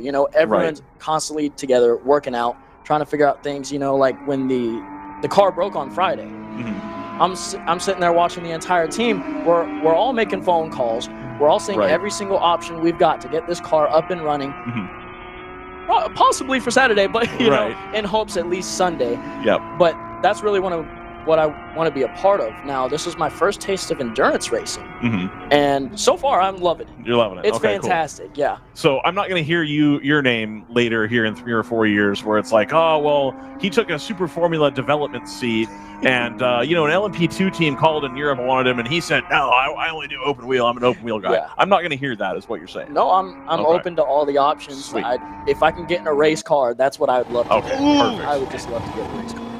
Hi, JT. Exodus 7, random vandals off track into the sand. Driver's left. Okay. I think we're going to be able to catch that here. Right here. Yep. Oh, gets a little sideways. Something's broken on that car. Yeah, that is not a spin that you normally see. No, not at all. That They lost during the transition from the left to the right, where it may have been load.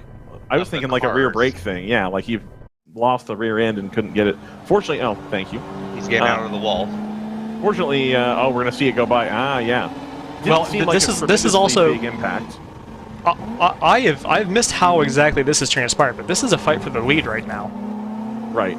So they were a few seconds behind, and they've now caught back up, is what has transpired there. Joseph? Yes, but, well, I guess it was the yellow flag has bunched everybody together, because they were on the same lap still. So is the answer to that question. Okay, all right. I see what you're saying. I'm feeling what you're putting down. Yeah, there was a minute gap before the yellow, and now with the yellow being a yellow, but we're here now. Those two cars were nose to tail at the restart, and then they had brought it out to what was like a second or two or three. It was like safe, and then now they've closed it back up again. And we had said at the time, you know, it's not still got a little bit left to go, but like they can breathe now. And so now we're back within 0.4. The 111 is going to be right behind the 99. That 82 is a stout little car because that is moving again. I'm sure they'll bring it into the pits at the end of this lap. Oh yeah, I mean it wasn't a huge hit. No, the sand bleeded off. Had bled off most of the speed by the time it had side impact with the tire wall, and it doesn't look like it messed up any toe or anything. So it looks like it's relatively okay. They'll probably bring it on pit road just to check it over. They may not. He's come back up to speed in a way that I don't think I was expecting, to be honest. When I saw him hit the wall or hit the tire barrier, it didn't seem like the actual collision was that much. They did go through the sand pretty hard. Yeah. Or the gravel, if you will. Yeah, that seemed to have really taken most of the speed out. Let's see if they dive from and the pit he's lane. coming down the pit lane. Yeah. Okay. We've seen these BMWs take large hits and, you know, take some quick repairs and come back out. Like, I believe NOLA was a good example. NOLA. Not an iRacing quick repair. No, not like that. Not like that at all. Are you going to run the rest of the season with Racer Motors, or how many more WRL races are you thinking about doing this season? Well, I'm putting the F4 series first. First, of course, absolutely. So now getting a taste of endurance is lovely, and it's really hard to beat the track time you get out here. But I would like to run more of these. Would like to run more? Definitely. Yeah. Like I said, I'm open to all the options. You know, right. I don't want to have a reservation for just a direct route where I'm going to shut off outside opportunities. One thing, right? So that's something I'd definitely like to branch out to, and I'm looking forward to it and seeing what other ones might benefit. Right. For the future. Absolutely. Well, hopefully you've enjoyed your taste here. It sounds like you have. We would love to see you again in the future. Absolutely. Good luck on the F4 championship, though. That's a big deal. That's going to be super awesome. I'm sure you'll be able to climb and keep getting up there. And that seems like you got it pretty well mapped out. But you're, I think, a lot more reasonable with your expectations and desires than a lot of gentlemen that I see in your position. So props to that as well. Thank you so much. Thank you for joining us. I really appreciate it. Thank you for the opportunity. And you're always welcome up here anytime. I appreciate it.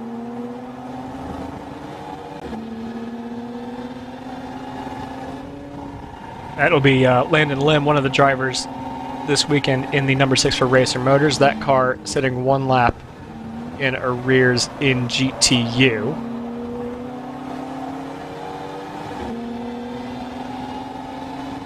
And sitting in the overall P6 number 6. 18 seconds behind the next car in the overall running, which would be the number 127 for Pinnacle. A couple penalties have come in the last 10 minutes or so. Fueling infraction for the number 2 for Team ACP. A little bit of wheel hop here, turning into turn 1 for the 111. Engine started before the fuel jug was back over the wall on that number 2. That will cost them a lap as their second pit lane violation. Number 64, Open Throttle, also cops a lap penalty for speeding in their case, as the 59 is slow. 59 is slow through the turn 4 Marshall post. Ooh. Reported a slow stop and then continued. So that may be a little bit of an electrical reset on that car. So that's spicy for our boy Landon, who just departed. Hopefully able to get back in there and catch the 59 if they're going to start running into issues. It won't take long. They were only about a lap behind. We'll try to get eyes on that 59 and see where it's ended up. Those weird issues, as we said earlier, don't tend to resolve themselves, but they are nurseable sometimes. Right. On their way through the kink now on our monitor, so that car is still going at full tilt, whatever's happened to them. The fool beans. Joseph's way better at that one. Give it full beans as they come out of the carousel. Yeah, there you go. That's better. That's much better. That's my Martin Brundle. You'd hate to run into a car on the way into the kink. It'd be an aeroplane accident.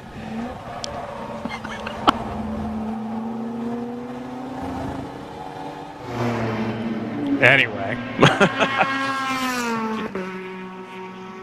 I'm just thinking of Joseph walking up to a random rapper and asking them to rap for him. Or basketball player. As the 6 is in, and I don't believe that that's on schedule. No, because we saw they didn't come in during the full course yellow. Well, he finished his interview, and so now he needs to go back in the car. Well, that's very tongue-in-cheek. I don't think that's actually the thing that's happening. I just somebody at Subico has pulled the shut off cars button remotely. Meanwhile, the 58 is back out on track. They're only, I say only, about an hour and 50 behind the leaders. So if both cars are done for the day, the 58 could actually swing back around and take this race. So you're saying there's a chance? I am saying that there is a chance. Absolutely a chance here. Absolutely a chance. Now, the 59 is still circulating, so while they do that, that does reduce the chance a bit. Come on, 9-4 Motors. Yeah, I don't know what's happening to that car. They'll be back out. This is a really interesting dynamic here in the... How well do we recognize fire suits? Is this James or Laura behind the wheel? Laura has the colored helmet. Okay. I think this might be her. I'm going to go out on a limb and say that is Laura. Bill Graham is the third driver. That is the B. Graham here. But it is often a two-driver tandem in this car. It is yes. Laura, confirmed by Shift Up Now about a minute ago. Okay. Excellent. Excellent. So that is bad news for the driver of the 99. Correct. With 2/10 separating them last time by. That is the car that we are chasing on board right now.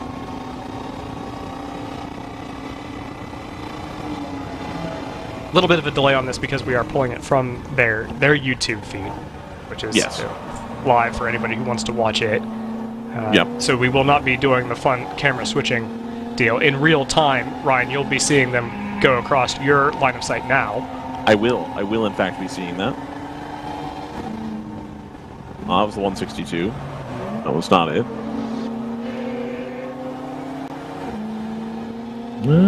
I may have already missed them. Oh yeah, it was. They were coming up the hill as I was saying that. Oh, got it.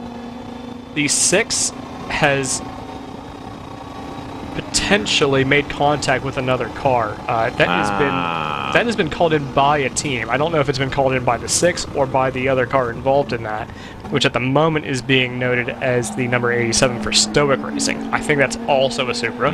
That would be Supra number 4 or 5, depending on who's counting. Very stone-faced that group. Not a lot of cheer in their expressions. Very serious. Stoic is on pit lane, I believe. So yeah, that would. They are. They did come to pit lane. That would be interested parties A and B. Yes. Both in the pit lane.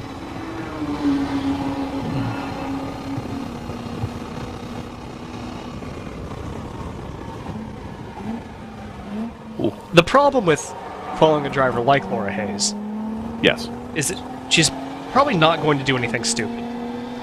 which means that she's just going to stalk the 99 for quite a while. Oh, okay, I got you. I see where you're going with that.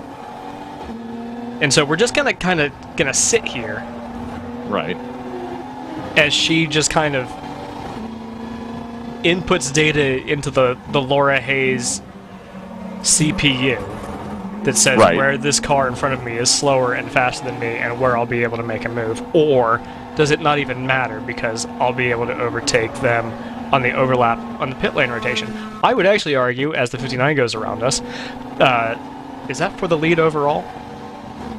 It is. Yes. Yes, it is. Yeah. All right, great. We caught the lead battle. The problem with that, potentially, as we mentioned earlier, is that the 99 is really good and really consistent with their pit stops. Thunder Bunny are no slouch, but you can't necessarily rely on the overlap here. I'm actually kind of curious to know how their last few rounds of pit stops have compared. 340 for the 99 was their last clean outlap. 356 for Thunder Bunny 111. So I suspect, or I would submit to the court. Where's CJ? CJ, of course, is not your lawyer. No, he'd be very clear to say that. Yes. Yeah, because he's an actual lawyer, so he knows what the actual what the ramifications of saying random legal stuff are. Although Laura's going to get a great run coming out of turn 1 here. She might get the overcut. She's got a little bit of overlap into 3, but she's not going to push the issue. 99 respectfully leaves a lane, and that might be enough to get the 111 alongside. Might see just a little bit of side draft here. No, they're smart and responsible, and they're not going to do that because they don't want to put the other car into the wall. They're going to be side by side into the braking zone at turn 5, though, with the 99 having the preferred lane on the inside. They'll brake a little deeper. Is Laura going to be able to do the up and under? She's going to try it. Is it going to work? More of an overlap, and now the preferred line up the hill into 6. Set that move up. Look at that. Now on the preferred line. Has another shot. Looks to her left. Spots the apex, and she's got the corner. That is a lead change right in front of your eyes. This is what WRL is all about. Close, competitive, clean racing. Absolutely. Nothing pushed. Nothing that was too risky. Stalked the car for a while. Identified a weakness, most likely, and then moved through. And again, the 99 not jumping out to make a huge defensive lunge. And everything works out okay. And so now we can transition to the 99s on board. Yeah, that's enough already now. And presumably watch Laura Hayes drive away into the sunset. Oh, you know what? Sorry, I'll switch to a different onboard because I've just noticed from the 997 we can see that the engine cover has come off of the engine cover has come off of the 6. Is the right rear bumper bodywork still right rear fender rather? Is that still on the car, or has that been torn off? It might have been torn off. So there's that rear body cover is 3 pieces. So you can take it off individually, or you can They just haven't unlatched the left and center parts from each other. Oh, right. no. Hello, JT. Would you like to use your words? The 44 is getting a meatball flag. Oh, no. Trouble. Trouble indeed. Let me see if I can spot them on track. That was called in at turn 8. 2 separate times, 5 minutes in between. This is not them. They're very different BMWs.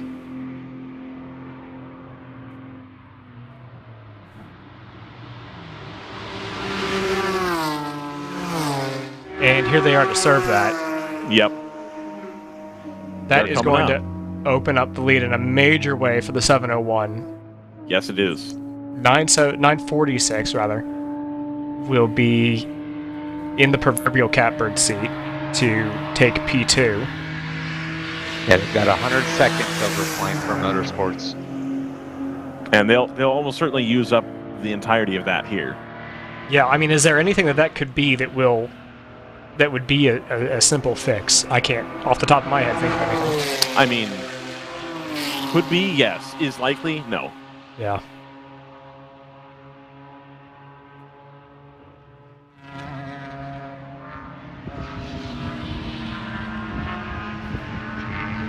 The 52 is being noted. This will be one of the ACP cars being noted as having the passenger door ajar.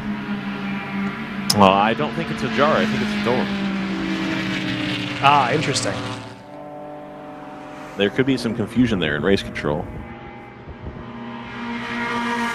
And who do we have taking to the lane? That one of the big mission cars. Not the... Is it the 199? The one... I don't think so. The 199 is the only big mission car currently still running. Yeah, I'm used to seeing that car from the side, not from the... They got a top 5. Just knows. No, it's not them. The GP1 car, or the GP1 field are rapidly shrinking at this time. Yeah, it was only 7 running at the moment.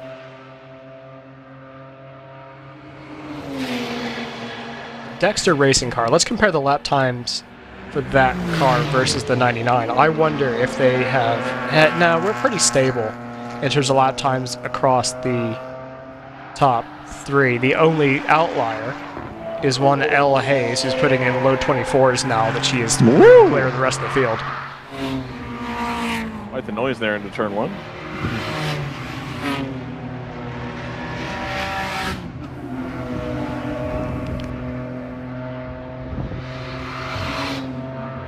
Joseph, can I get a fog update? Or I'm sorry, JT, can I get a fog update? I was gonna say I'm not watching the fog at all. It's still there, but they did the race. It's going on now. All right. It's the Coda special. Nice. The Can I get WRL USEC special. Can I get a Mo and Cole update? You're not supposed to tell people about other races that are happening. I'm just asking for an update on that. They'll be racing later today. Later today. Okay, gotcha. All right. All right. The update is that all races are available on tape delay. Thomas is in second. All right. Thank you. Timothy in the chat made a note of Co35. No. Canceled. Yeah, that can of worms is full. It is jam-packed. Wouldn't it have been so much nicer if we could have code 35 to all of those yellows yesterday that we had? Where they did the hot pulls, if instead we had neutralized the entire race? That's the thing. Once you have that in the... Yeah, you'd use it all the time. Yeah. No. No. Timothy, code 35 is canceled. I mean, I guess... Okay, alright. Let me hit you with this. Alright. You have 3 gradations still, because you still, like, you know, in timing and scoring, in most cases, you'll really only, unless you are a series with a lot of funding behind you, you're only going to have the 3 levels, right? You're going to have green, yellow, and red, basically. 2 variations of red, black flag all and stop on track. What you could do is say anything, basically you go hot poles for most things, you go code 35 for anything significant, and then you just go straight red, stop out on track. I think that would be like the cleanest for competition. I think the cleanest move, if you insist on having a code 35, is having a code 35 sector. I agree with that. I mean, that's very N24 of you, but yeah, I agree with it. Yes. The problem with code 35, A, is that it becomes the de facto, because why not? Secondly, well, there's 3 really. I've got 3. I have 3 points. Secondly, it's difficult to enforce unless you've got GPS trackers on every car in the field. You know, right. Unless you are an FIA championship, basically.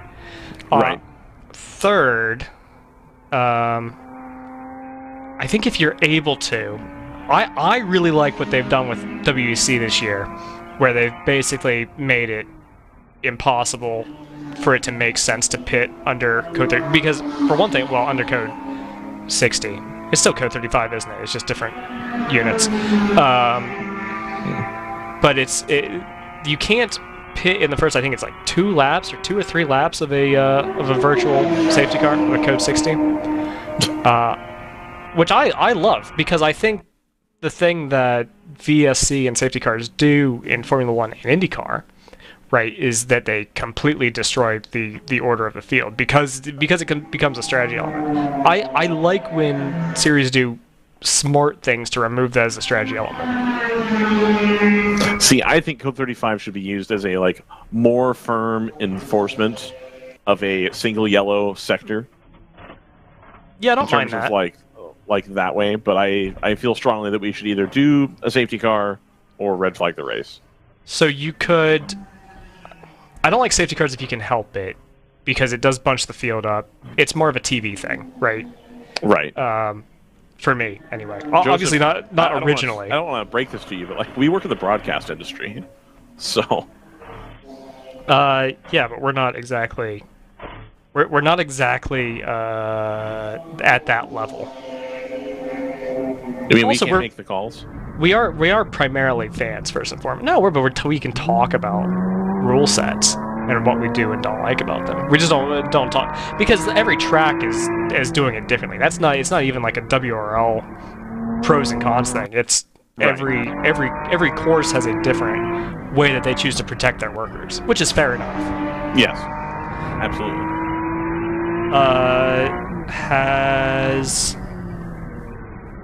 No, that is okay.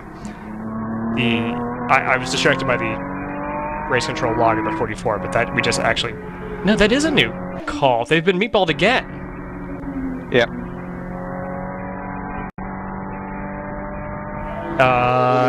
Wow, that is really gonna hurt. They had come back out in 4th. Yeah, and Paul, who has nothing to do for the rest of the weekend, with Pilot Challenge having wrapped up yesterday. Or no, is he doing Pilot Challenge or GT Americas? I'm not even sure. Because both are happening this weekend, aren't they? I don't think GT Americas is happening. Correct. Okay, great. So Paul, who is either bored out in Monterey or just hanging out in Elkhart Lake, says that he brings up the other point that I was going to make, which is, oh no, I did make it briefly, but because you have no GPS trackers on these cars, there's no way to enforce it properly, particularly if somebody is on an in-lap or an out-lap, because you can just, you can't use the breakout time, for example, for somebody who's coming in and out of the pits, and right. They've been stationary for part of that anyway. So it's challenging. Even the sector thing is difficult to I agree in principle it makes the most sense, but unless you have two timing loops on either end of every yellow flag sector, there's no way to know whether somebody was honest or other than with a speed gun, which you could do, but that really is just, that's a point.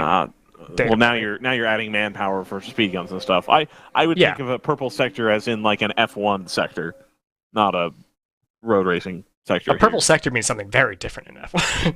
No, I'm aware of that, but like purple like the sector of the track. No, I know what you mean. It's a third of the track. I was trying to make a funny.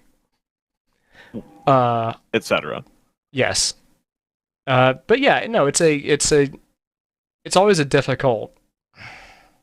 It's challenging. I think the thing that would make the most sense, if you could make it happen, would be okay. That first that standing yellow. Oh, that's not good for the 997. That explains why we haven't seen that car out on track. No, not good at all. Yeah, they came in about 5 minutes ago or so with an unscheduled pit stop. I don't even understand. Like if you go back to the onboard, Joseph, can you go back to the 997 onboard real quick? I believe that's a frozen camera. I don't think. Because I'm Well, I'm not seeing anything going on with that. I mean, show it again one more. Oh, because the hood is up. The hood's up, but nobody's working on it. There's no engine there. That's the problem. Yeah, sure. There's also nobody in the rear inset either, to be fair. Oh, okay, cool. All right. Well, that's too bad. They did have some overheating issues yesterday, so I think this has probably spelled the end of their day. Yes. I don't imagine it's a cheap process to redeck a 911 race motor. Answers on a postcard to where Random Vandals was most recently with this camera. Because I'm trying to work out which track map this is. I don't recognize it. Is it Port of Mao? No, it's not Portimao. Is it Monticello? Ooh, maybe.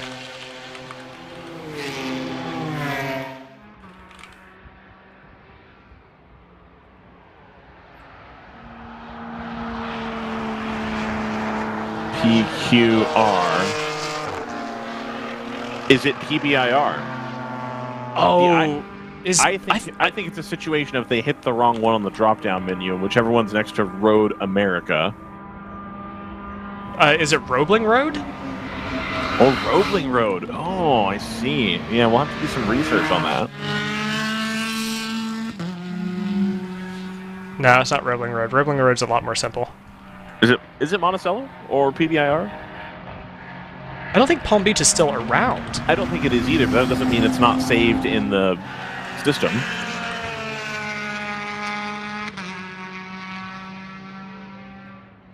Paul says, I don't even know, but we were never there. So somebody just sent a scoop. That track map is the go-kart track at Road America. It's the Motorplex in the background of our shot here. Multiplex. That's pretty awesome that they got to take the 82 on the go-kart track. That is pretty awesome. Seems like a little bit of a cheater car, but whatever. Maybe not. It might be difficult. I think it might actually be slower. Yeah, that was my point. Could be not the move you want to make. So you were right. It was the entry right next to. Paul says someone's going to get in trouble for that, and I can't decide how much I think he's kidding. It's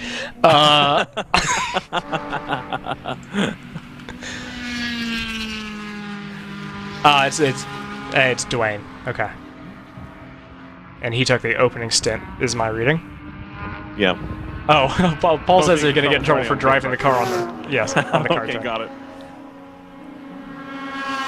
Fair enough. Joseph thinks Paul Sparta's going to fire somebody over selecting the wrong track map. Paul seems like a nice guy, which is why I was like, I'm pretty sure that's a joke. I'm like, I don't know, man. I feel like that's not how it's going to go down. Listen. Interns, you can never trust them. I say that. I've always had great experiences. I have also had great experiences. Paul's good people. I need to experience his liquor at the track after practice on Friday, just to be clear. After the track went cold. Good clarification. Yes, correct. Yep, absolutely. Yep. May or may not have made that distinction because RJ had just walked by, so just wanted to be super clear before we get in trouble here.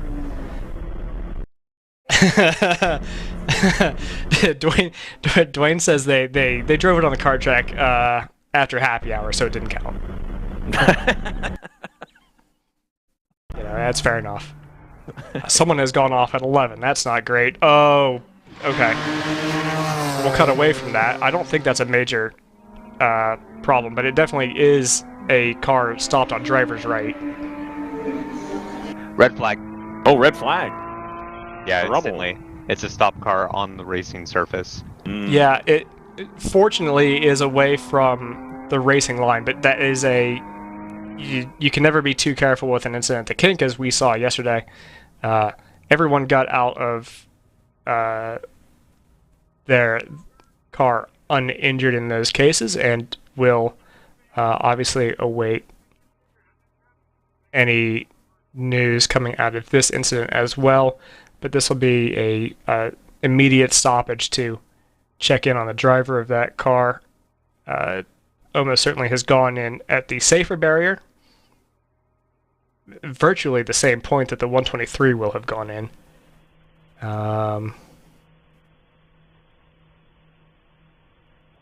That is obviously a very scary moment.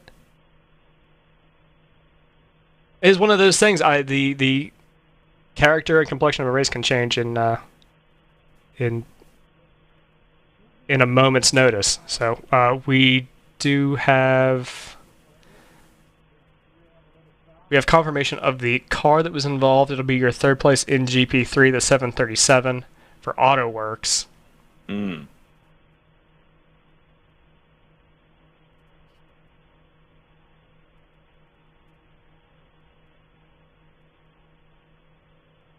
Might be a decent time, Joseph, to take a break here. Yeah, I think that's it. Yeah, we'll do one of the longer ads while we get a handle on the situation, and obviously vehicles will be going to the scene to take a look at the safer barrier, make sure that the driver is well and attended to, get any care that needs to be made over there. As I stall for time to set up the next ad break, which I had definitely done. Don't worry about that. I'm so good at my job. And then I awkwardly set you up for a segue to an ad break? Question mark? All right, folks. Because of the red flag, we're going to go ahead and take a moment to say hi to our sponsors. Enjoy. Thank you, JT.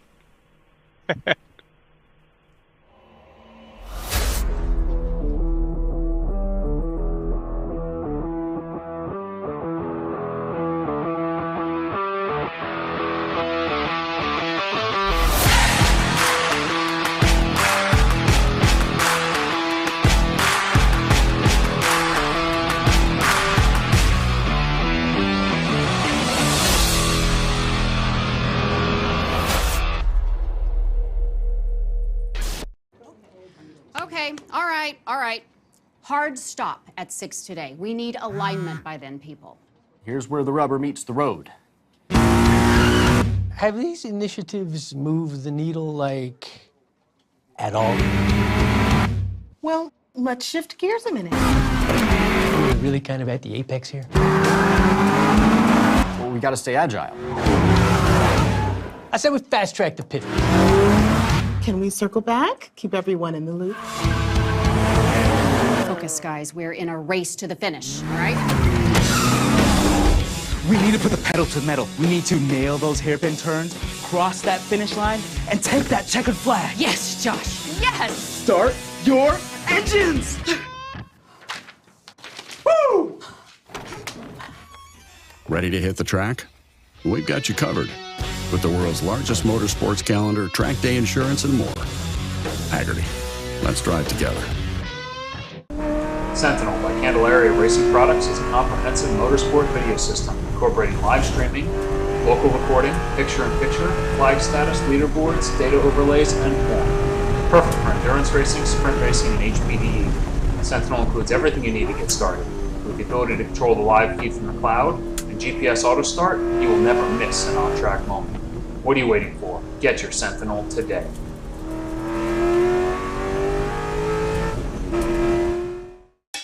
It's your Uncle Cooper.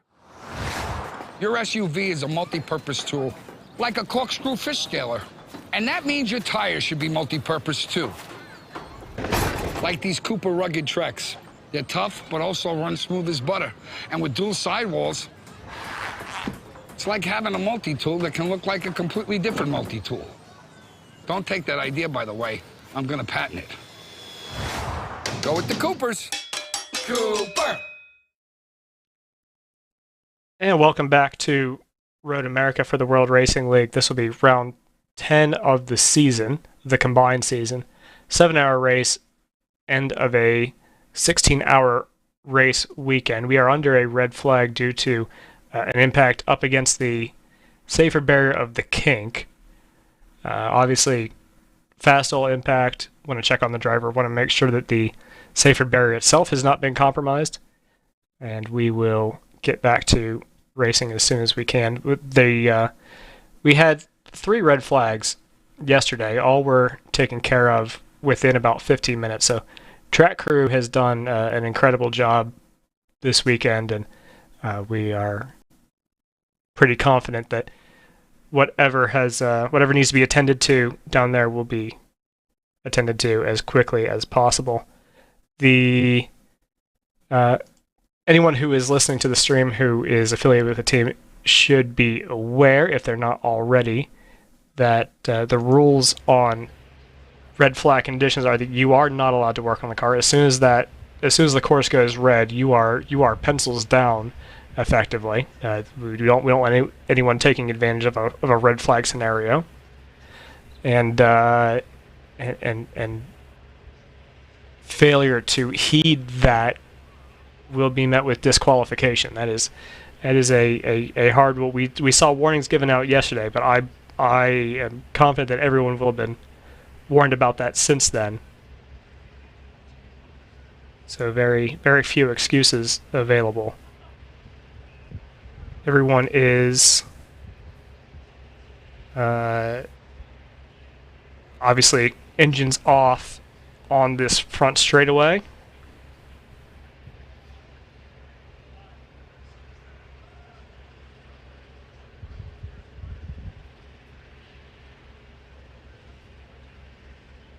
And indeed around the rest of the circuit. The majority of the cars do seem to be in that back sort of section of the track, sort of from the carousel on. We seem to have clustered a big group of cars. Handful down at turn 6.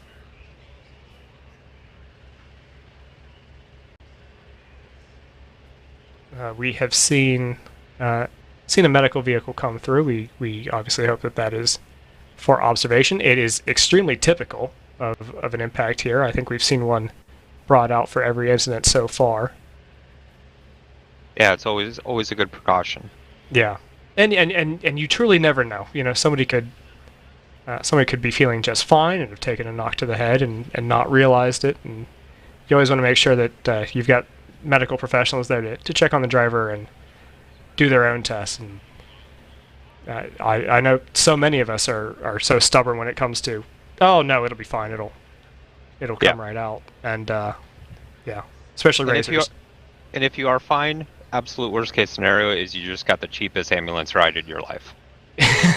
Right. So they will be they'll be taken to the care center to be checked out at a minimum. Again, don't want to speculate on anything. Hardle impact. So we'll wait on news from the series to provide that when it is available.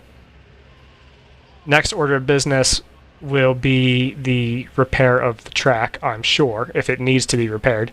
Certainly inspection to that safer barrier to make sure that it is intact. We talked about this yesterday, but in case you weren't listening, you know, the safer barrier that they've installed there, thankfully, in addition to so many safety features that have been implemented in the last 20 years or so, my personal favorite being the Hans device. The number of drivers, professional and amateur, that have been saved by that thing are innumerable. The car itself has been pulled away from the scene of the impact, but the advancements that have been made, you just can't speak highly enough of.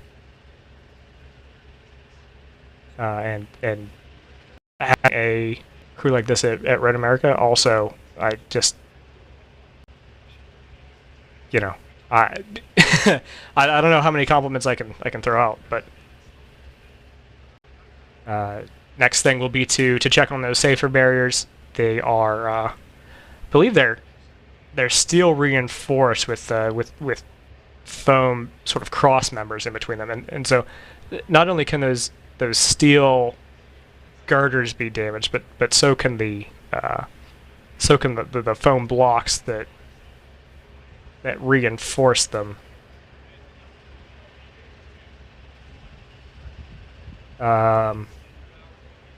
So they'll be checking both of those, make sure everything is in good shape.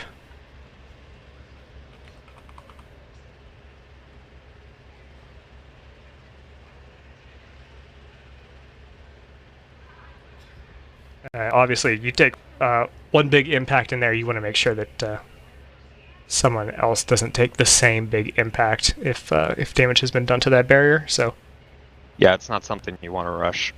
No, not at all. So both the car and the driver have been attended to by the safety team. So it is now all about track maintenance at this point. Make sure everyone's on a safe, racing in a safe condition. Also the reason why we're not going full course yellow here, because if you've got people pitting, you know, they're going to come back around to the back of the field potentially at full speed. And so you if it's a track condition issue, I fully understand going red flag all the way around. And in fact, I see in our monitor, I see some dust being laid down, which tells me that we're laying down some oil dry, which is another reason why you would not want cars coming around the kink at full tilt.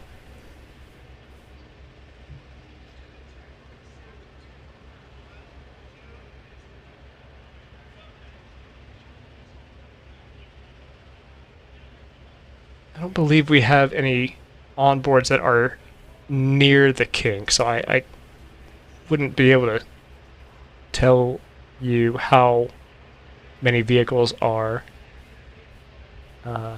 putting down oil dry there, if they're just putting it down and heading out now. Can see one truck leaving the maybe this is one of the oil dry trucks on their way back. Yeah, looks like it.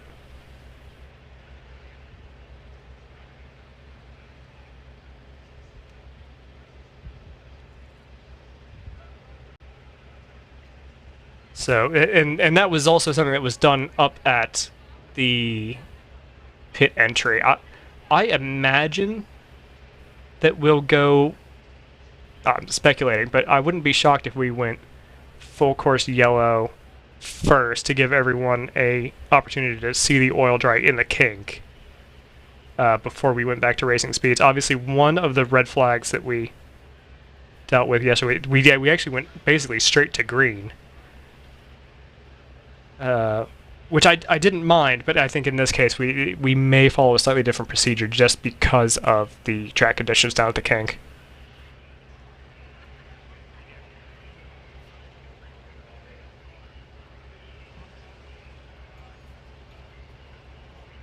Coming up on 15 minutes of red flag here.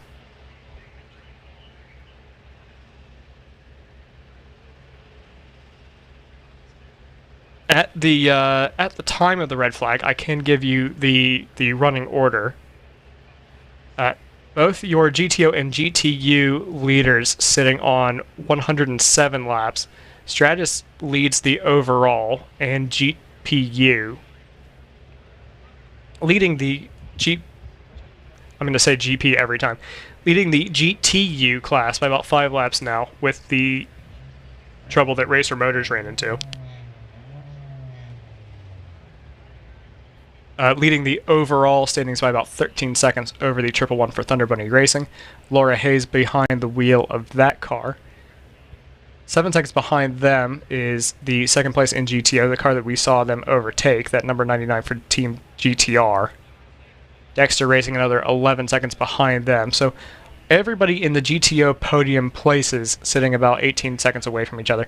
It's another nearly 2 minutes back to Pinnacle Motorsports. They may well be a lap down. No, not quite. They are nearly a lap down, but they are still on the lead lap as things stand. GP1 is being led by the 701 for round 3 racing. They have completed 102 laps. Flying for Motorsports sits at least a lap behind them, a lap and change. Last time through, they were about 4 minutes and 13 seconds behind. Ginger Racing also a lap back, possibly 2. No, that should just be 1 full lap back. At 5 minutes and 45 seconds. GP2 for Harrison Motorsports was actually in the pits when the yellow flag came out, so they'll have had their, we may be looking at them here, is that right? I'm not sure on the coloration. As we go back to yellow, cars will be able to refire here. Yeah, so that's good news.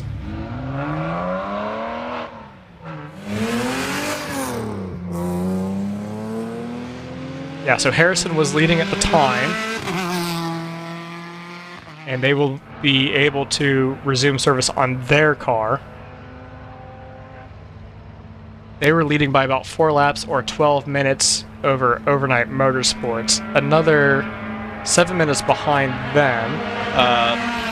We just went green. We have not gone green around the entire... Oh, yeah, there it is. Okay. We have gone green, yep. Yeah, Okay, so that did more or less mirror what we ran into yesterday. So that should be...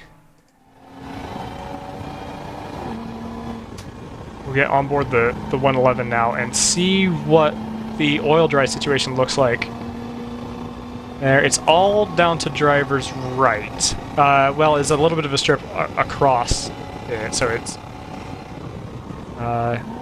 not very bad at all. And in fact, it's all sort of well after the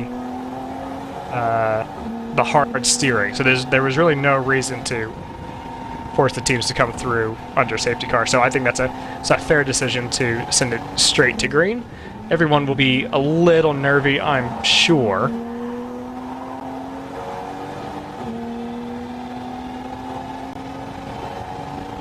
But we are back to almost immediately back to green flag racing. AOA number 75 has pit out of the GP3 lead. That should be enough of a buffer for them to have not lost that to the open throttle number 65.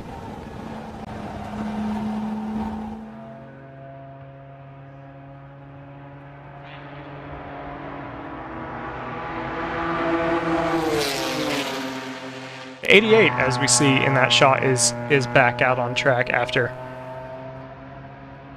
quite a long delay. They're about 51 laps, excuse me, behind the leader.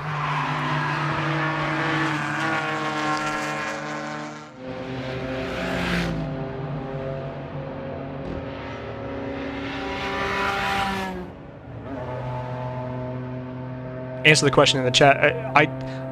You cannot perform any service on the car during a red flag. If we had gone to a black flag all, which is sort of a more traditional IndyCar or F1 style red flag, that would have allowed teams to carry out service and indeed change drivers. Not full service. There are particular things that you're allowed to do, but you can't fuel the car, you can't change tires under that condition. It's mostly driver service to keep everybody happy and healthy. In this scenario, where nobody is really in the pit lane, unless you were there incidentally, there's nothing you can do. And even if you were in the pit lane when the red flag came out, you cannot service the car in that time. If the driver's already out, I believe you can make a driver change. Certainly the driver can get out as soon as the red flag is lifted, and then you can install a new driver after that. But there's no service that you can do to the car in that scenario.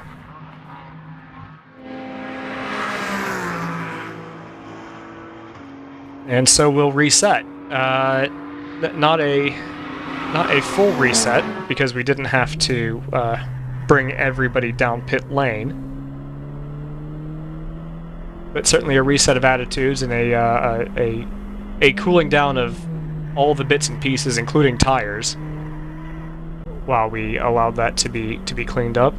Again, a very rapid cleanup by the Red America safety team, done inside from red to green. Took us less than 20 minutes once again, which is a remarkable turnaround.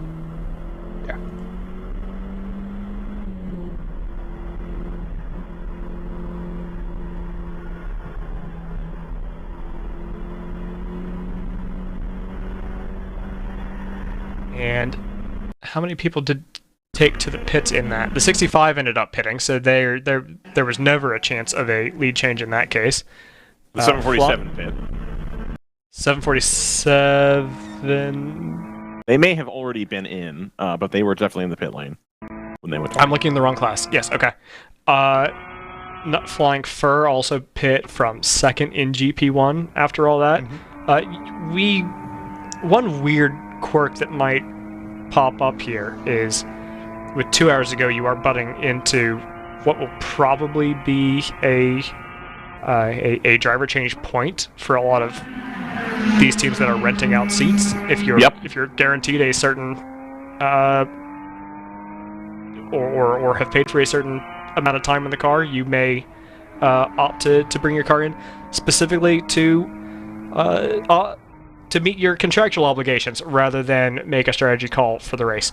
So something to keep in mind here. Something doesn't make obvious sense. There may be a reason under the surface that we're not aware of.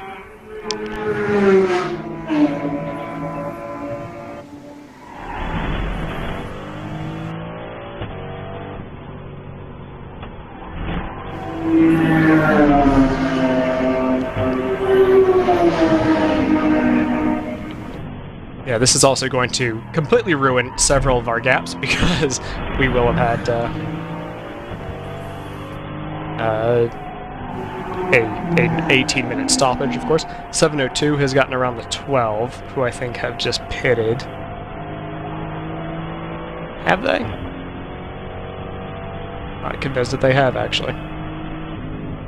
Just kidding. Now I am. Confirmation that 747 was in the pits because they've just been given a lap penalty for speeding in the pit lane. And that is their third pit lane penalty. Which is unfortunate because they're only about 2 laps behind the 178. Is that right? 4 laps, maybe. 4 laps.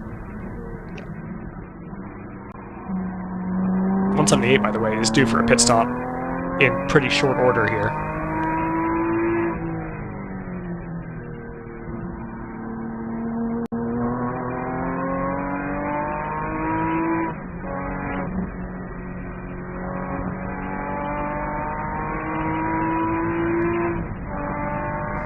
Yeah, so with all that, we've flipped over into the last 2 hours of this weekend. Is this a sprint to the end? Well, not quite, because we didn't have a safety car period to allow everyone to come in and get their full service. Ryan, you're leaking. Yeah, oh, no. Yeah, that's it. That's it, yeah.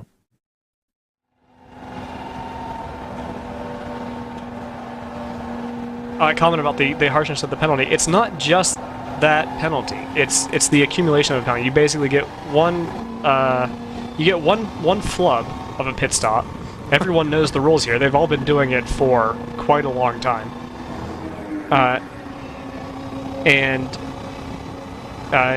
If you use up your one oopsie, because Ryan won't let me say joker. It implies that you use it strategically. A free mistake. You don't use it, but it is a buffer. Anyway. It's what it is. If you go for a gap. I think my pit lane joker is going to be me coming down the pit lane at 75 miles an hour when it's a really close race. That's what my joker is going to be. Well, if you do that, then you're just going to get pulled out of the car. Hey man, anything for the dub, by an inch or a mile. Yeah, the last dub you'll get in the series.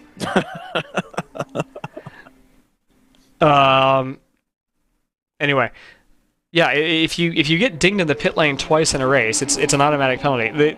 The series likes to do lap penalties because they're very easily enforceable. You don't have to worry about somebody holding a stopwatch in whatever pit box needs to be monitored next for the next penalty. And also, if they're wrong, instead of you losing 5 seconds and how do you fairly give that back, you just credit them with the lap that was deleted, basically. So if there's a bona fide mistake by the pit steward and it needs to be reversed, well, okay, just give them the extra lap back.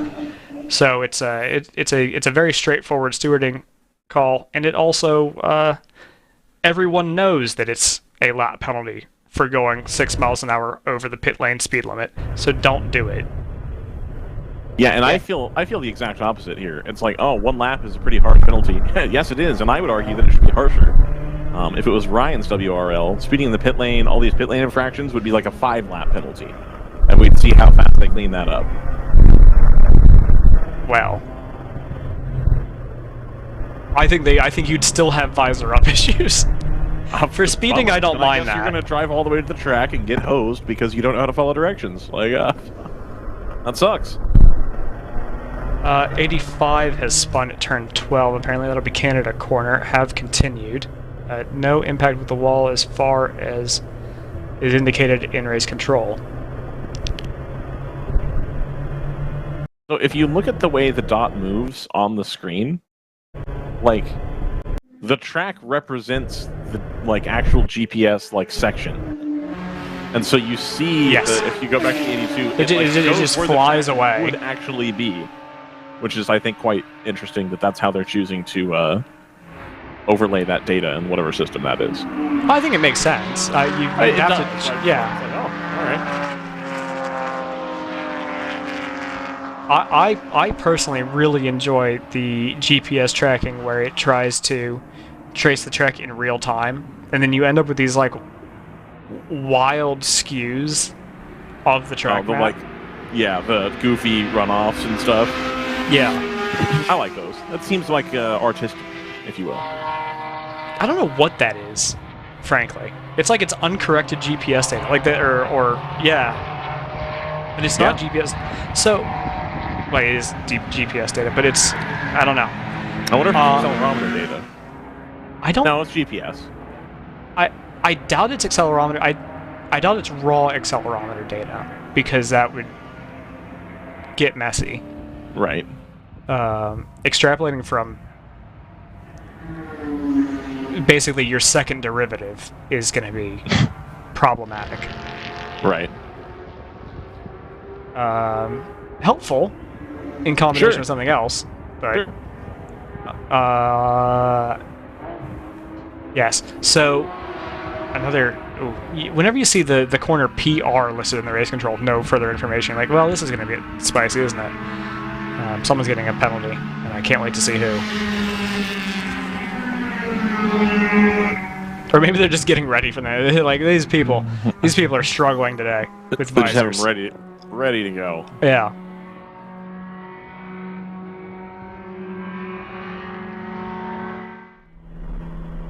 And I feel very strongly that in racing across the board, safety penalties should be extremely high.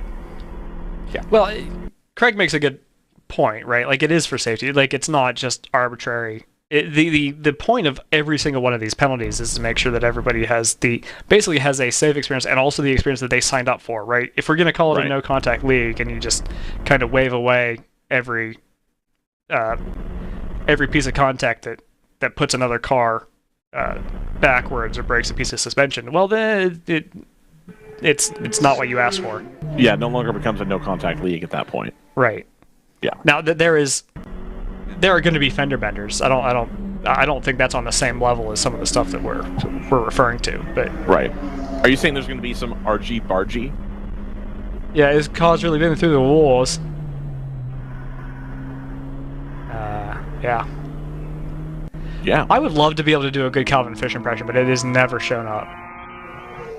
You just need to have him manage your talent. That's true. Have him represent you in negotiations with Brendan. Sure. We do have similar first names, I and his client. Yeah.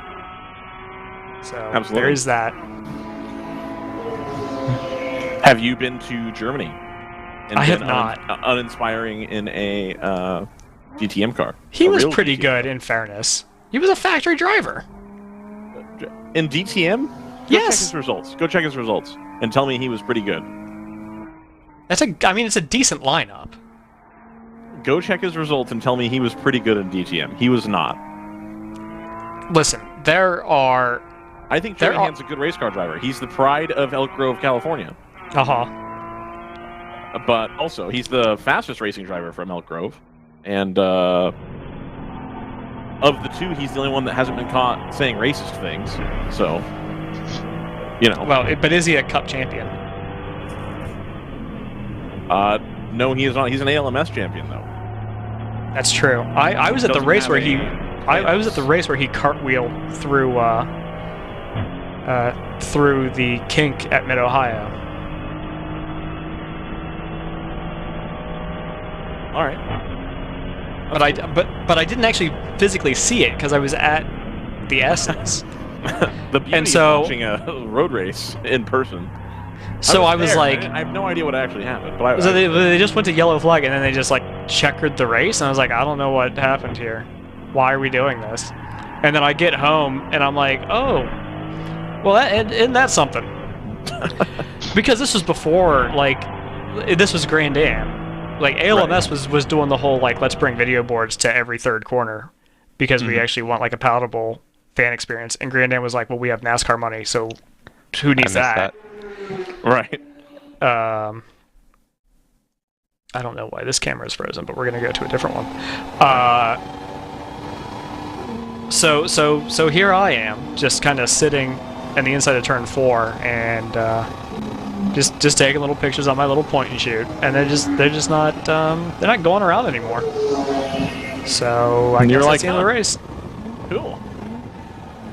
Speaking of early 2000s Grand Am, Terry Borchiller's on this entry list. Is he? For Team ACP. Nice. Cool. Presumably as the coach. Yeah, you would think. Yeah. I remember him from ALMS. Poor guy kept having to drive the Celine without power steering. The car was quick at Laguna Seca. He had pole. It was good, and then the power steering fails on like lap 2. Nice. You love to see it. As a Celine fan, no, you do not. Didn't somebody lose has fans? Yeah. Do There they? are quite a few Semco fans. Interesting. Didn't the car won Le Mans? That is true. I'm trying to remember who had an LMP1 or LMP2 in ALMS and probably should have won a race. They might have won other ones, but they were leading a race, or at least very competitive in a race, and lost power steering in an LMP2, which did not sound like a fun time. Was it one of the Zytecs, or? It might have been. It was around that time. This is the part of the race where I'm stalling to get a onboard to replace the 997. Nice. Who we have lost. I almost spent $50 on a print at the Paddock Club thing today. It was an Audi R10 in the rain here, being chased by the Andretti XM Radio Acura.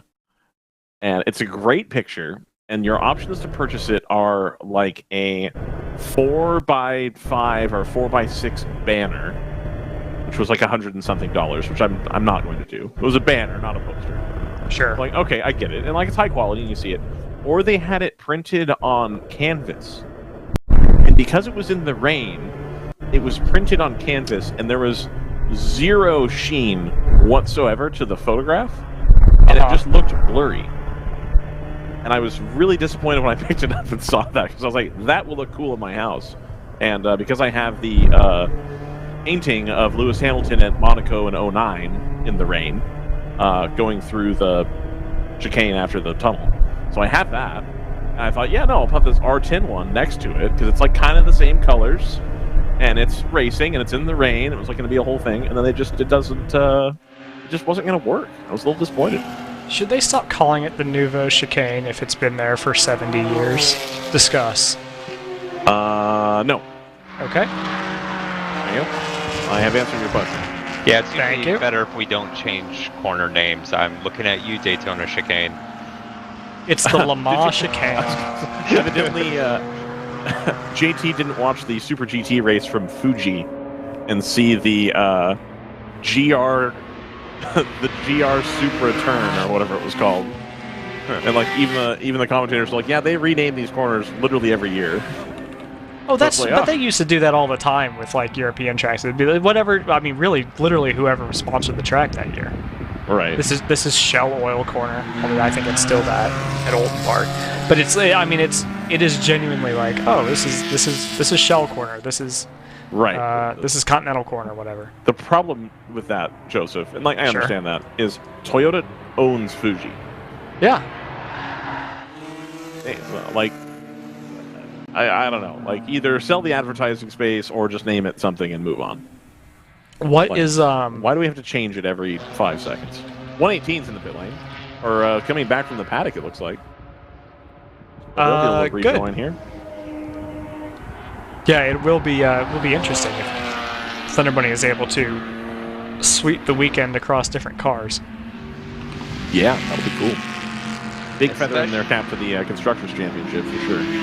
Especially for our championships as well. Absolutely. And we have again failed to deliver on that. But the fact that there are more and more Supras means either myself or Brendan are doing better or worse. Or is it you or Brendan, JT? I specifically have the 111. The 111. Okay, cool. So yesterday was no bueno for you. No, but 6th place is still good points. Right. So Brendan, in picking any Supra, has the 34 and the 118, which he didn't think he would have. He thought he was just going to have the 34 at that point. 172 has copped a pit lane infraction. 1 lap penalty. You'll never guess what it's for. I know exactly what it's for because I've been watching because that's their second infraction. Yes. Because they already got away with one earlier. Dear listener / viewer, it was the visor. Someone didn't have a visor oh my down. Gosh. Oh my gosh. Now, the visor is a different... I don't mind that being a lap penalty because that's your own safety. I mean, if it's a rule, then it's a rule. That's fine. No, I agree. But what I'm saying is, like, I'm much more sympathetic to the idea of let's be super Draco. Let's do the 5-lap penalty for speeding. I don't mind that. If we're gonna play with rules, if we're just gonna kind of Minecraft ourselves some rules. Right. Calvin ball, if you like. Right rear bumper is loose on the 82, allegedly. I did play some drift ball. Some what? In fact, we have had 11 visor infractions this weekend so far. I don't know if that's more or less than I would have thought, if I'm honest. Well, a lot of them seem to have been speeding. 11 too many.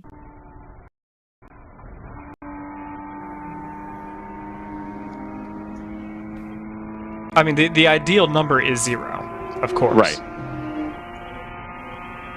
But until they stop doing it, it's more like does it feel like it's been more or less than that?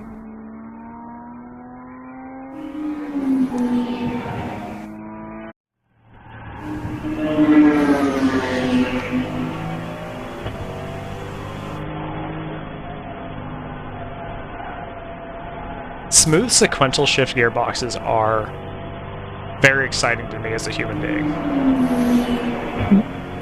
They are. It's not as fun as one that goes ka-chunk.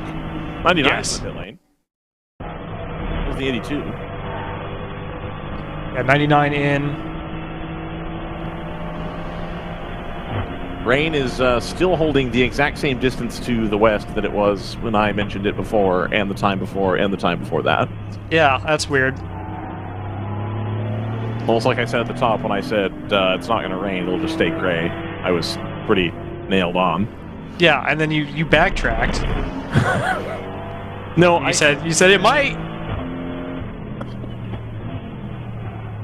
You won't, and then it didn't. You see him.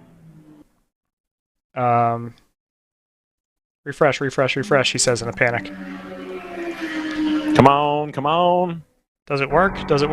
Yeah. It works briefly, and then we run into terrible cell service. Yep. It'll be back. Trust me. Trust me on this one. There it is. Yep. Nope. Well, gotta get to the kink. We're behind the 160. Let's see if we're behind the 160 when the cell service comes back. I'm gonna go with no. Oh, came back pretty fast. Yeah, but it also hasn't I'm skip the next one. All right. Just good. This is it's all going great guns. No, it's coming back. It's coming back. Do you think it's the weather? Do you Come on back. The storm. Oh, that's is having YouTube. That's not even a direct feed. Oh, okay. Got it. I was like, which one is this? That's right. I forgot. Can you change the color of the dot on these systems? I would assume so. Because I'm a big fan of the fact that they've just gone straight purple or magenta. It's the color of their car. Like. Oh no, I know. And you can see it. But they're like, yeah. We're not like we are leaning all the way in on this. As they should. I will still pay. I would pay, and I don't know if Jim's aware of this or not. I would pay a ridiculous sum of money for a diecast of this car. They're gonna make one version. They're gonna make one copy of it, and they're just gonna send it directly to you with an invoice for $1,000. For like $1,000, yeah. I mean that's a little higher than I was willing to spend. Sure. But I've reasoned it over in my head, and the number that I would spend on that is a little embarrassing. Like okay, like. Let me hit you with this. All right. Thunder Bunny themed sim racing wheel rim skins. Oh yes. Oh, I would pay $20 or $30 for that, which I think is, I think, let's be clear, is an obscene price to pay for stickers, but is well in line with what people charge for that. And I would actually pay that for a Thunder Bunny themed one, whereas I will not pay that for anybody else's. By the way, shout out to Big Mission. They've just sent the 134 back out after about 5 hours in the pits. Did they really? Excellent. 5 hours in the pits in a 7-hour race. Mad lads.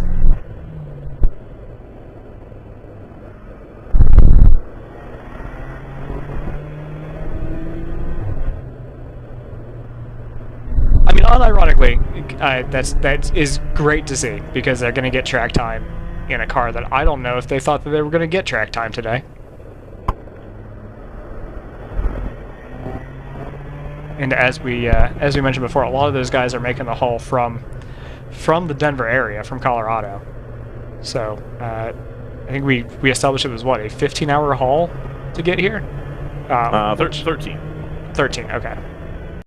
Oh, because we established it. No. Because it's closer than, or no, it is further than Texas. Yeah. Texas is 13. This is 14. Yeah. So, good on them for getting out there. 100 minutes to play with. Absolutely. Open throttle. What on earth am I doing? Get it together. Man. Come on. It's open throttle racing. Yes. Open throttle. Open throttle.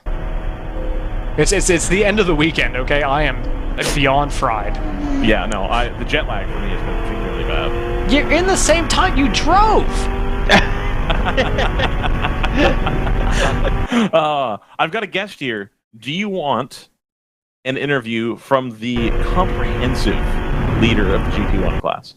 Yeah, I'll take that. You'll take that? Okay, perfect. So I've got Dennis I appreciate that. I've got Dennis here from the 701 with a commanding lead. Have you used up your Joker pit infraction thing? It's what it is. You have not. Oh, so you're very safe at this Our race control log should still be clean. Okay, perfect. I can confirm that. But yeah, we're having a clean race. We're trying to keep the nose clean and just let the competitors do whatever they want to do around us, and try to have it one in hand here for the last pit stop. Now, I understand that Round 3 Racing, very professional organization. Got to give the PR answer sometimes on some things, whatever. But like, you can be honest here. You're with friends. Are you actively trying to catch and pass the 702? We are not. No? Okay. Actually, I got to race with the 702 for a while. So my co-driver last year, Carter Peace, was in the 702, and so he and I were together for a while working through traffic. Okay. And so we actually tried to be friendly to one another. Okay. Perfect. I noticed that the times were not that different at one point, so I was like, I bet it'd be cool to be in the 701 and just like, come on, I gotta get there. Yeah, we hung out together for a while in my stint, so it was fun. All right, I got you. So how's the weekend gone so far? I know yesterday was less good. today's working out the way you want. I mean, we still had a podium yesterday, Still, so right. P2 was still good. We definitely had a rough start yesterday with getting turned around at the opening lap with someone clipping us in the left rear, but you know, sometimes that happens, and came back for a P2, so that was good. And then today it was, you know, just more mantra of keep the car clean, stay off the curb. Let's try to make sure that, you know, it comes back the same way it came off the track. So, you know, and we've been doing that so far. And Oleg's actually out in the car right now. He's going to finish us off, and you know, we've been talking to him and just giving him same kind of, you know, encouragement of stay off the curbs, just kind of work through it. So it's been good. So you're running the minimal to no curves. I did notice that they repaved. I was curious about it when I first came. Yeah. Oh, have they redone the curves at Canada Corner? And they have not. No, they are no, still the same. You go out there, curbs, super rough curbs, and you lose a lot of grip when you get out there. There's been a few cars. There's a bunch of oil dry out there and stuff too right now. So it's messy if you get too wide out there. Yeah, that's wild. That's it's been kind of a, I don't know. Today has been.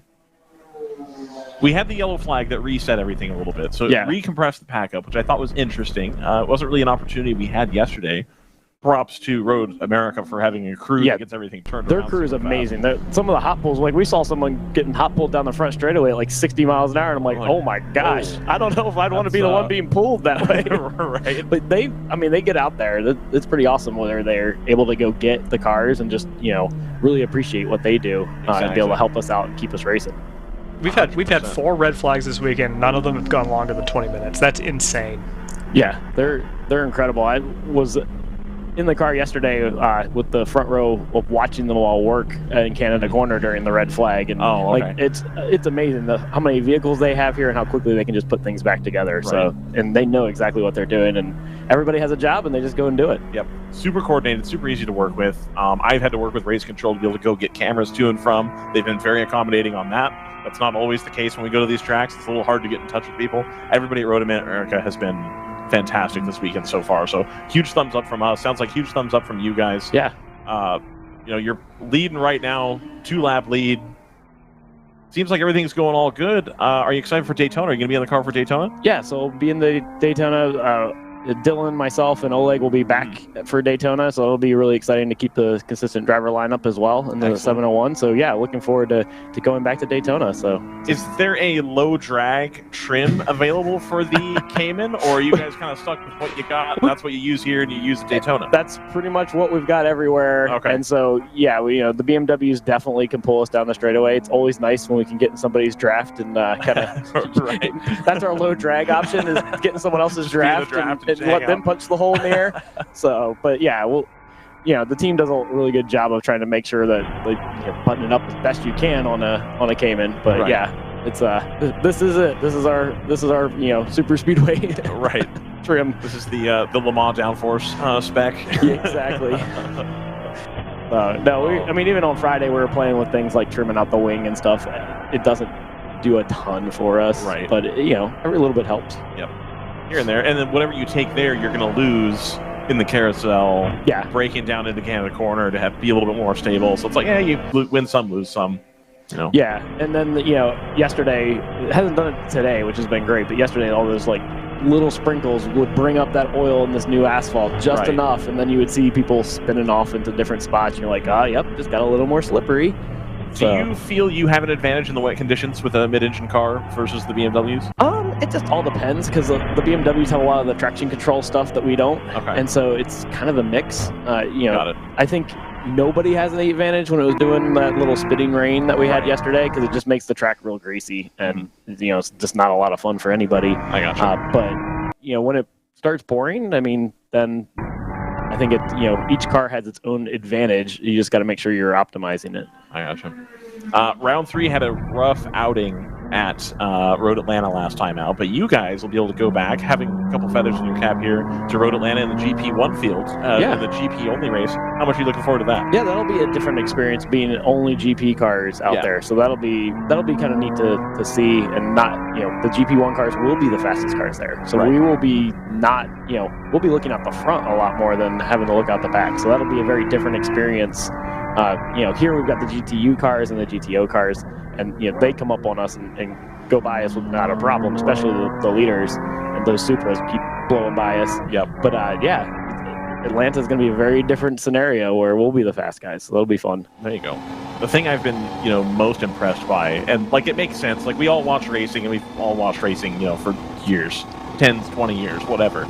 And I'm still impressed every time I see, we'll be on an onboard somewhere, and it'll be the Thunder Bunny car or one of the M4s, and one of these GTU cars just goes around the outside without even thinking about it at the carousel. It's like that's a different type of speed right there. They have a very different type of speed, and I got passed on the outside of 13 today by one of them, and I'm like, wow, I don't think I've ever had someone pass me on the outside there, because no one could stick like that. Right. It was like, that was impressive. Some of the just things that the GTU cars make their speed on differently than the rest of the cars here. Right. They have to maximize those options, because down the straightaway, they don't, even from a GP1 car, they're not pulling you that bad, especially like the front straight here. Like if I can get behind them in their draft, I can hang out with them for most of the straight. Right. So they've got to make their speed in their corners where their downforce really helps them. Exactly. So round 3 has a veritable smorgasbord available of GTO cars at this point, is my understanding. There's one coming. There's another one that Brad said he had purchased that wasn't here this weekend, the Mustang with the 4-cylinder. Yep. You're in GP1 right now. You're having a great race, having a pretty good season. Do you see yourself moving up the ladder next season? Do you like where you're at? I mean, I was in GP3 last year, so right. We're back-to-back champs for GP3, looking to try to be, take the 701 to make it a back-to-back champ. Yep. In the GP1 class. If Brad wants to bring a whole bunch of GTO cars, then I'll let him do it. You'll let him do it? Okay, but, you're in but I on that love what I'm challenge. doing, and I love being with the round 3 group, because they're just, all of our pit stops are amazing. The team's amazing. They were here really late last night getting the cars ready. Right. We had all 4 cars running at the end. It's a lot of work for them to go through and do. So, I like that organization. I like to be able to keep doing it. It's like Oleg is in the pits. There we go. For his last stop. Last stop there with an hour and 30 left, so be able to take that all the way on fuel. It'll be close. He might need a splash, but he'll be all right. How much fuel saving were you guys doing yesterday? Were you trying to save a stop, or did the Reds land well enough to where you guys were like, let's just hammer down? And during my stint, we definitely we tried to see how long the car could go. I actually ran out coming out of Canada, so I've had to sputter my way to the pits. But we did try to go extend a little bit in my stint. Tried to stay off the curbs, tried to extend and just get us into a window, which worked out for us, and we were able to do that. Yeah, you got second. Yeah, so, absolutely. So that the team does a great job. Jim's up on the pit box, running our strategy, trying to figure out what we can do, and they tell us over the radio, hey, here's what we need you to do. They'll give us a lap time sometimes that we need to go run. And we know what that means, and so we'll just go and do that. We did a couple of things in practice just to see, would this help us with fuel? Would that help us with fuel? So that way we know for the weekend. I ran a couple of things in the practice for Jim just to go try stuff. Right. And so now he has a list that we can go through of, hey, I want you to go do this, or I want you to go do that. And it really does give him more options in the race to be able to help us work through that strategy. It's cool to see that type of thing, being employed here. I'm reminded of Joseph, who was it? Was it Scott Dixon and Richard Westbrook or somebody at Daytona a couple years ago in the Ford GT? And they were way out of contention. And I remember the story was that they talked about they used the entire rest of the Daytona 24 just to practice with the car. And I'm pretty sure it was Scott Dixon was teaching all the IMSA drivers who hadn't been in that car before, this is how I save fuel. So I want you to go out there and try to do it. And so to hear that, in particular, level, in particular, came in handy with the Westbrook and hand car at Laguna Seca. Right. Yeah. Because they ended up having to save to win there. Absolutely. So yeah, it's a thing you hear they do in the professional series, and then just to hear today that you guys were in practice, we're trying to figure out what saves fuel.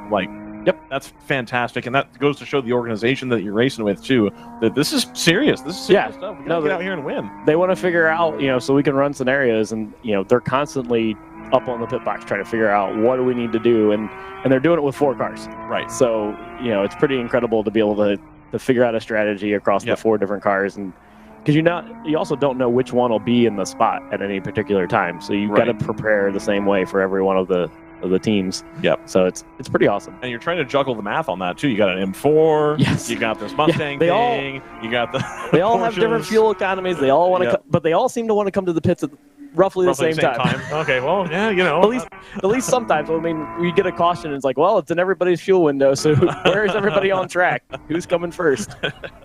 Jeez. I used to see. I think it was. Yeah, last time I came, so it was 2 years ago. They were double stacking the pit stops. Yeah. At round 3 racing. Well, I mean, today when I got out of the car, we had 702 and me were following each other down pit road. I was right on his tail, and we came in and both were pitted at the same time. Gotcha. So, yeah, we pretty much pit 2 cars at a time on a regular basis now. Nice. That's awesome. And again, it's the coordination. I don't know if you saw in we were following the GTO field, but let me just scroll here and I'll show you. So the 99, the GTR 99, great guys over there. Yeah. So they were down in like 9th and 10th. And they were chasing TLM, and the 82 was up there. And, you know, they're kind of trying to figure it out. Pinnacle was in like 6th, 7th. And the pit window came through, and they stopped and came back out. And how long did it take, Joseph? Like 5 laps, and they had gone from like 10th to 4th and saved all that time in the pit lane. Yeah. They had just been chilling in the back of that group, came in pit and came out, and it wasn't even close. Well, I mean, that's one of the big things is getting your pit crew that they can go over the wall and do exactly what they need to do. But then you also have to get driver changes to be that quick as well. Yep. And it's just, it takes practice. You know, it's not going to be something that's thrown together. And a lot of the teams are doing that practice. Right. And, you know, trying to figure out, you know, do I move a fuel filler to what side of the car does it need to be on so I don't have to run around the car? Right. You know, stuff like that too. So it's, you know, it's pretty crazy just working through all the scenarios that they have. Yep. It's really getting to do, you know, it's one thing to, I think, show up to a racetrack, you spend your money, I'm here to do race car stuff, and you get in the car, you drive as fast as you can, and get out, and you're like, okay, cool, whatever. And, like, I'm not into that. If I was going to come and do racing, I would want to come and be a part of the whole, the everything, the working towards making the car better, towards trying to figure out how to save fuel, towards trying to figure out how to save time in the pit lane, well, you know, all you guys do that, don't you? You have this time where you start making predictions about the race. Exactly, 100%. That's what you're doing. 100%. It's not simply enough for me to come here and just watch the screen and, you know, much as I like calling it turn by turn when I have the opportunity, like, it's fun. But I want to know where more to it. I want to know where the puck is going. I don't want to know where it is. Exactly. I want to know where the puck's going. I want to know if the goalie is even in position yet. Well, I mean, Joseph's got a spreadsheet probably open right now. He's probably already playing different games, seeing who's done in pitting, who needs to pit. Yep. We're coming on up on that time, too, where it's like everybody that's got one pit stop left. It wasn't as bad today and yesterday, but that GTO race in Road Atlanta especially sticks out, where everybody was like, yeah, do they have to pit one more time from here? I don't know. Yep. So, especially with the way that cautions have fallen today, it's working out close to everybody's window. But I think if you go from the end of the race forward, you're kind of like, oh, it's not quite going to work out. So we'll see. Yep, it'll be close. So we always found, or at least I found recently, that if you're able to save 5 to 10 minutes worth of fuel, I don't know what that works out to in laps specifically, that it was like, over a 9-hour race, you might be able to save that extra stop. Can you still work enough fuel in your car to save a stop over the course of 7 hours? How has the 9 and 7 played into your strategy versus running 2 8s? Obviously, running the 9 gives you probably a few more options. Right. And it's funny because depending on how your car falls into, like if you're at an hour and a half, let's say, that's a much better 9-hour window than it is the 7-hour window, because then you're like, well, okay, we're gonna end up having an extra half hour of fuel, but then you throw in full course cautions or something like that, and that starts to change the dynamic a little bit too. So a lot of it is seeing what the day gives you. Get to the middle of the race. Actually, Martin on the radio today goes, all right, we're midway through the race, and I'm like, okay, like good to know, because then we're starting to look towards the end, because you can start to try to make those calls and try to figure out, back time it and figure out what you got to do. Yeah, so to start the race, it's like, all right, get out there, stay clean, get into a groove.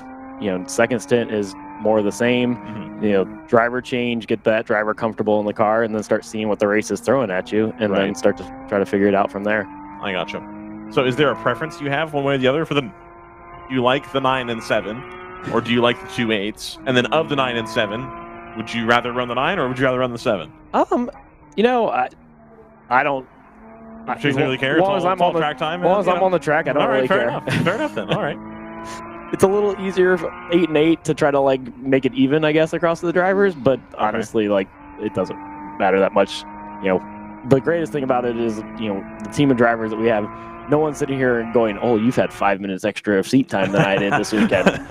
Why haven't I not get like?" We're all here to win. If the car is on the podium, like that's the goal. You just got to do the strategy and make it work. So right. If a yellow comes out and the strategy says box the car, get fuel.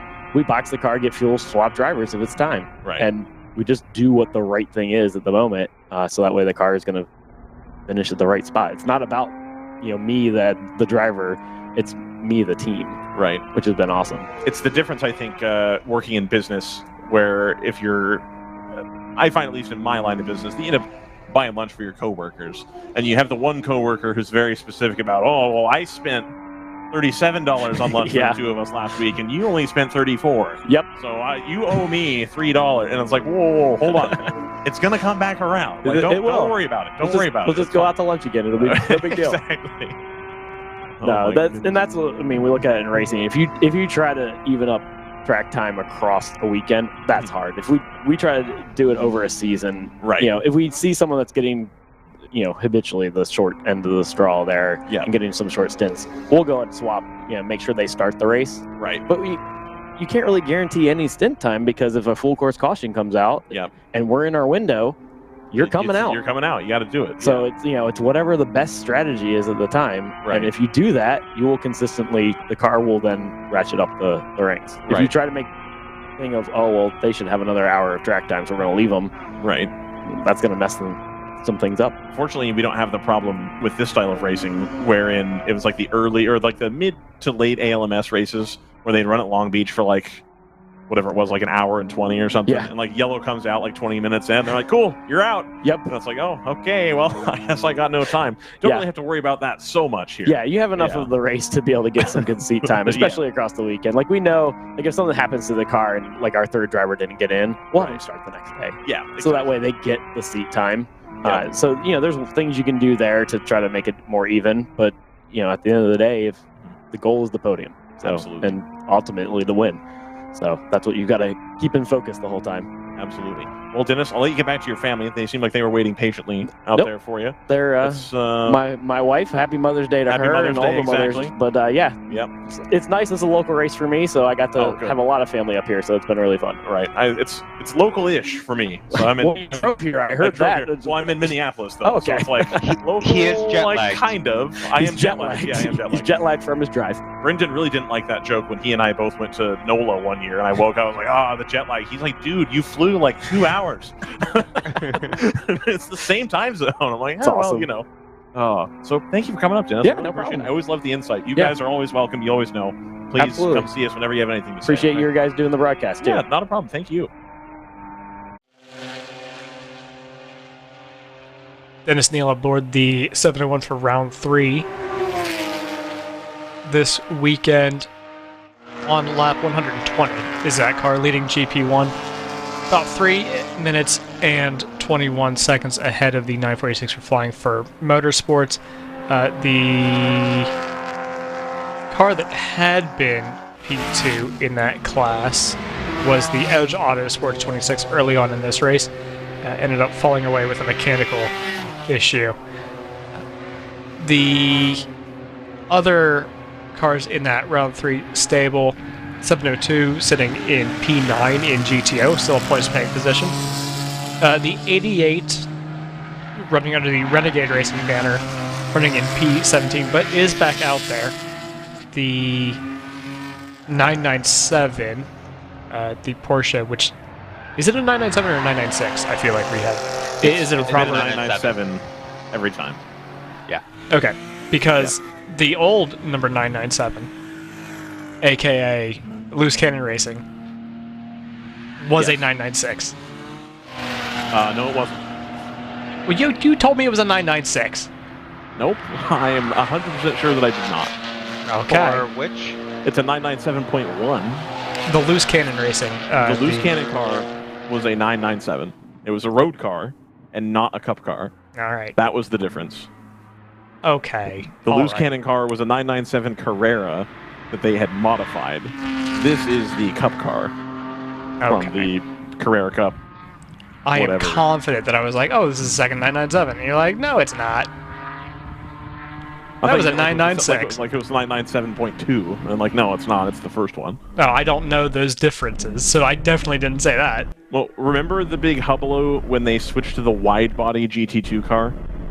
No. And like for a while, in ALMS and pre-WEC, ILMC, whatever they call it, you could have either the narrow-body 997 GT2 car, or they had like the new wide-body GT2 car. And the narrow body was good for like some of the races because there was less frontal area or something. Anyway, one was the 997.1 and the other was the 0.2. It was like the mid-cycle refresh. The more you know. Well, if I wasn't going to discard that information immediately, then I would, sure. And then we can cover this again here in like 2 or 3 months. It'll be great. That is the game plan. Unsafe driving is the penalty to the 191. So it would have been their first pit lane infraction, but because they blew the pit lane speed limit by a full 23 miles an hour, they're going to go straight to a lap penalty, which is I would say lenient for that. I would say so too. I would say so. I don't know. I just want to clarify. I don't know when they were speed trapped. I don't know if that was maybe right at the line, but even so. I want to clarify here, when I made that joke earlier about if it's truly a joker, I would just blow through the pit lane at 75 miles an hour, that was a joke. I did not think somebody would actually try it. Well, and then I said immediately after that, it would be the last time you did it. Yeah, exactly. 100%. Yes, so that was very silly of them. I'm not sure how they ended up doing that, but either way, I think they're very fortunate to have not been ejected from that car. Stratus 59, as you see on the timing tower, still holds the overall lead over the 111 for Thunder Bunny. So they lead not only GTU, but they lead the race. So yeah, they do. Racer Motors is some 6 laps back, and officially the delta for that is at 14 minutes and 22 seconds. So they're going to start in about an hour's time. They will have run out of time to actually compete for the win. So they're going to keep plugging away, and I think they are, at this point, very much locked on to score points today, which is good news for that 6th squad. But that gap is slowly drawing further away. It's of course our smallest class and our largest lead gap in the field. Everybody else within 5 laps. The next largest gap is that GP2 gap. Big old gap between the Harrison Motorsports number 164, who were a lock to win in GP2 until they had mechanical problems. So there is no such thing as a lock in any of these classes until it is mathematically impossible to catch up to you. 197 is the next car in line in GP2. They will be trying to pull back that nearly 6-lap deficit. Good luck with that. So, Joseph, I want to call your attention to the final turn cam. Yeah. That faces the thing. Do you recall what I mentioned when I talked about not wanting to place the camera there? It died at exactly the same time yesterday. Oh, did it really? Okay, all right. Yeah. Okay, all right. I just want to be, Anyway, how's that radar looking? So you say that, and I understand that, like, that's a funny thing. But I'm watching this, the turn 6-7 complex camera, and I thought I had seen a raindrop come through. So I've been intently watching, trying to see if I see another one. Okay. I'm not going to mind it if it does come in. It is going to throw the cat amongst the proverbial pigeons. The orange and yellow bits, and there used to be, it was just green with like a fleck of yellow. Now there's like, oh, that's an orange and yellow bit. That makes me entered the outermost circle. That makes me go straight to the lightning map and see how we're doing. I think everything is going to go south. I think it's... You say it's going to go south, but it looked like it was going to turn north. No, I'm talking about the lightning in particular. I'm not worried about the rain so much. I want to make sure that we're not going to get lightninged out. Gotcha. Yeah, so unfortunately, I'm going to do the Brendan thing and be like, oh, it's going to rain when I have to pick up the cameras. I know. I was thinking the exact same thing. I was like, haha, you're going to get in the rain. But I wouldn't say that because I'm a nice person. Right. See, I have proper weather gear, so I'm prepared for the rain. I have a roof. I also have a roof at my house. I am geographically separated from your situation. Yes. You'll see this rain in like 2 days. Well, maybe a day. Yeah, I was gonna say it's a lot of the winter storms have tracked across and they've like hit Minneapolis, and then like a day or two later, like, oh, it's made it to Joseph's house. Yeah, it's kind of weird how long it's kind of. Some of that stuff like blows through in like 6 hours, and some of it is it takes a minute to get there. Yeah. But no, a minute is less time than 6 hours. So the nearest lightning strike is like Central African Republic. No, it's pretty far south into Illinois. So I'm not worried about a lightning delay here. Is it in Beloit or is it in like? We're talking south of Rockford. We're talking about the same latitude as Davenport. Okay, all right. South of Rockford, that is quite some distance. I'm not worried about that at all. South of, if you are Iowa centric, it is south of Cedar Rapids, south of Chicago. Okay. Which it turns out Cedar Rapids and Chicago are very close in latitude. Yes. You know what else is really close in latitude is Redding, California, and New York City. Fun fact. Okay. You can go ahead and check that for your own amusement. Ohio is pretty close in latitude to like central Spain. We have very different climes. We have very different climes. Absolutely. Absolutely. That dang jet stream. Boy howdy. That jet stream is fire, yo. Dude, I love the GPS thing driving away from the circuit. Look, without context, it looks insane. It looks so crazy. It's fantastic. I hadn't noticed that all day until I mentioned it a while ago. Oh yeah, no, I was genuinely like, what is that weird track? Like it looks like it'd be some random club track in France. I'm like, oh no, it's trying to like pull out like what are some weird tracks that, you know. Yeah. All right. Anyway, hour and 8 to go here. Joseph, might this be a good time for an ad? Ads in this economy? In this political and socioeconomic climate? Yeah, I would do an ad. All right. We'll be back. An hour remaining here at Road America.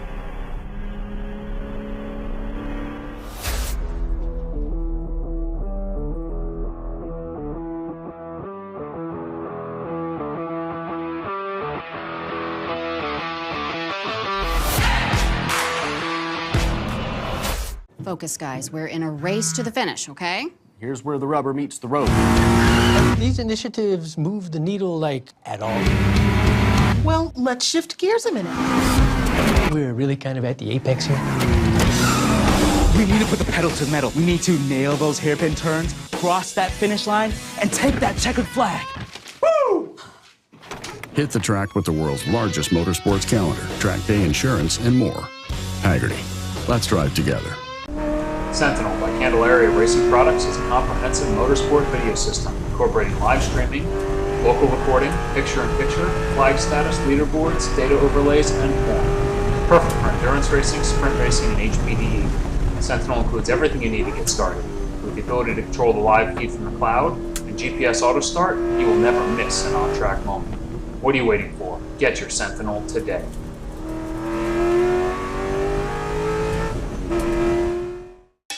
It's your Uncle Cooper. Truck owners who run Cooper AT3s are some of the most dutiful people I know. Even if that duty is to haul a load of this stuff. It's not glamorous, but it's their duty nonetheless. So if you and your truck are constantly tackling the regular duties of the day, go with a tire that can handle them all. Oh man, I stepped in it. Go with the Coopers. Cooper. Welcome back to Road Atlanta. here in lovely eastern Wisconsin. We're trying to see if the weather's going to hold off for the last hour of this WRL race here at Road Atlanta, part of the Midwest Championships. Things have sort of stagnated at the front here. The 162 is starting to catch the 99. They've only about 4 seconds out, and the 99 is 15 seconds off the lead in GTO. The number 111, of course, not the overall leader. The overall leader is the GTU leader, who is comfortably ahead of the 6 at this point. Good 6 laps. So not a lot of close battles on track. I'm just trying to look through here and see if there's anything else I can find. There was briefly in GP1 as PC Racing was hounding in Ginger. Yep. I think they're on slightly different pit strategies though. Okay. Yeah, I think in GP1 we're really looking at the podium spots here. I think those are very much up for grabs. 701 looks pretty locked on for the lead as long as they stay clean. Yep. But that 946, 44, 46 tussle for the bottom 3, I think is I think could be interesting. Keep in mind, Flying for Motorsports just pit, so they should be good to go from here on out. Yep. I'm looking at projections rather than the standings, so I don't know if that reflects anything that needs to be updated. So I think Flying for Motorsports are good from here on out. PC definitely owes us a stop, I believe, relatively soon. And I believe Ginger will need to make a splash at the end. All right. PC definitely has the pace advantage over Ginger, though, so it's going to be interesting to see the pace that they're going to be able to reel in that gap to see what that gap's going to look like once Ginger does a splash and go.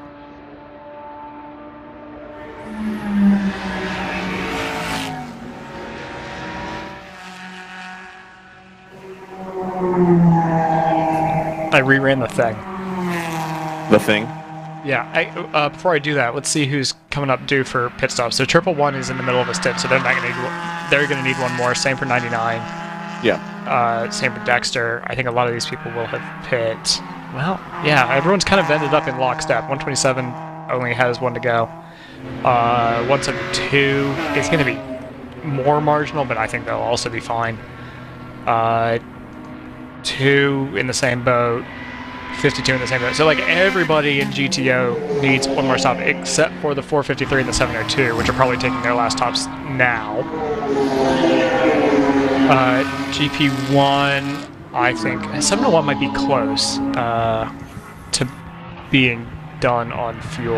946 pit. JT, who were you calling out had just pit? Was it the 946? Yes. Okay. 44 is doing this lap. Good.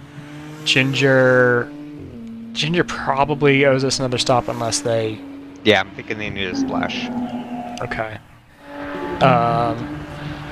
And then, let's see, going over to GP2, Harrison just had their last stop. They'll be good to go.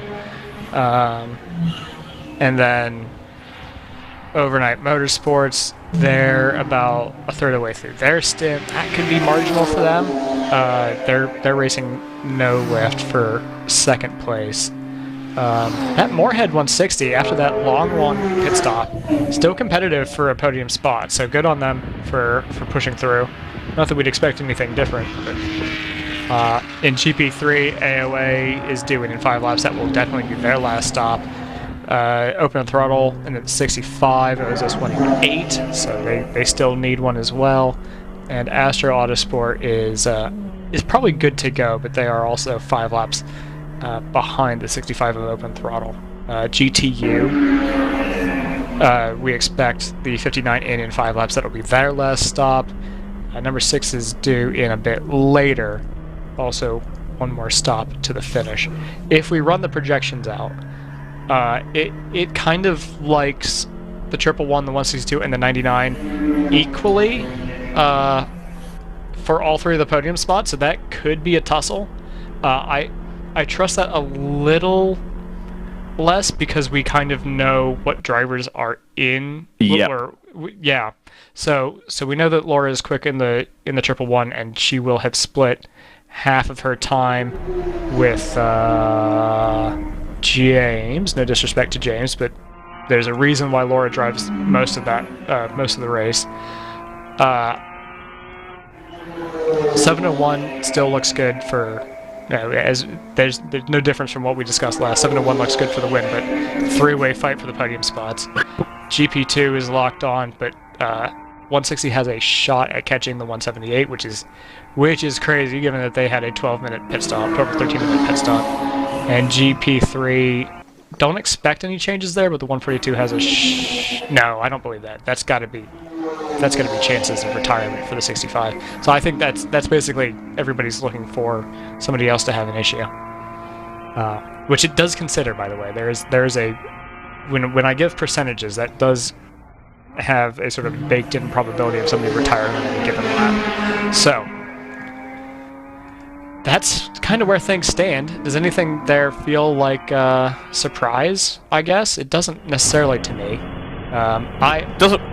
Doesn't feel like a surprise, no. I did just want to point out real quick, the weather has now entered the second of the three circles. I was seeing that, yeah. It looks like the tail of the storm has now reached Lake Michigan. So it is now starting to flow through, but is it staying pushed to the south? I still think that we're going to catch some rain here at the end.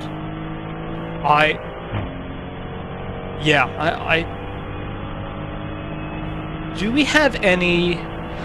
Has anybody gone to a weather app of choice that gives you a to-the-minute rain expected in, etc. yet? I can do that. Okay. Not that I necessarily trust those, but it's a fun number to use as a reference point. Right.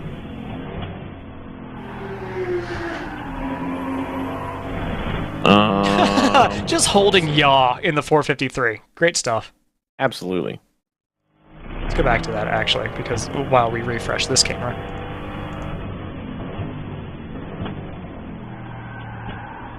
Camera feeds freeze up from time to time, and then come back.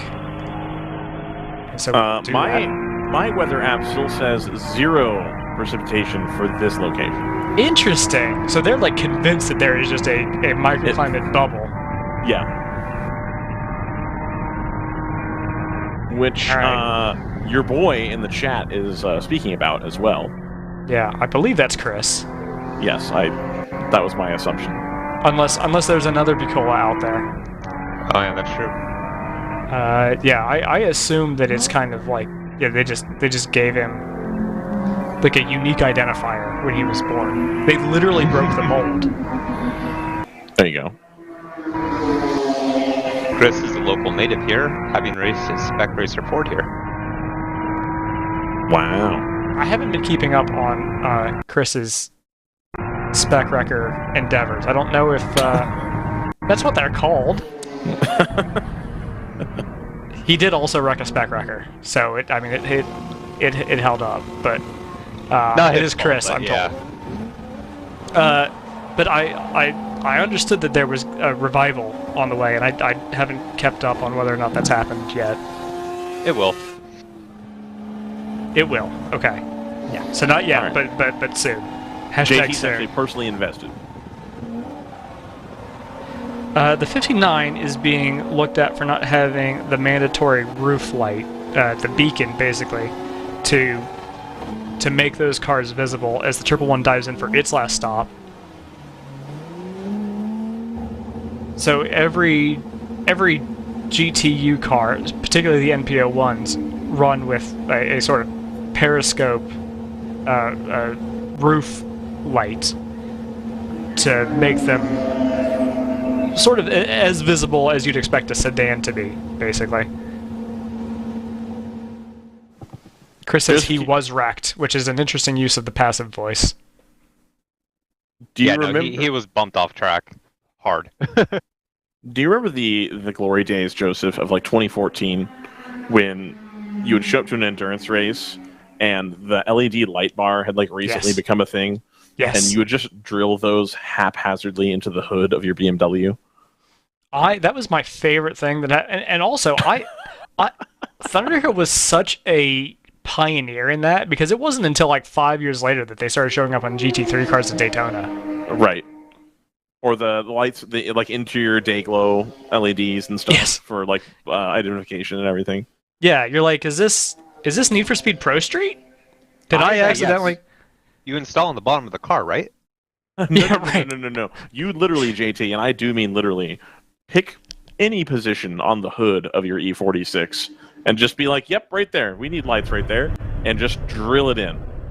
I think it goes by the cable length. Probably. It's like, how far can I reach? All right, this is good. Oh, man. And drill. Oh, nope, because the bend of the cable, that's too far. I need another hole. Hold on. All good engineering decisions are driven by the phrase, this'll work. I'll take your word for it. Dude, it's coming. The radar thing has now updated. It's gonna rain. I feel pretty confident in that at this point. I know we've talked about it several times. Okay, but what do the numbers say? Give me the numbers. Ravioli, give me the formula. I don't have any numbers. There's no numbers in this. Here's the deal, Joseph. The weather is an art. All right, it cannot be tamed. That is literally untrue. It's a black magic. You either have it or you don't. That's all there is to it. She moves in mysterious ways. She does move in mysterious ways. Look at the speed of that 59. I mean, that talks to what Dennis was telling us about. And this is a GP1 car that we're on board with as well. The NPO1 isn't producing a ton of downforce, but it is still a downforce car. Right. It's making enough for this event, that's for sure.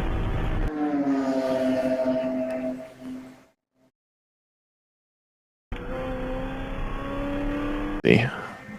Now using the eye test rather than the radar. Just looking towards the sort of carousel area, or not the carousel area, the carousel area. It's pretty dark over there. The sky is definitely a different shade of gray at that end of the track. Looks more dense, if you will. Now, Ryan, if you would, do you have any flags that are visible from your vantage point? I do. The problem is the flags that are... Well, that's interesting.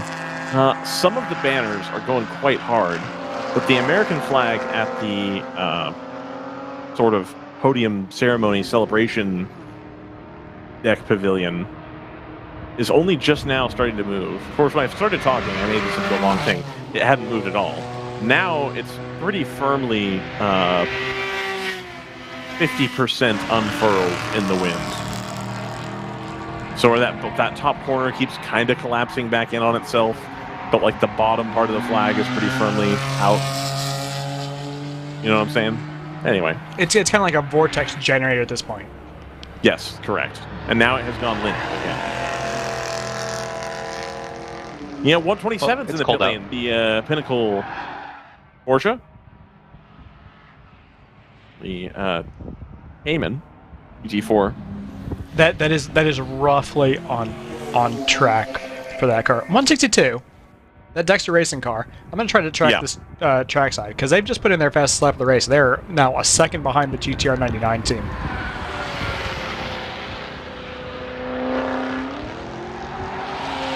Oh, there they are. They come nose to tail over the start-finish straight. He may have a look here into turn one, Joseph. Yeah. Let's see here. We see those are the cars at the top right of the screen. They come out, lights flashing, shows the nose, dives back in. A little bit of a fake there, perhaps. Flashes the lights and then shows the nose. Kind of some mind games, if you will. Now, remember, this is the race for the lead on track, but it may not reflect the running order when they come back out, when they match the 111's pit stop. Right. It's still a path for a podium position, though. Yes, well, it'll be to get them on the second rung of the podium, and if the 111 has a long pit stop, you know, that could make things kind of spicy. Here we go. So we watched the 909 hold off this Supra yesterday. Do we think that the driver of the Supra is the same driver that was in at the end? And if so, do you think there's a mindset change here for the 162 Dexter Racing? I was thinking the same thing. There's an emphasis on, like, I have to get this done because if a red comes again, I won't have this have had a... Won't have this have had a... blah, blah, blah. This will not have happened... Twice. 2 times in a row. Yeah, I don't... There is more time on the board, obviously, in this case. Yes, that's correct. But we were also talking because there was like 30 minutes to go, which also seemed like time on the board.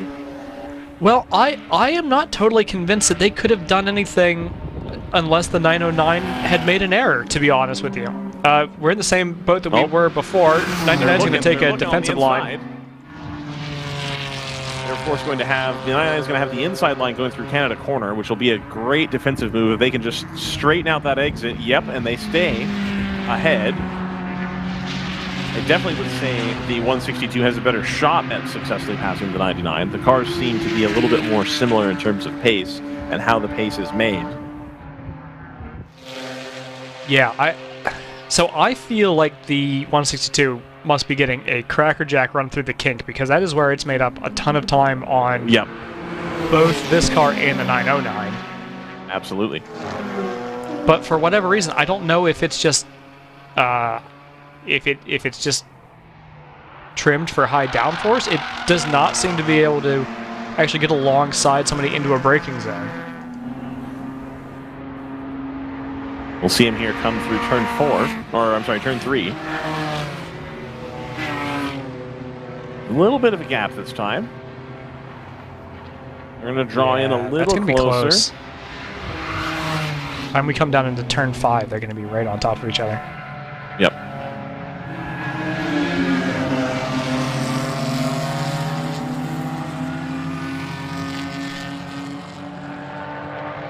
Not quite still the same gap. It feels, I mean, it is a little rinse and repeat, but with a very different car in front. If I'm being really honest. And whether that's intentionally, I'm not going to make a dive bomb mood, I'm just going to wait for them to make a mistake. Or if that's intentional in terms of I'm just going to stay right here and follow them around the whole time because I don't want to be in the lead. Yeah, I don't know.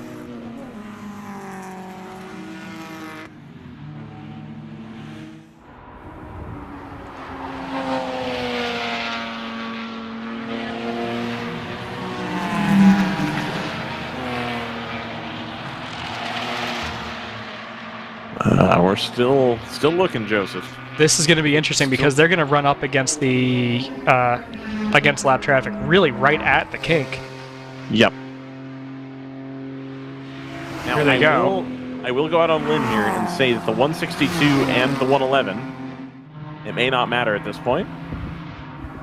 162 probably hoping for the rain at this point with the superior traction control on the Supra versus the GTR 99. And they're choosing the outs. Oh, there we go. That was the wrong white car I was looking at. Let's look at the Astro car.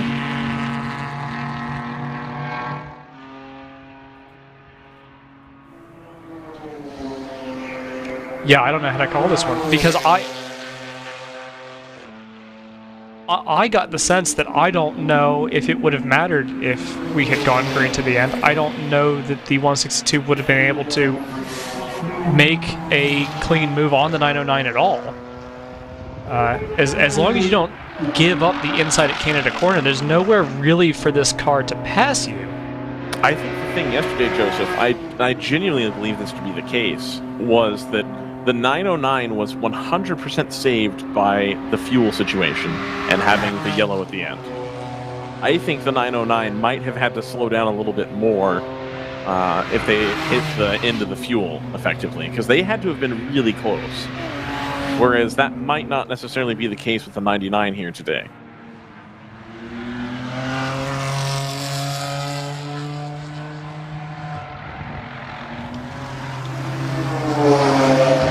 As that 162 just following, staying tucked in right behind.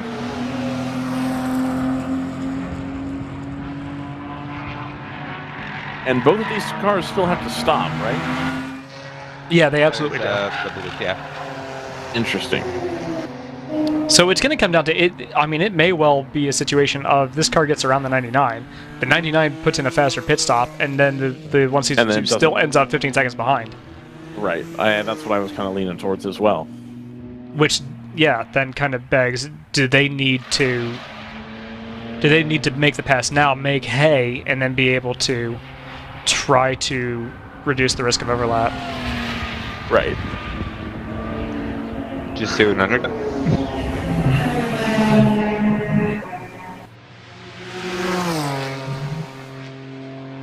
I think we might have overlap here into... No, well, maybe.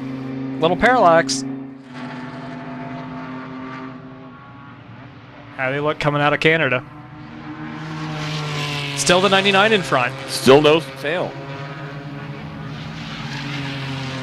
That looked a lot closer than they had been. I agree. I thought that there might have been a little bit of bumper-to-bumper overlap. The fact that 2 laps ago, the 162 jumped out, flashed the lights, and then jumped back in behind tells me that they are absolutely looking for opportunities to pass, but only when it makes sense to do so. Now they are side by side. And we'll see them come down here into turn 1.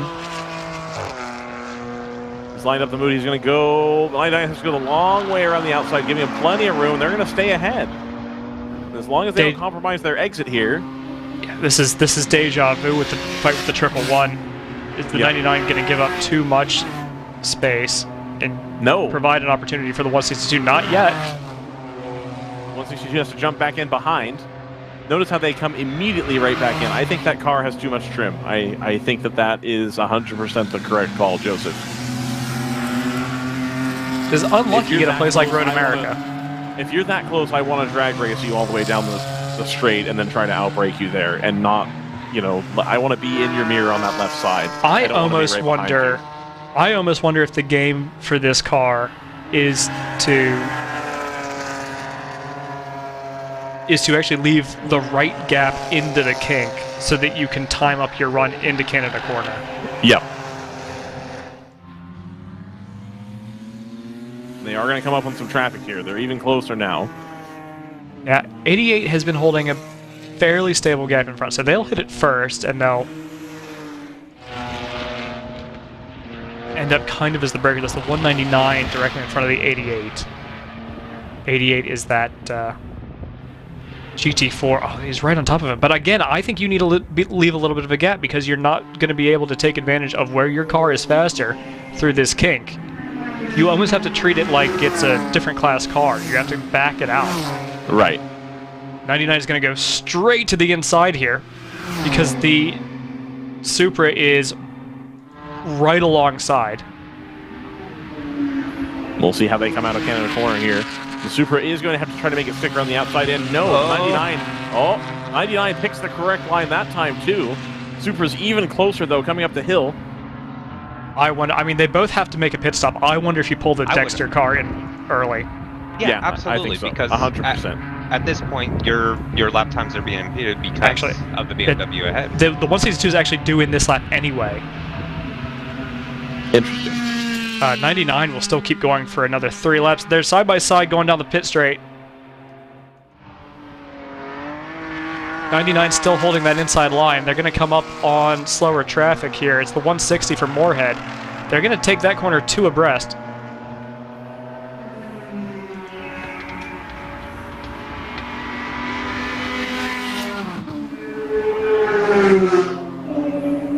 And the 99 still got the advantage, and if this lap is like the others before it, they're going to gap this 162 by a little bit and buy themselves a little bit of breathing space, but they are going to still come up on a little bit of lap traffic by the time they come down to turn 5.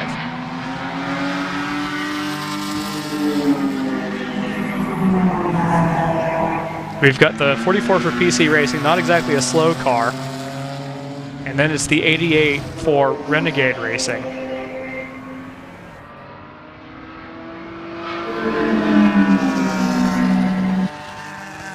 By the time they get to turn 6, that 162 for Dexter, that Supra is already right on the bumper of the 99. 82 is in the pit lane. Open throttle has dropped 2 wheels off at the kink. That will be a closed throttle moment for sure. I think we're going to be clear of traffic at least through the kink here. There's a tail through the carousel.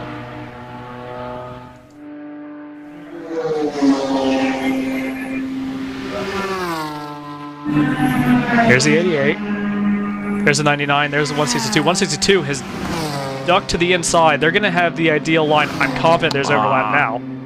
There's overlap with it. They don't have a firm lead there. We'll see if the 99 tries to break late and stay ahead. And... no. It's done. It's done. It has happened. The 99 is going to try to hold on, but they can't. The downforce on that Supra absolutely helping out, getting up through the S's. Now look for the 162 to pit very soon. That's the other thing here. Might be this lap.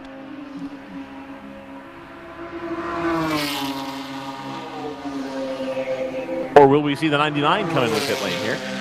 88. 44. They're both in. They're both in. So, all of that move to make the pass and gain a little bit of time. You'll need every ounce you can get when trying to go with the 99 here. 99 pulls into the pit stop. They're very fast. Over the wall. This won't be a full fill, by the way. These cars can typically do about an hour. We've got 40 minutes left to go. So they will be short filling, and that'll be part of this game. So that's 1 can for the 99. They have a 2nd can going in and a 3rd can waiting. I want to say these take about 4 or 5 total. This is the 3rd.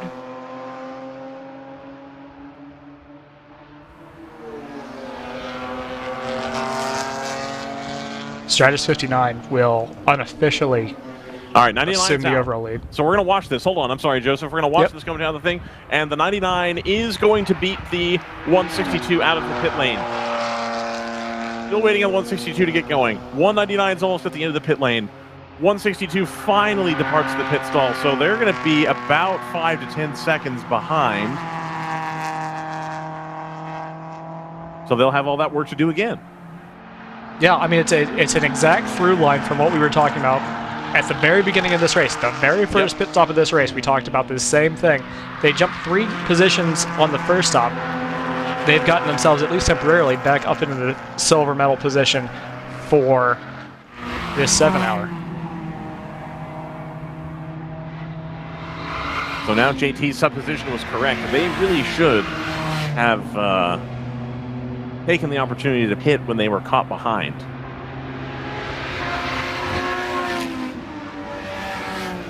Joseph, from what it's looking like right now on the radar, I do believe all of the rain is going to pass to the southwest. That system is now flowing, but it is effectively draining into Lake Michigan. Sure, okay. And staying around the southern edge of Lake Winnebago. So it's not going to come to pass. And by the way, the 111 has just come out in front of the 99. You can see that on your screen. The 111 has gone through on both of them as we expected, but it was a much smaller gap than I personally expected. Yes, absolutely. And do we think the 111 is safe on fuel, Joseph? Easy, yeah. They're done. Cool.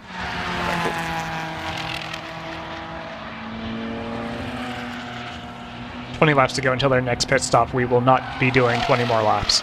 No.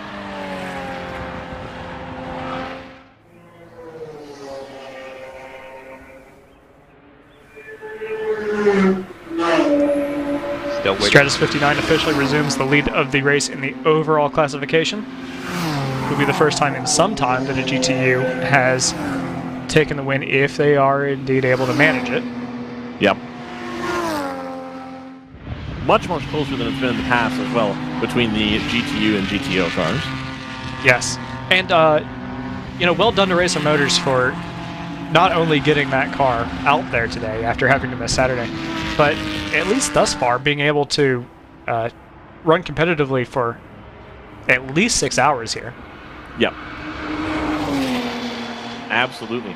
That's a team that keeps growing and getting better and better by the event. Yeah.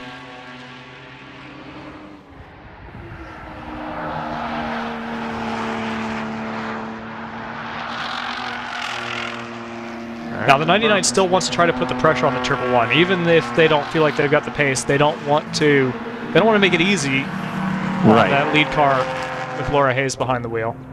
Absolutely. 3.7 seconds. Do we have the 99 on board still? We do have the 99 on board. Go ahead and take a look at that. I think we can do that.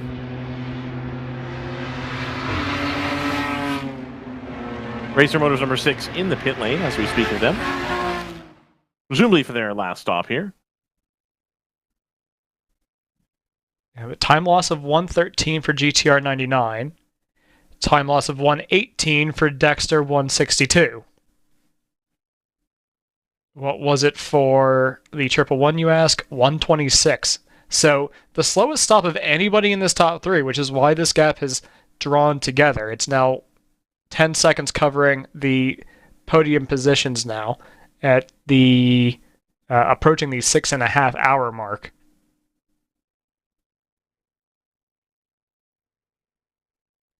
We can also cut over to our overall leader. Or not overall leader, sorry, GTO leader. If you're interested in the overall battle, the 59 should also be good to go to the end. So, barring a incident on track or a mechanical, they are penciled in for the overall win. Excellent.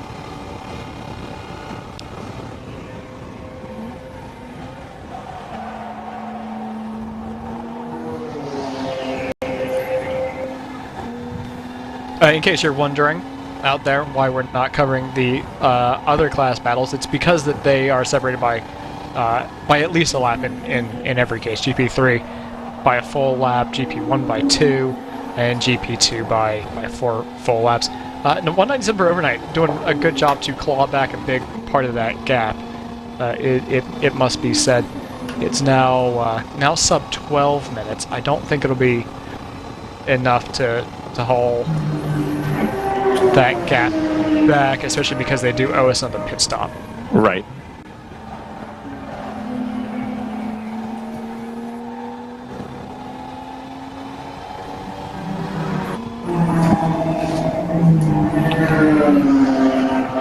Exiled, your GP2 winner.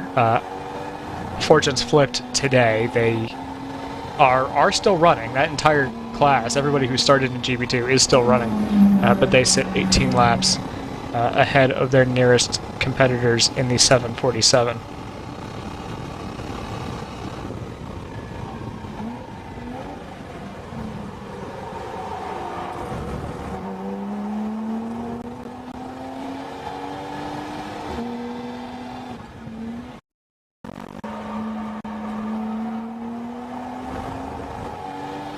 Moorhead Speedworks at 160. The only car in the field for Moorhead today. Mechanical issues forcing the 147 in GP1 out of the event. That is only sitting 94 seconds behind the no-lift 178. There may be a pace advantage there. Remember, the 160 is on a little bit of a comeback drive. Yep. But approaching half an hour to go, it's going to be tough to claw that back even for that squad. I mean, last lap was also 8 seconds difference, so... Yeah, so they're going to need 11, maybe 12 laps to get it done, which it's going to be close. It's doable, but it's going to be tough.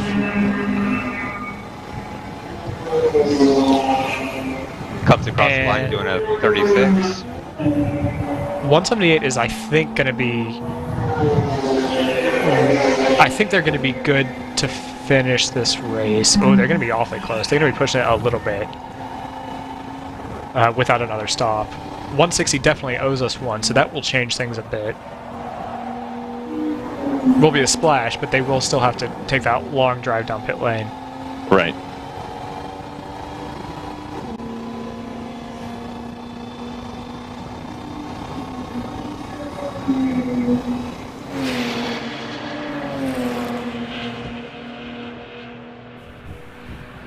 Overnight has just done their fastest lap of the race. So late in this race. They're still pushing. They don't have a ton to gain, actually. There's 4 laps in front of them and 4 laps behind them, but put in a heater at a 239.5, which is an improvement of a full quarter of a second. Not a full quarter. No, not a full quarter of a second. 0.22. Excuse me.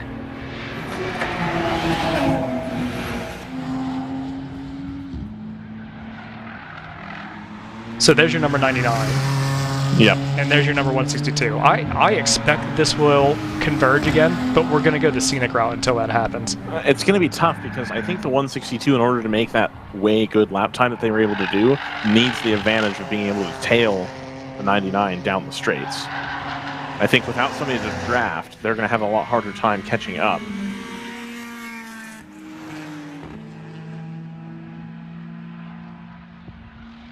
Yeah, that whole system, Joseph, that was holding to the northwest has completely collapsed and is now just straight funneling south of the track. Okay. Well, so that should be good to go. It's that vortex theory. Yep.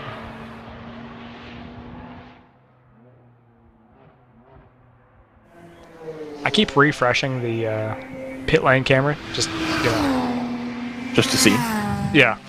Yep. Sorry about your log. Yeah. Sorry about it. You hate to see it. Listen, 9 out of 10 is not bad. No, it really isn't.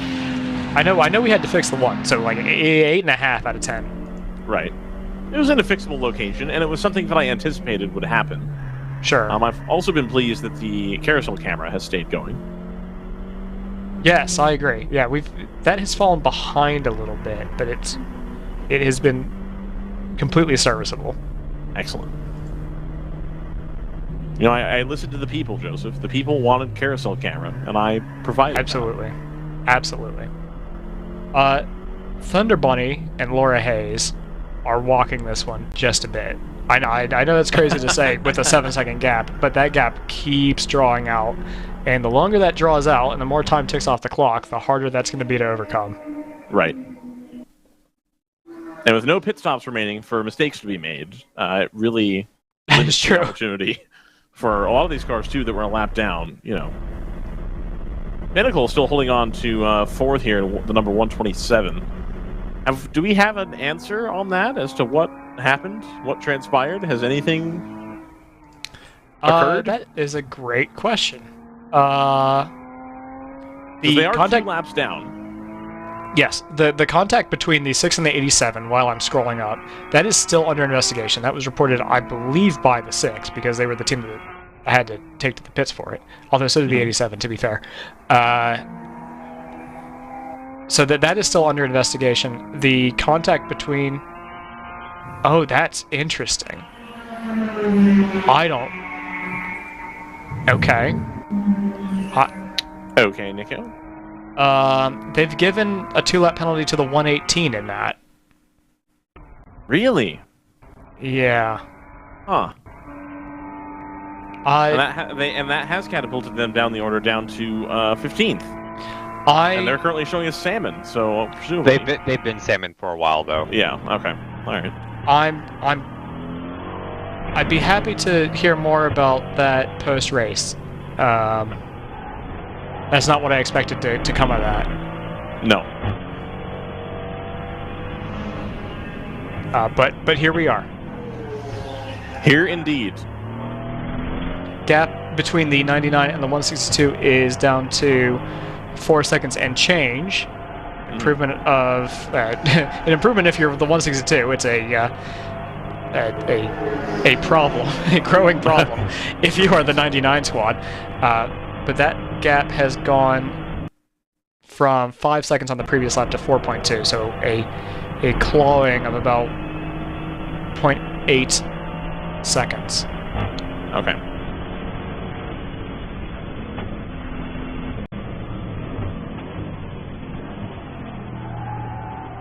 ACP cars have swapped positions, the 52 overtaking the number 2.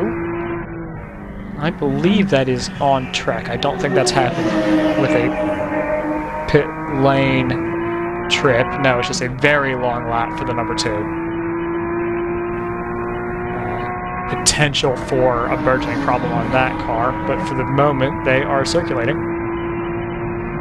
All right. Happy with that.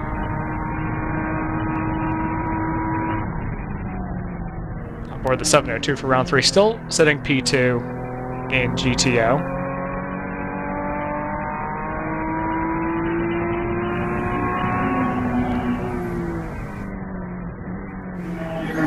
Orange marks on these cars, by the way, represent that they were last seen on their way into pit lane.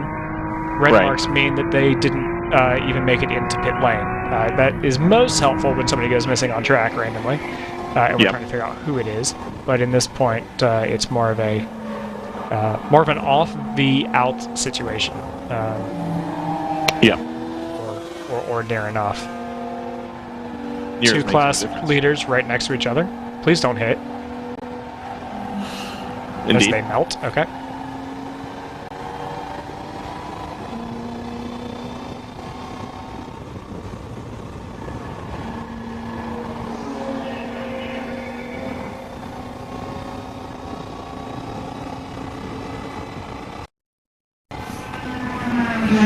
Calm, cool, and collected behind the wheel of the number 111.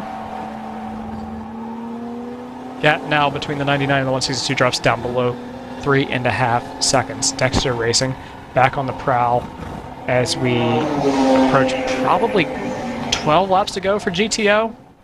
Maybe that's closer to 10 or 11. Yeah. I'd say 11. Has to go up the inside of the 160. Gives him a wave as he does so. As the 160 concedes the corner. Probably, more helpful than he needed to be. We're just having a conversation in the chat about how much slower drivers need to make room for faster drivers. That was it worked out. Yep.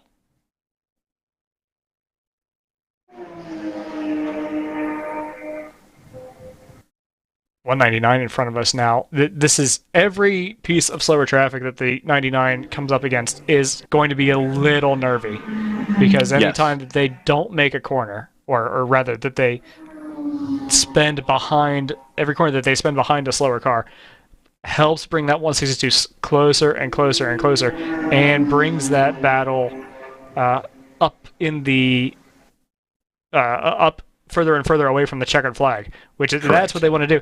And the other thing is that 162, now the mental battle part of this, the 162 knows exactly how to get around the 99. The 99 knows exactly where the 162 got around him the first time.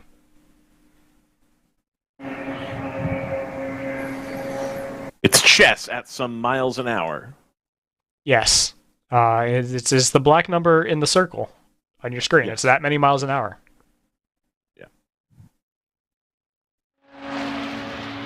Switch over to trackside. So the number 99 that we were just on board with is that dark blue BMW, the GT4. The car that is chasing it is the car in question, the 162. White base with neon green trim, and it goes off the kink. Hold it. My goodness. That was very impressive. My goodness me. So that's going to set him back a little bit. He's going to have some dirt on the tires. He's going to have to, I think, take a breath there. Take a beat. Just trying to, I think, make up that time in the kink like they had been, Joseph. And that time, it wasn't working out. That is a heart and mouth moment. Yes, it is. That was an impressive save, but again, not something that you want to see. 99 just clicks across the lane. The 162 there, somehow, Joseph, the 162 hasn't lost any time. So part of that is that the 99 was caught up behind the 701. They could not have picked a better time to make that kind of mistake. I think they're feeling a little ragged there, because you can see the rear of the car stepping out just a little bit under braking for turn 1. Yep. This is when you're in the driver's ear, as long as the driver is open to it, to say, okay, settle down, we're in a podium position. We don't need to be doing anything crazy. You're faster than the car in front. We just need to get there.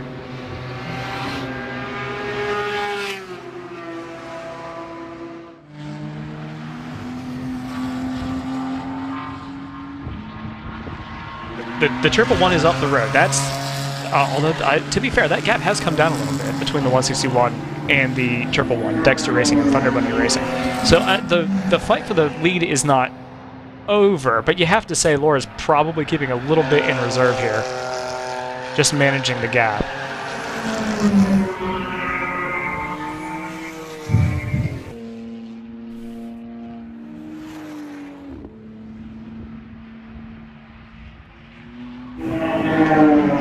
Still waiting patiently. Yeah. So now the 162 is going to be balked by a little bit of traffic by the open throttle car. That's going to allow the 99 to get ahead a little ways. Oh, and in a big way. That's a tough place to catch some traffic. They're going to scoot away up the carousel. A downforce car can get around a heavier GT car on the outside of that corner. A GT car has a really rough time, even if it is faster, getting around another GT car through there. Especially when you just tried the ballsy move from Kink, and it very nearly ended in needing a new car. That wasn't even, I don't even think that was passing traffic. I think that they just misjudged it and went a little bit. You drop the left sides here, and it takes the whole car with you. Yep.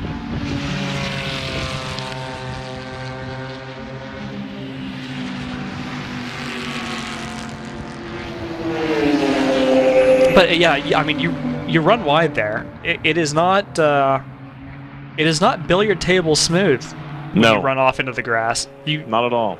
Yeah, so you also in the back of your mind are thinking, okay, do I have the same alignment that I did the last time I went through the kink? Right. Because you truly don't know until you get there. Yep. Now the gap has swelled out to 2.7 seconds. Still have 20 minutes to go here, so it's not over. Because that 162 does have some pace. Like I was saying, if they can find the correct traffic to draft down the straights and then get around quickly in the corners as they're flashing the lights, I think anticipating that he's going to be making a move into turn 5 here.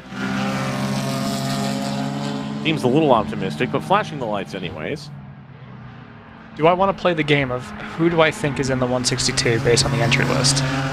All right. We have 4 Dexters. Zane, Warren, Ryan, and Dylan. We also have 1 Matt Rivard. Do we think it's Matt? Potentially. Okay. Not that camera. That camera. There we go.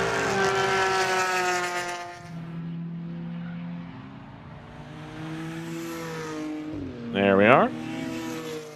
That Supra drawing closer, at risk here of being caught behind somebody in the carousel again. And it does indeed happen. Yeah, and it's another GTO car, by the way, so they're not getting through that, but it also means that they're not getting held up as badly as they might have been if it were a GP1 or GP2 car. Right. We'll be able to get a good draft down the straight here.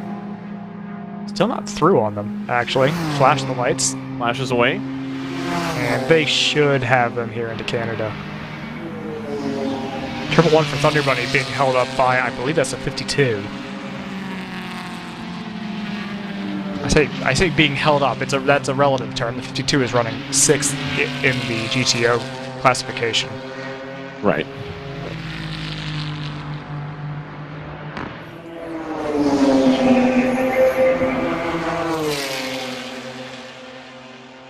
Round 3 Racing still holding court at the top of GP1, Harrison at GP2, 808, number 75 in GP3. GP traffic, Joseph, going into turn 1 here. Yeah, there sure is. Cause an issue for the 162.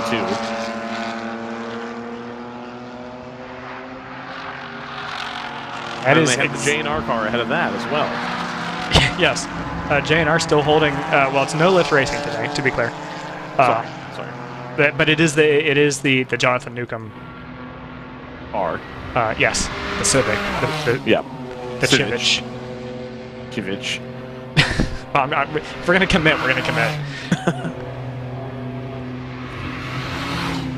Get through that pretty painlessly, but the gap is now, and I have to say, the gap is drawing nearer between the 111 and the 99 as well. It is. Now we're down to 6 seconds. Yes. In large part, I'm sure, down to that traffic and not wanting to make an unforced error Yes. No point in punting a car off the track, getting a lap penalty, and losing the race anyway. Right. So, quick update in GP2. Moorhead Speedworks has that gap down to 41 seconds, consistently doing 6+ seconds a lap on the JNR car. Wow. All right. Okay. So there's the 99. There goes the 162. We're going to reset here again. 111 has gone through on the lap traffic. There's the 99 through the carousel. 162 finally going to get a clean run at the carousel here on its own. And through the kink, which I think might even be more important. Yep. 111 as well is going to get a clean run down into Canada. I believe they'll be able to clear the 747 here. That 747 cleared for takeoff? I hope not. Cleared for landing? Yes, the taxi. Cleared a taxi. I would like Ride one all call. Taxi. Cross check. It's McDavid. Cross check. Back across the ice. Joseph, am I Lost a 2 minutes penalty, high sticking. I think I'm losing connection here. No, it beams. I don't know what's up with that. I'll fix it. All right.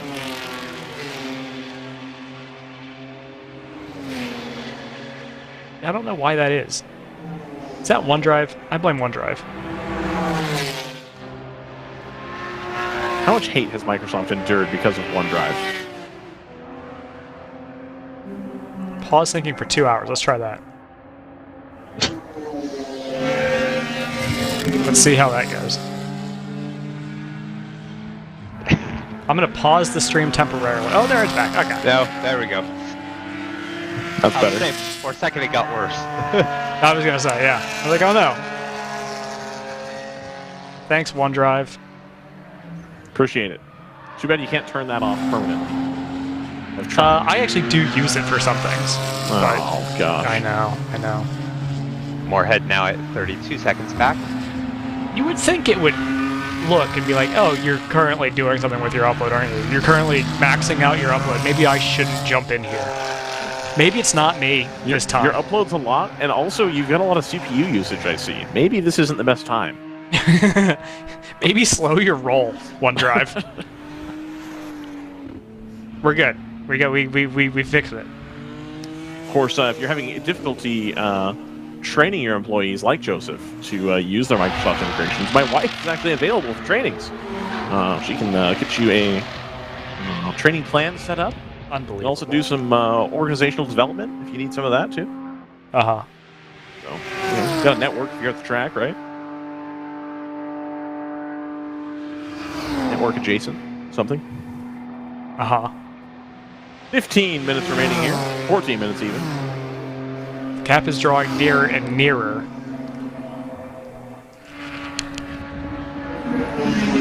So we figure, what, like 6 laps? 5 laps? Something like that? 6 feels right to me. Oh, 5 might be right. Depending.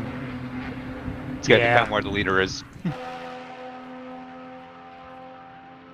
Yeah, I mean, a lap time here is 2:23. Wow, that is a blistering lap from Laura. That is traffic and gap management. Ooh, but the Dexter Racing Cars, that's their personal best. A 2:22.6. 2:22.6? Yeah. Okay, well now it's on. Yep. And now it's the 99's turn to be held up by a similar but slower paced. Not that camera, that camera. Slower paced GTO car. Yeah, why would you do that? Sorry. Because I have to do that one out of order because I can't reach it from the track. We know for a fact that the flash lights button works on the Supra, so... Yes, it does. A little too well. Yeah. Also remembering, as my job is on these broadcasts, which is to remind everybody that 2008 to 2015 Le Mans existed. Do you recall when the Audis had the flash light button mapped to the top paddle? They didn't even have to move their hand off of the wheel to flash the lights. It was just one finger up and then pull that paddle as many times as you want. Until they made a rule about it. 24-second gap from Moorhead. this is between, to clarify, this is between the two protagonists for third place in GP2, No Lift Racing, in that white and yellow and black Honda Civic, and that all gray BMW for Moorhead. Yep. 99 has cleared the 12, and so will the Supra of Dexter Racing coming out of the carousel, so they'll have a clear run through the kink.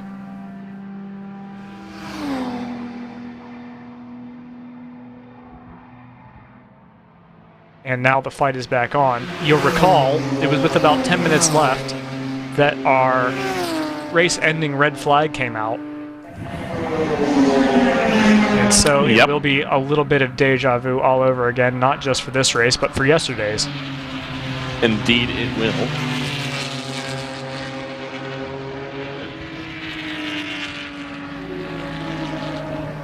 Now, Ryan. Joseph. You were telling me that you didn't want to do like the NBC, you know, cliffhanger ad break. But YouTube is telling me now would be a good time to insert ads. And so what am I supposed to do with that, you know? I suppose we do a quick ad break so we go 10 minutes after the finish, presented by Mothers. We're not going to do that. We're going to stay right here. We're going to stay right here because I did enough ads earlier. I mean, I don't know what the correct number it is, but we did them recently enough that I don't feel like we need to do them. Wow. All right. What was Brendan telling us we deserved a sports Emmy for? The the Super running wide at the kink. I thought that was a longer time ago. Guess not. All right. No, that was the gap has ebbed and it has indeed flowed. It has now ebbed to 0.7. Yes. Traffic in front of the 111. They're not going to clear the 702 this time by.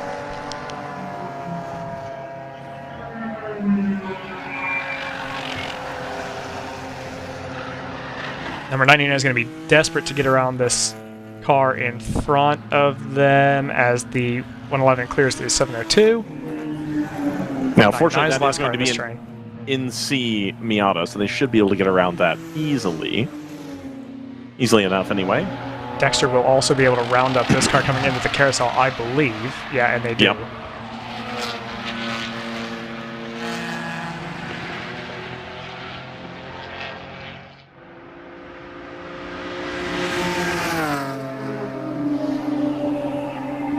Thunder Bunny with clear track in front of them. Laura Hayes not likely to make a mistake in this scenario. A car length between them now as they get down into the run for Canada Corner. They will come out in the same order that they went in. But now maybe closer. Just a bit closer, yeah. So now we're back to where we were about 15, 20 minutes ago. Yeah, if you rewind your VOD about 15 minutes, you will see something that looks very similar. Yes. You'll see something that looks very similar, except the number on the top left of your screen will be a lot smaller this time through.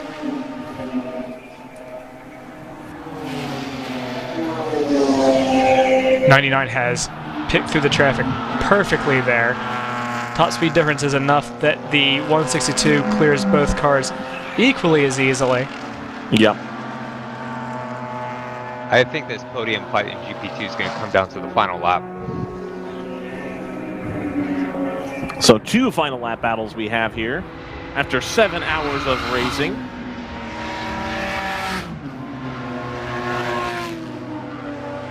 Re-delivering on the promise, exciting action from start to finish. I think that's accurate enough to say. Yes. I agree.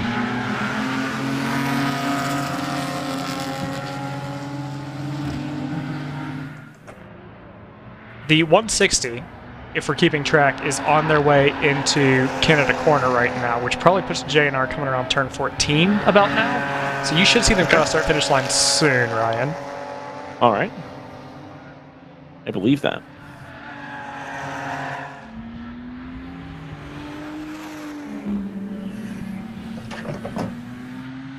Gap from Dexter to Thunder Bunny is 7.7 seconds.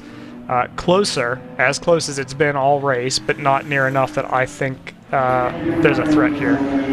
Okay. The one threat that might show up here is who's going to get to the kink first between the 99 and this lap traffic in front of us. If you had one threat, one opportunity.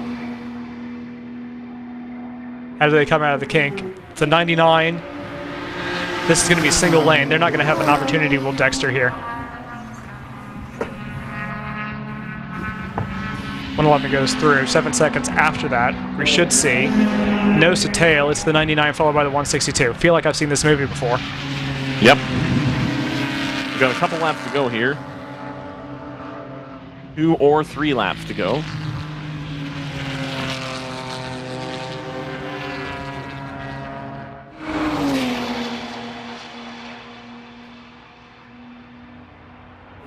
You see on the bottom of your screen the gap in P3 has gone from 17 seconds to 11 seconds on that lap in GP2. Yep.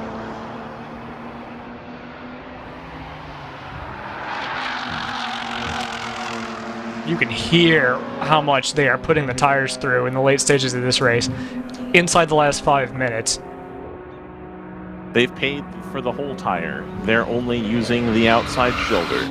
That is exactly right. Yes. Yes, it is. Got a car length and a half between them as they go past the turn 4 station. Not a turn, it's a station, but that's fine. The turn station. The turnstile. You see the sort of gap that number 99 is able to pull out, but by the time you get up to turn 6, I mean, it is literally 2 corners later. That gap is gone. They've managed it better this time through. Tires absolutely squealing there, trying to hold on for dear life. Imagine the traction circle and just put a big old marker just on the outside edge of it, and that's where we are.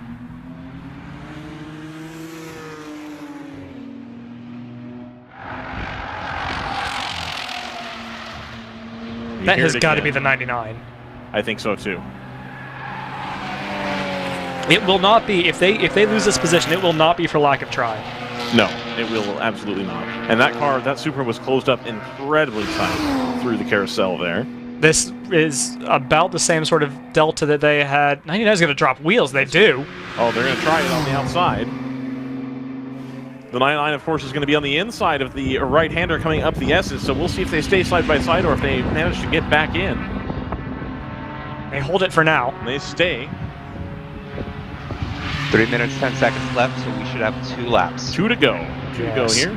No white flag, I'm guessing, from your position, Right. Ryan. No white flag. More 160 is in. Are they? They are. And they were due. They were due. They were Oh, stretching. 160. Okay, got it. I was like, what? Let's see that. 162 is going to close way up tight here. There's the 111. Still comfortably ahead in the lead. I think we'll see the 162 show the nose here. A little bit. Nope.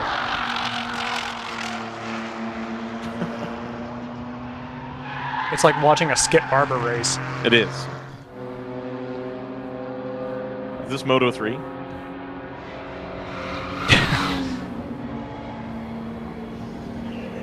Staying right up tight on the 99 as they come out of turn 3 and through the straight 4. We're going to come down here into turn 5. See if the 162... No, 162's got a little bit of a gap there. Wonder if they know that's the gap they need. That's how they need to do it to line up. They be at the correct distance. Leaning on the rear tires on that 99. I mean... And we're going to have the white flag is out for the 59. Your overall leader, of course. Yep. So we're going to be coming to the white flag here, watching this battle in GTO. The Uncontested. 59 is going to finish on the same lap as the GTO leaders. So it was in the cards there that the 111 could have overhauled it for the overall win here. The tires on that 99 are giving up. Still fighting, though. Cooper's still trying to be just a little bit on the outside to gain that grip back. Here comes the 111, leader in GTO. Side by side again. 99 holds that inside line. But again, you have to make the move work in Canada corner, because if you're on the inside there, you're going to be on the outside up the S's here. Yeah. Oh, they're side by side, and they've got it. They're side by side.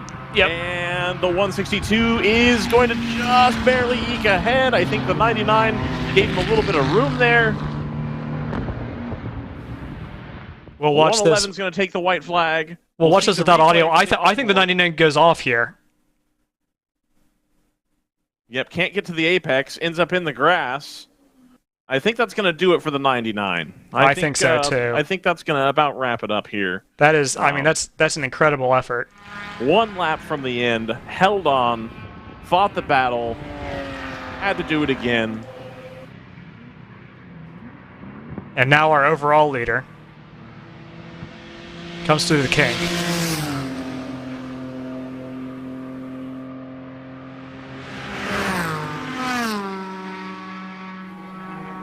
Ryan, if you want to take us home with the 59 coming into Canada corner. Yes, absolutely. So the number 59 is going to come through Canada corner here. They're going to pass the last bit of laugh track. And probably somebody saying, thank goodness I only have one more. This is going to be it. That's the number 127 Pinnacle car. They're not going to be too worried about it. White flag still waving for the 453 is going to be the last car. There may be more lap traffic here. Yep, a couple of BMWs, and the number 59 is going to take the checkered flag and win here at Road America for day 2. They're going to win their class. They're going to win the overall. The overall doesn't count for a whole lot or anything at all, but they're going to win their class. That's going to be 2 wins for the 59 this weekend in GTU. And now we await the GTO field to come through here for the finish. They are just moving through the back end of the track here. Yeah, managed that perfectly. Racer Motors number 6, of course, going to come home in second. We just saw that car click by through the shop.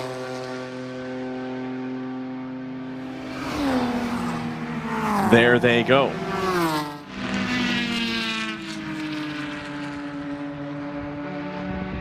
And, of course, the 82 and the 44 now coming home as well. Decent weekends for both of them. I think both of them didn't get everything to go perfectly, but I think still a positive result for everybody there. The AOA number 85, a little bit in the wars today. The 6 comes through in second place. A photo finish between the 2 open throttle cars. And the 111, Laura Hayes, piloting the car, had some issues yesterday with the gearbox, able to come home in first place, followed by the 162 in GTO, and then the number 99 BMW. So the top 3 in GTO only separated by, what, 15 seconds, 10 seconds, Joseph? Yeah, I mean, that is an awesome race for the entire podium. Watch the replay here of Laura Hayes taking the checkered flag in GTO. Arm out the window. Very excited. That's a double win for Thunder Bunny Racing themselves. Of course, the 118 ran into some issues today and then had a penalty applied as well. So that's unfortunate, but they were able to get their first win of the season last time out. The 111, of course, has now broken because of yesterday their podium streak, but have kept up their streak of being at a podium in at least one event. They had been podium, I think, since last season. They had straight podiums until, I guess they did have that DQ as well. But on track, able to finish a podium every weekend for quite some time. So that's more success for the 111. They're going to be very buoyed in the championship by the 34 having an unfortunate result yesterday that caused them to not be able to take part today. So I expect, when the tabulations get finished, that the 111 will have a commanding lead in the GTO championship, both regionally as well as for the overall. I think a great weekend of racing, gentlemen. There were definitely times where it seemed that the races were pretty sewn up, right? There was times where There were multiple lap gaps between just about everybody involved, but for the most part, there was always something to watch. And that's what I love about endurance racing. It's not like having a driver lead flag to flag, like we do see in a lot of more popular racing types out there. There's always something going on, always something to watch, always a strategy to look at. What did you say, Joseph? Yeah, I think there were so many things going on. Nothing was so...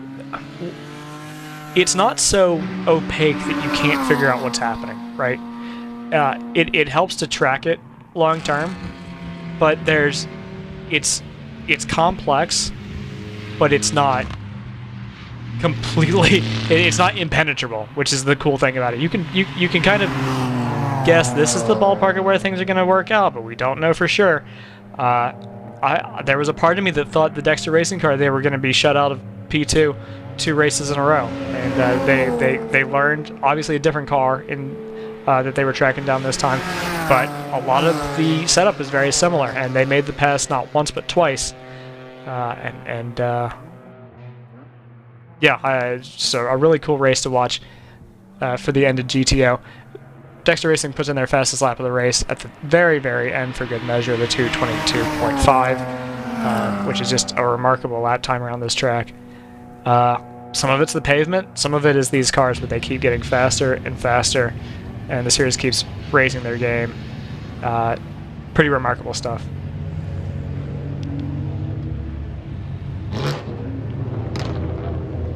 JT, what was your favorite part of the weekend overall? Sorry, I was muted there. I would say we had constant fights up and down the field for just about every position. We had cars that were able to, claw back gaps, cars that were able to build gaps.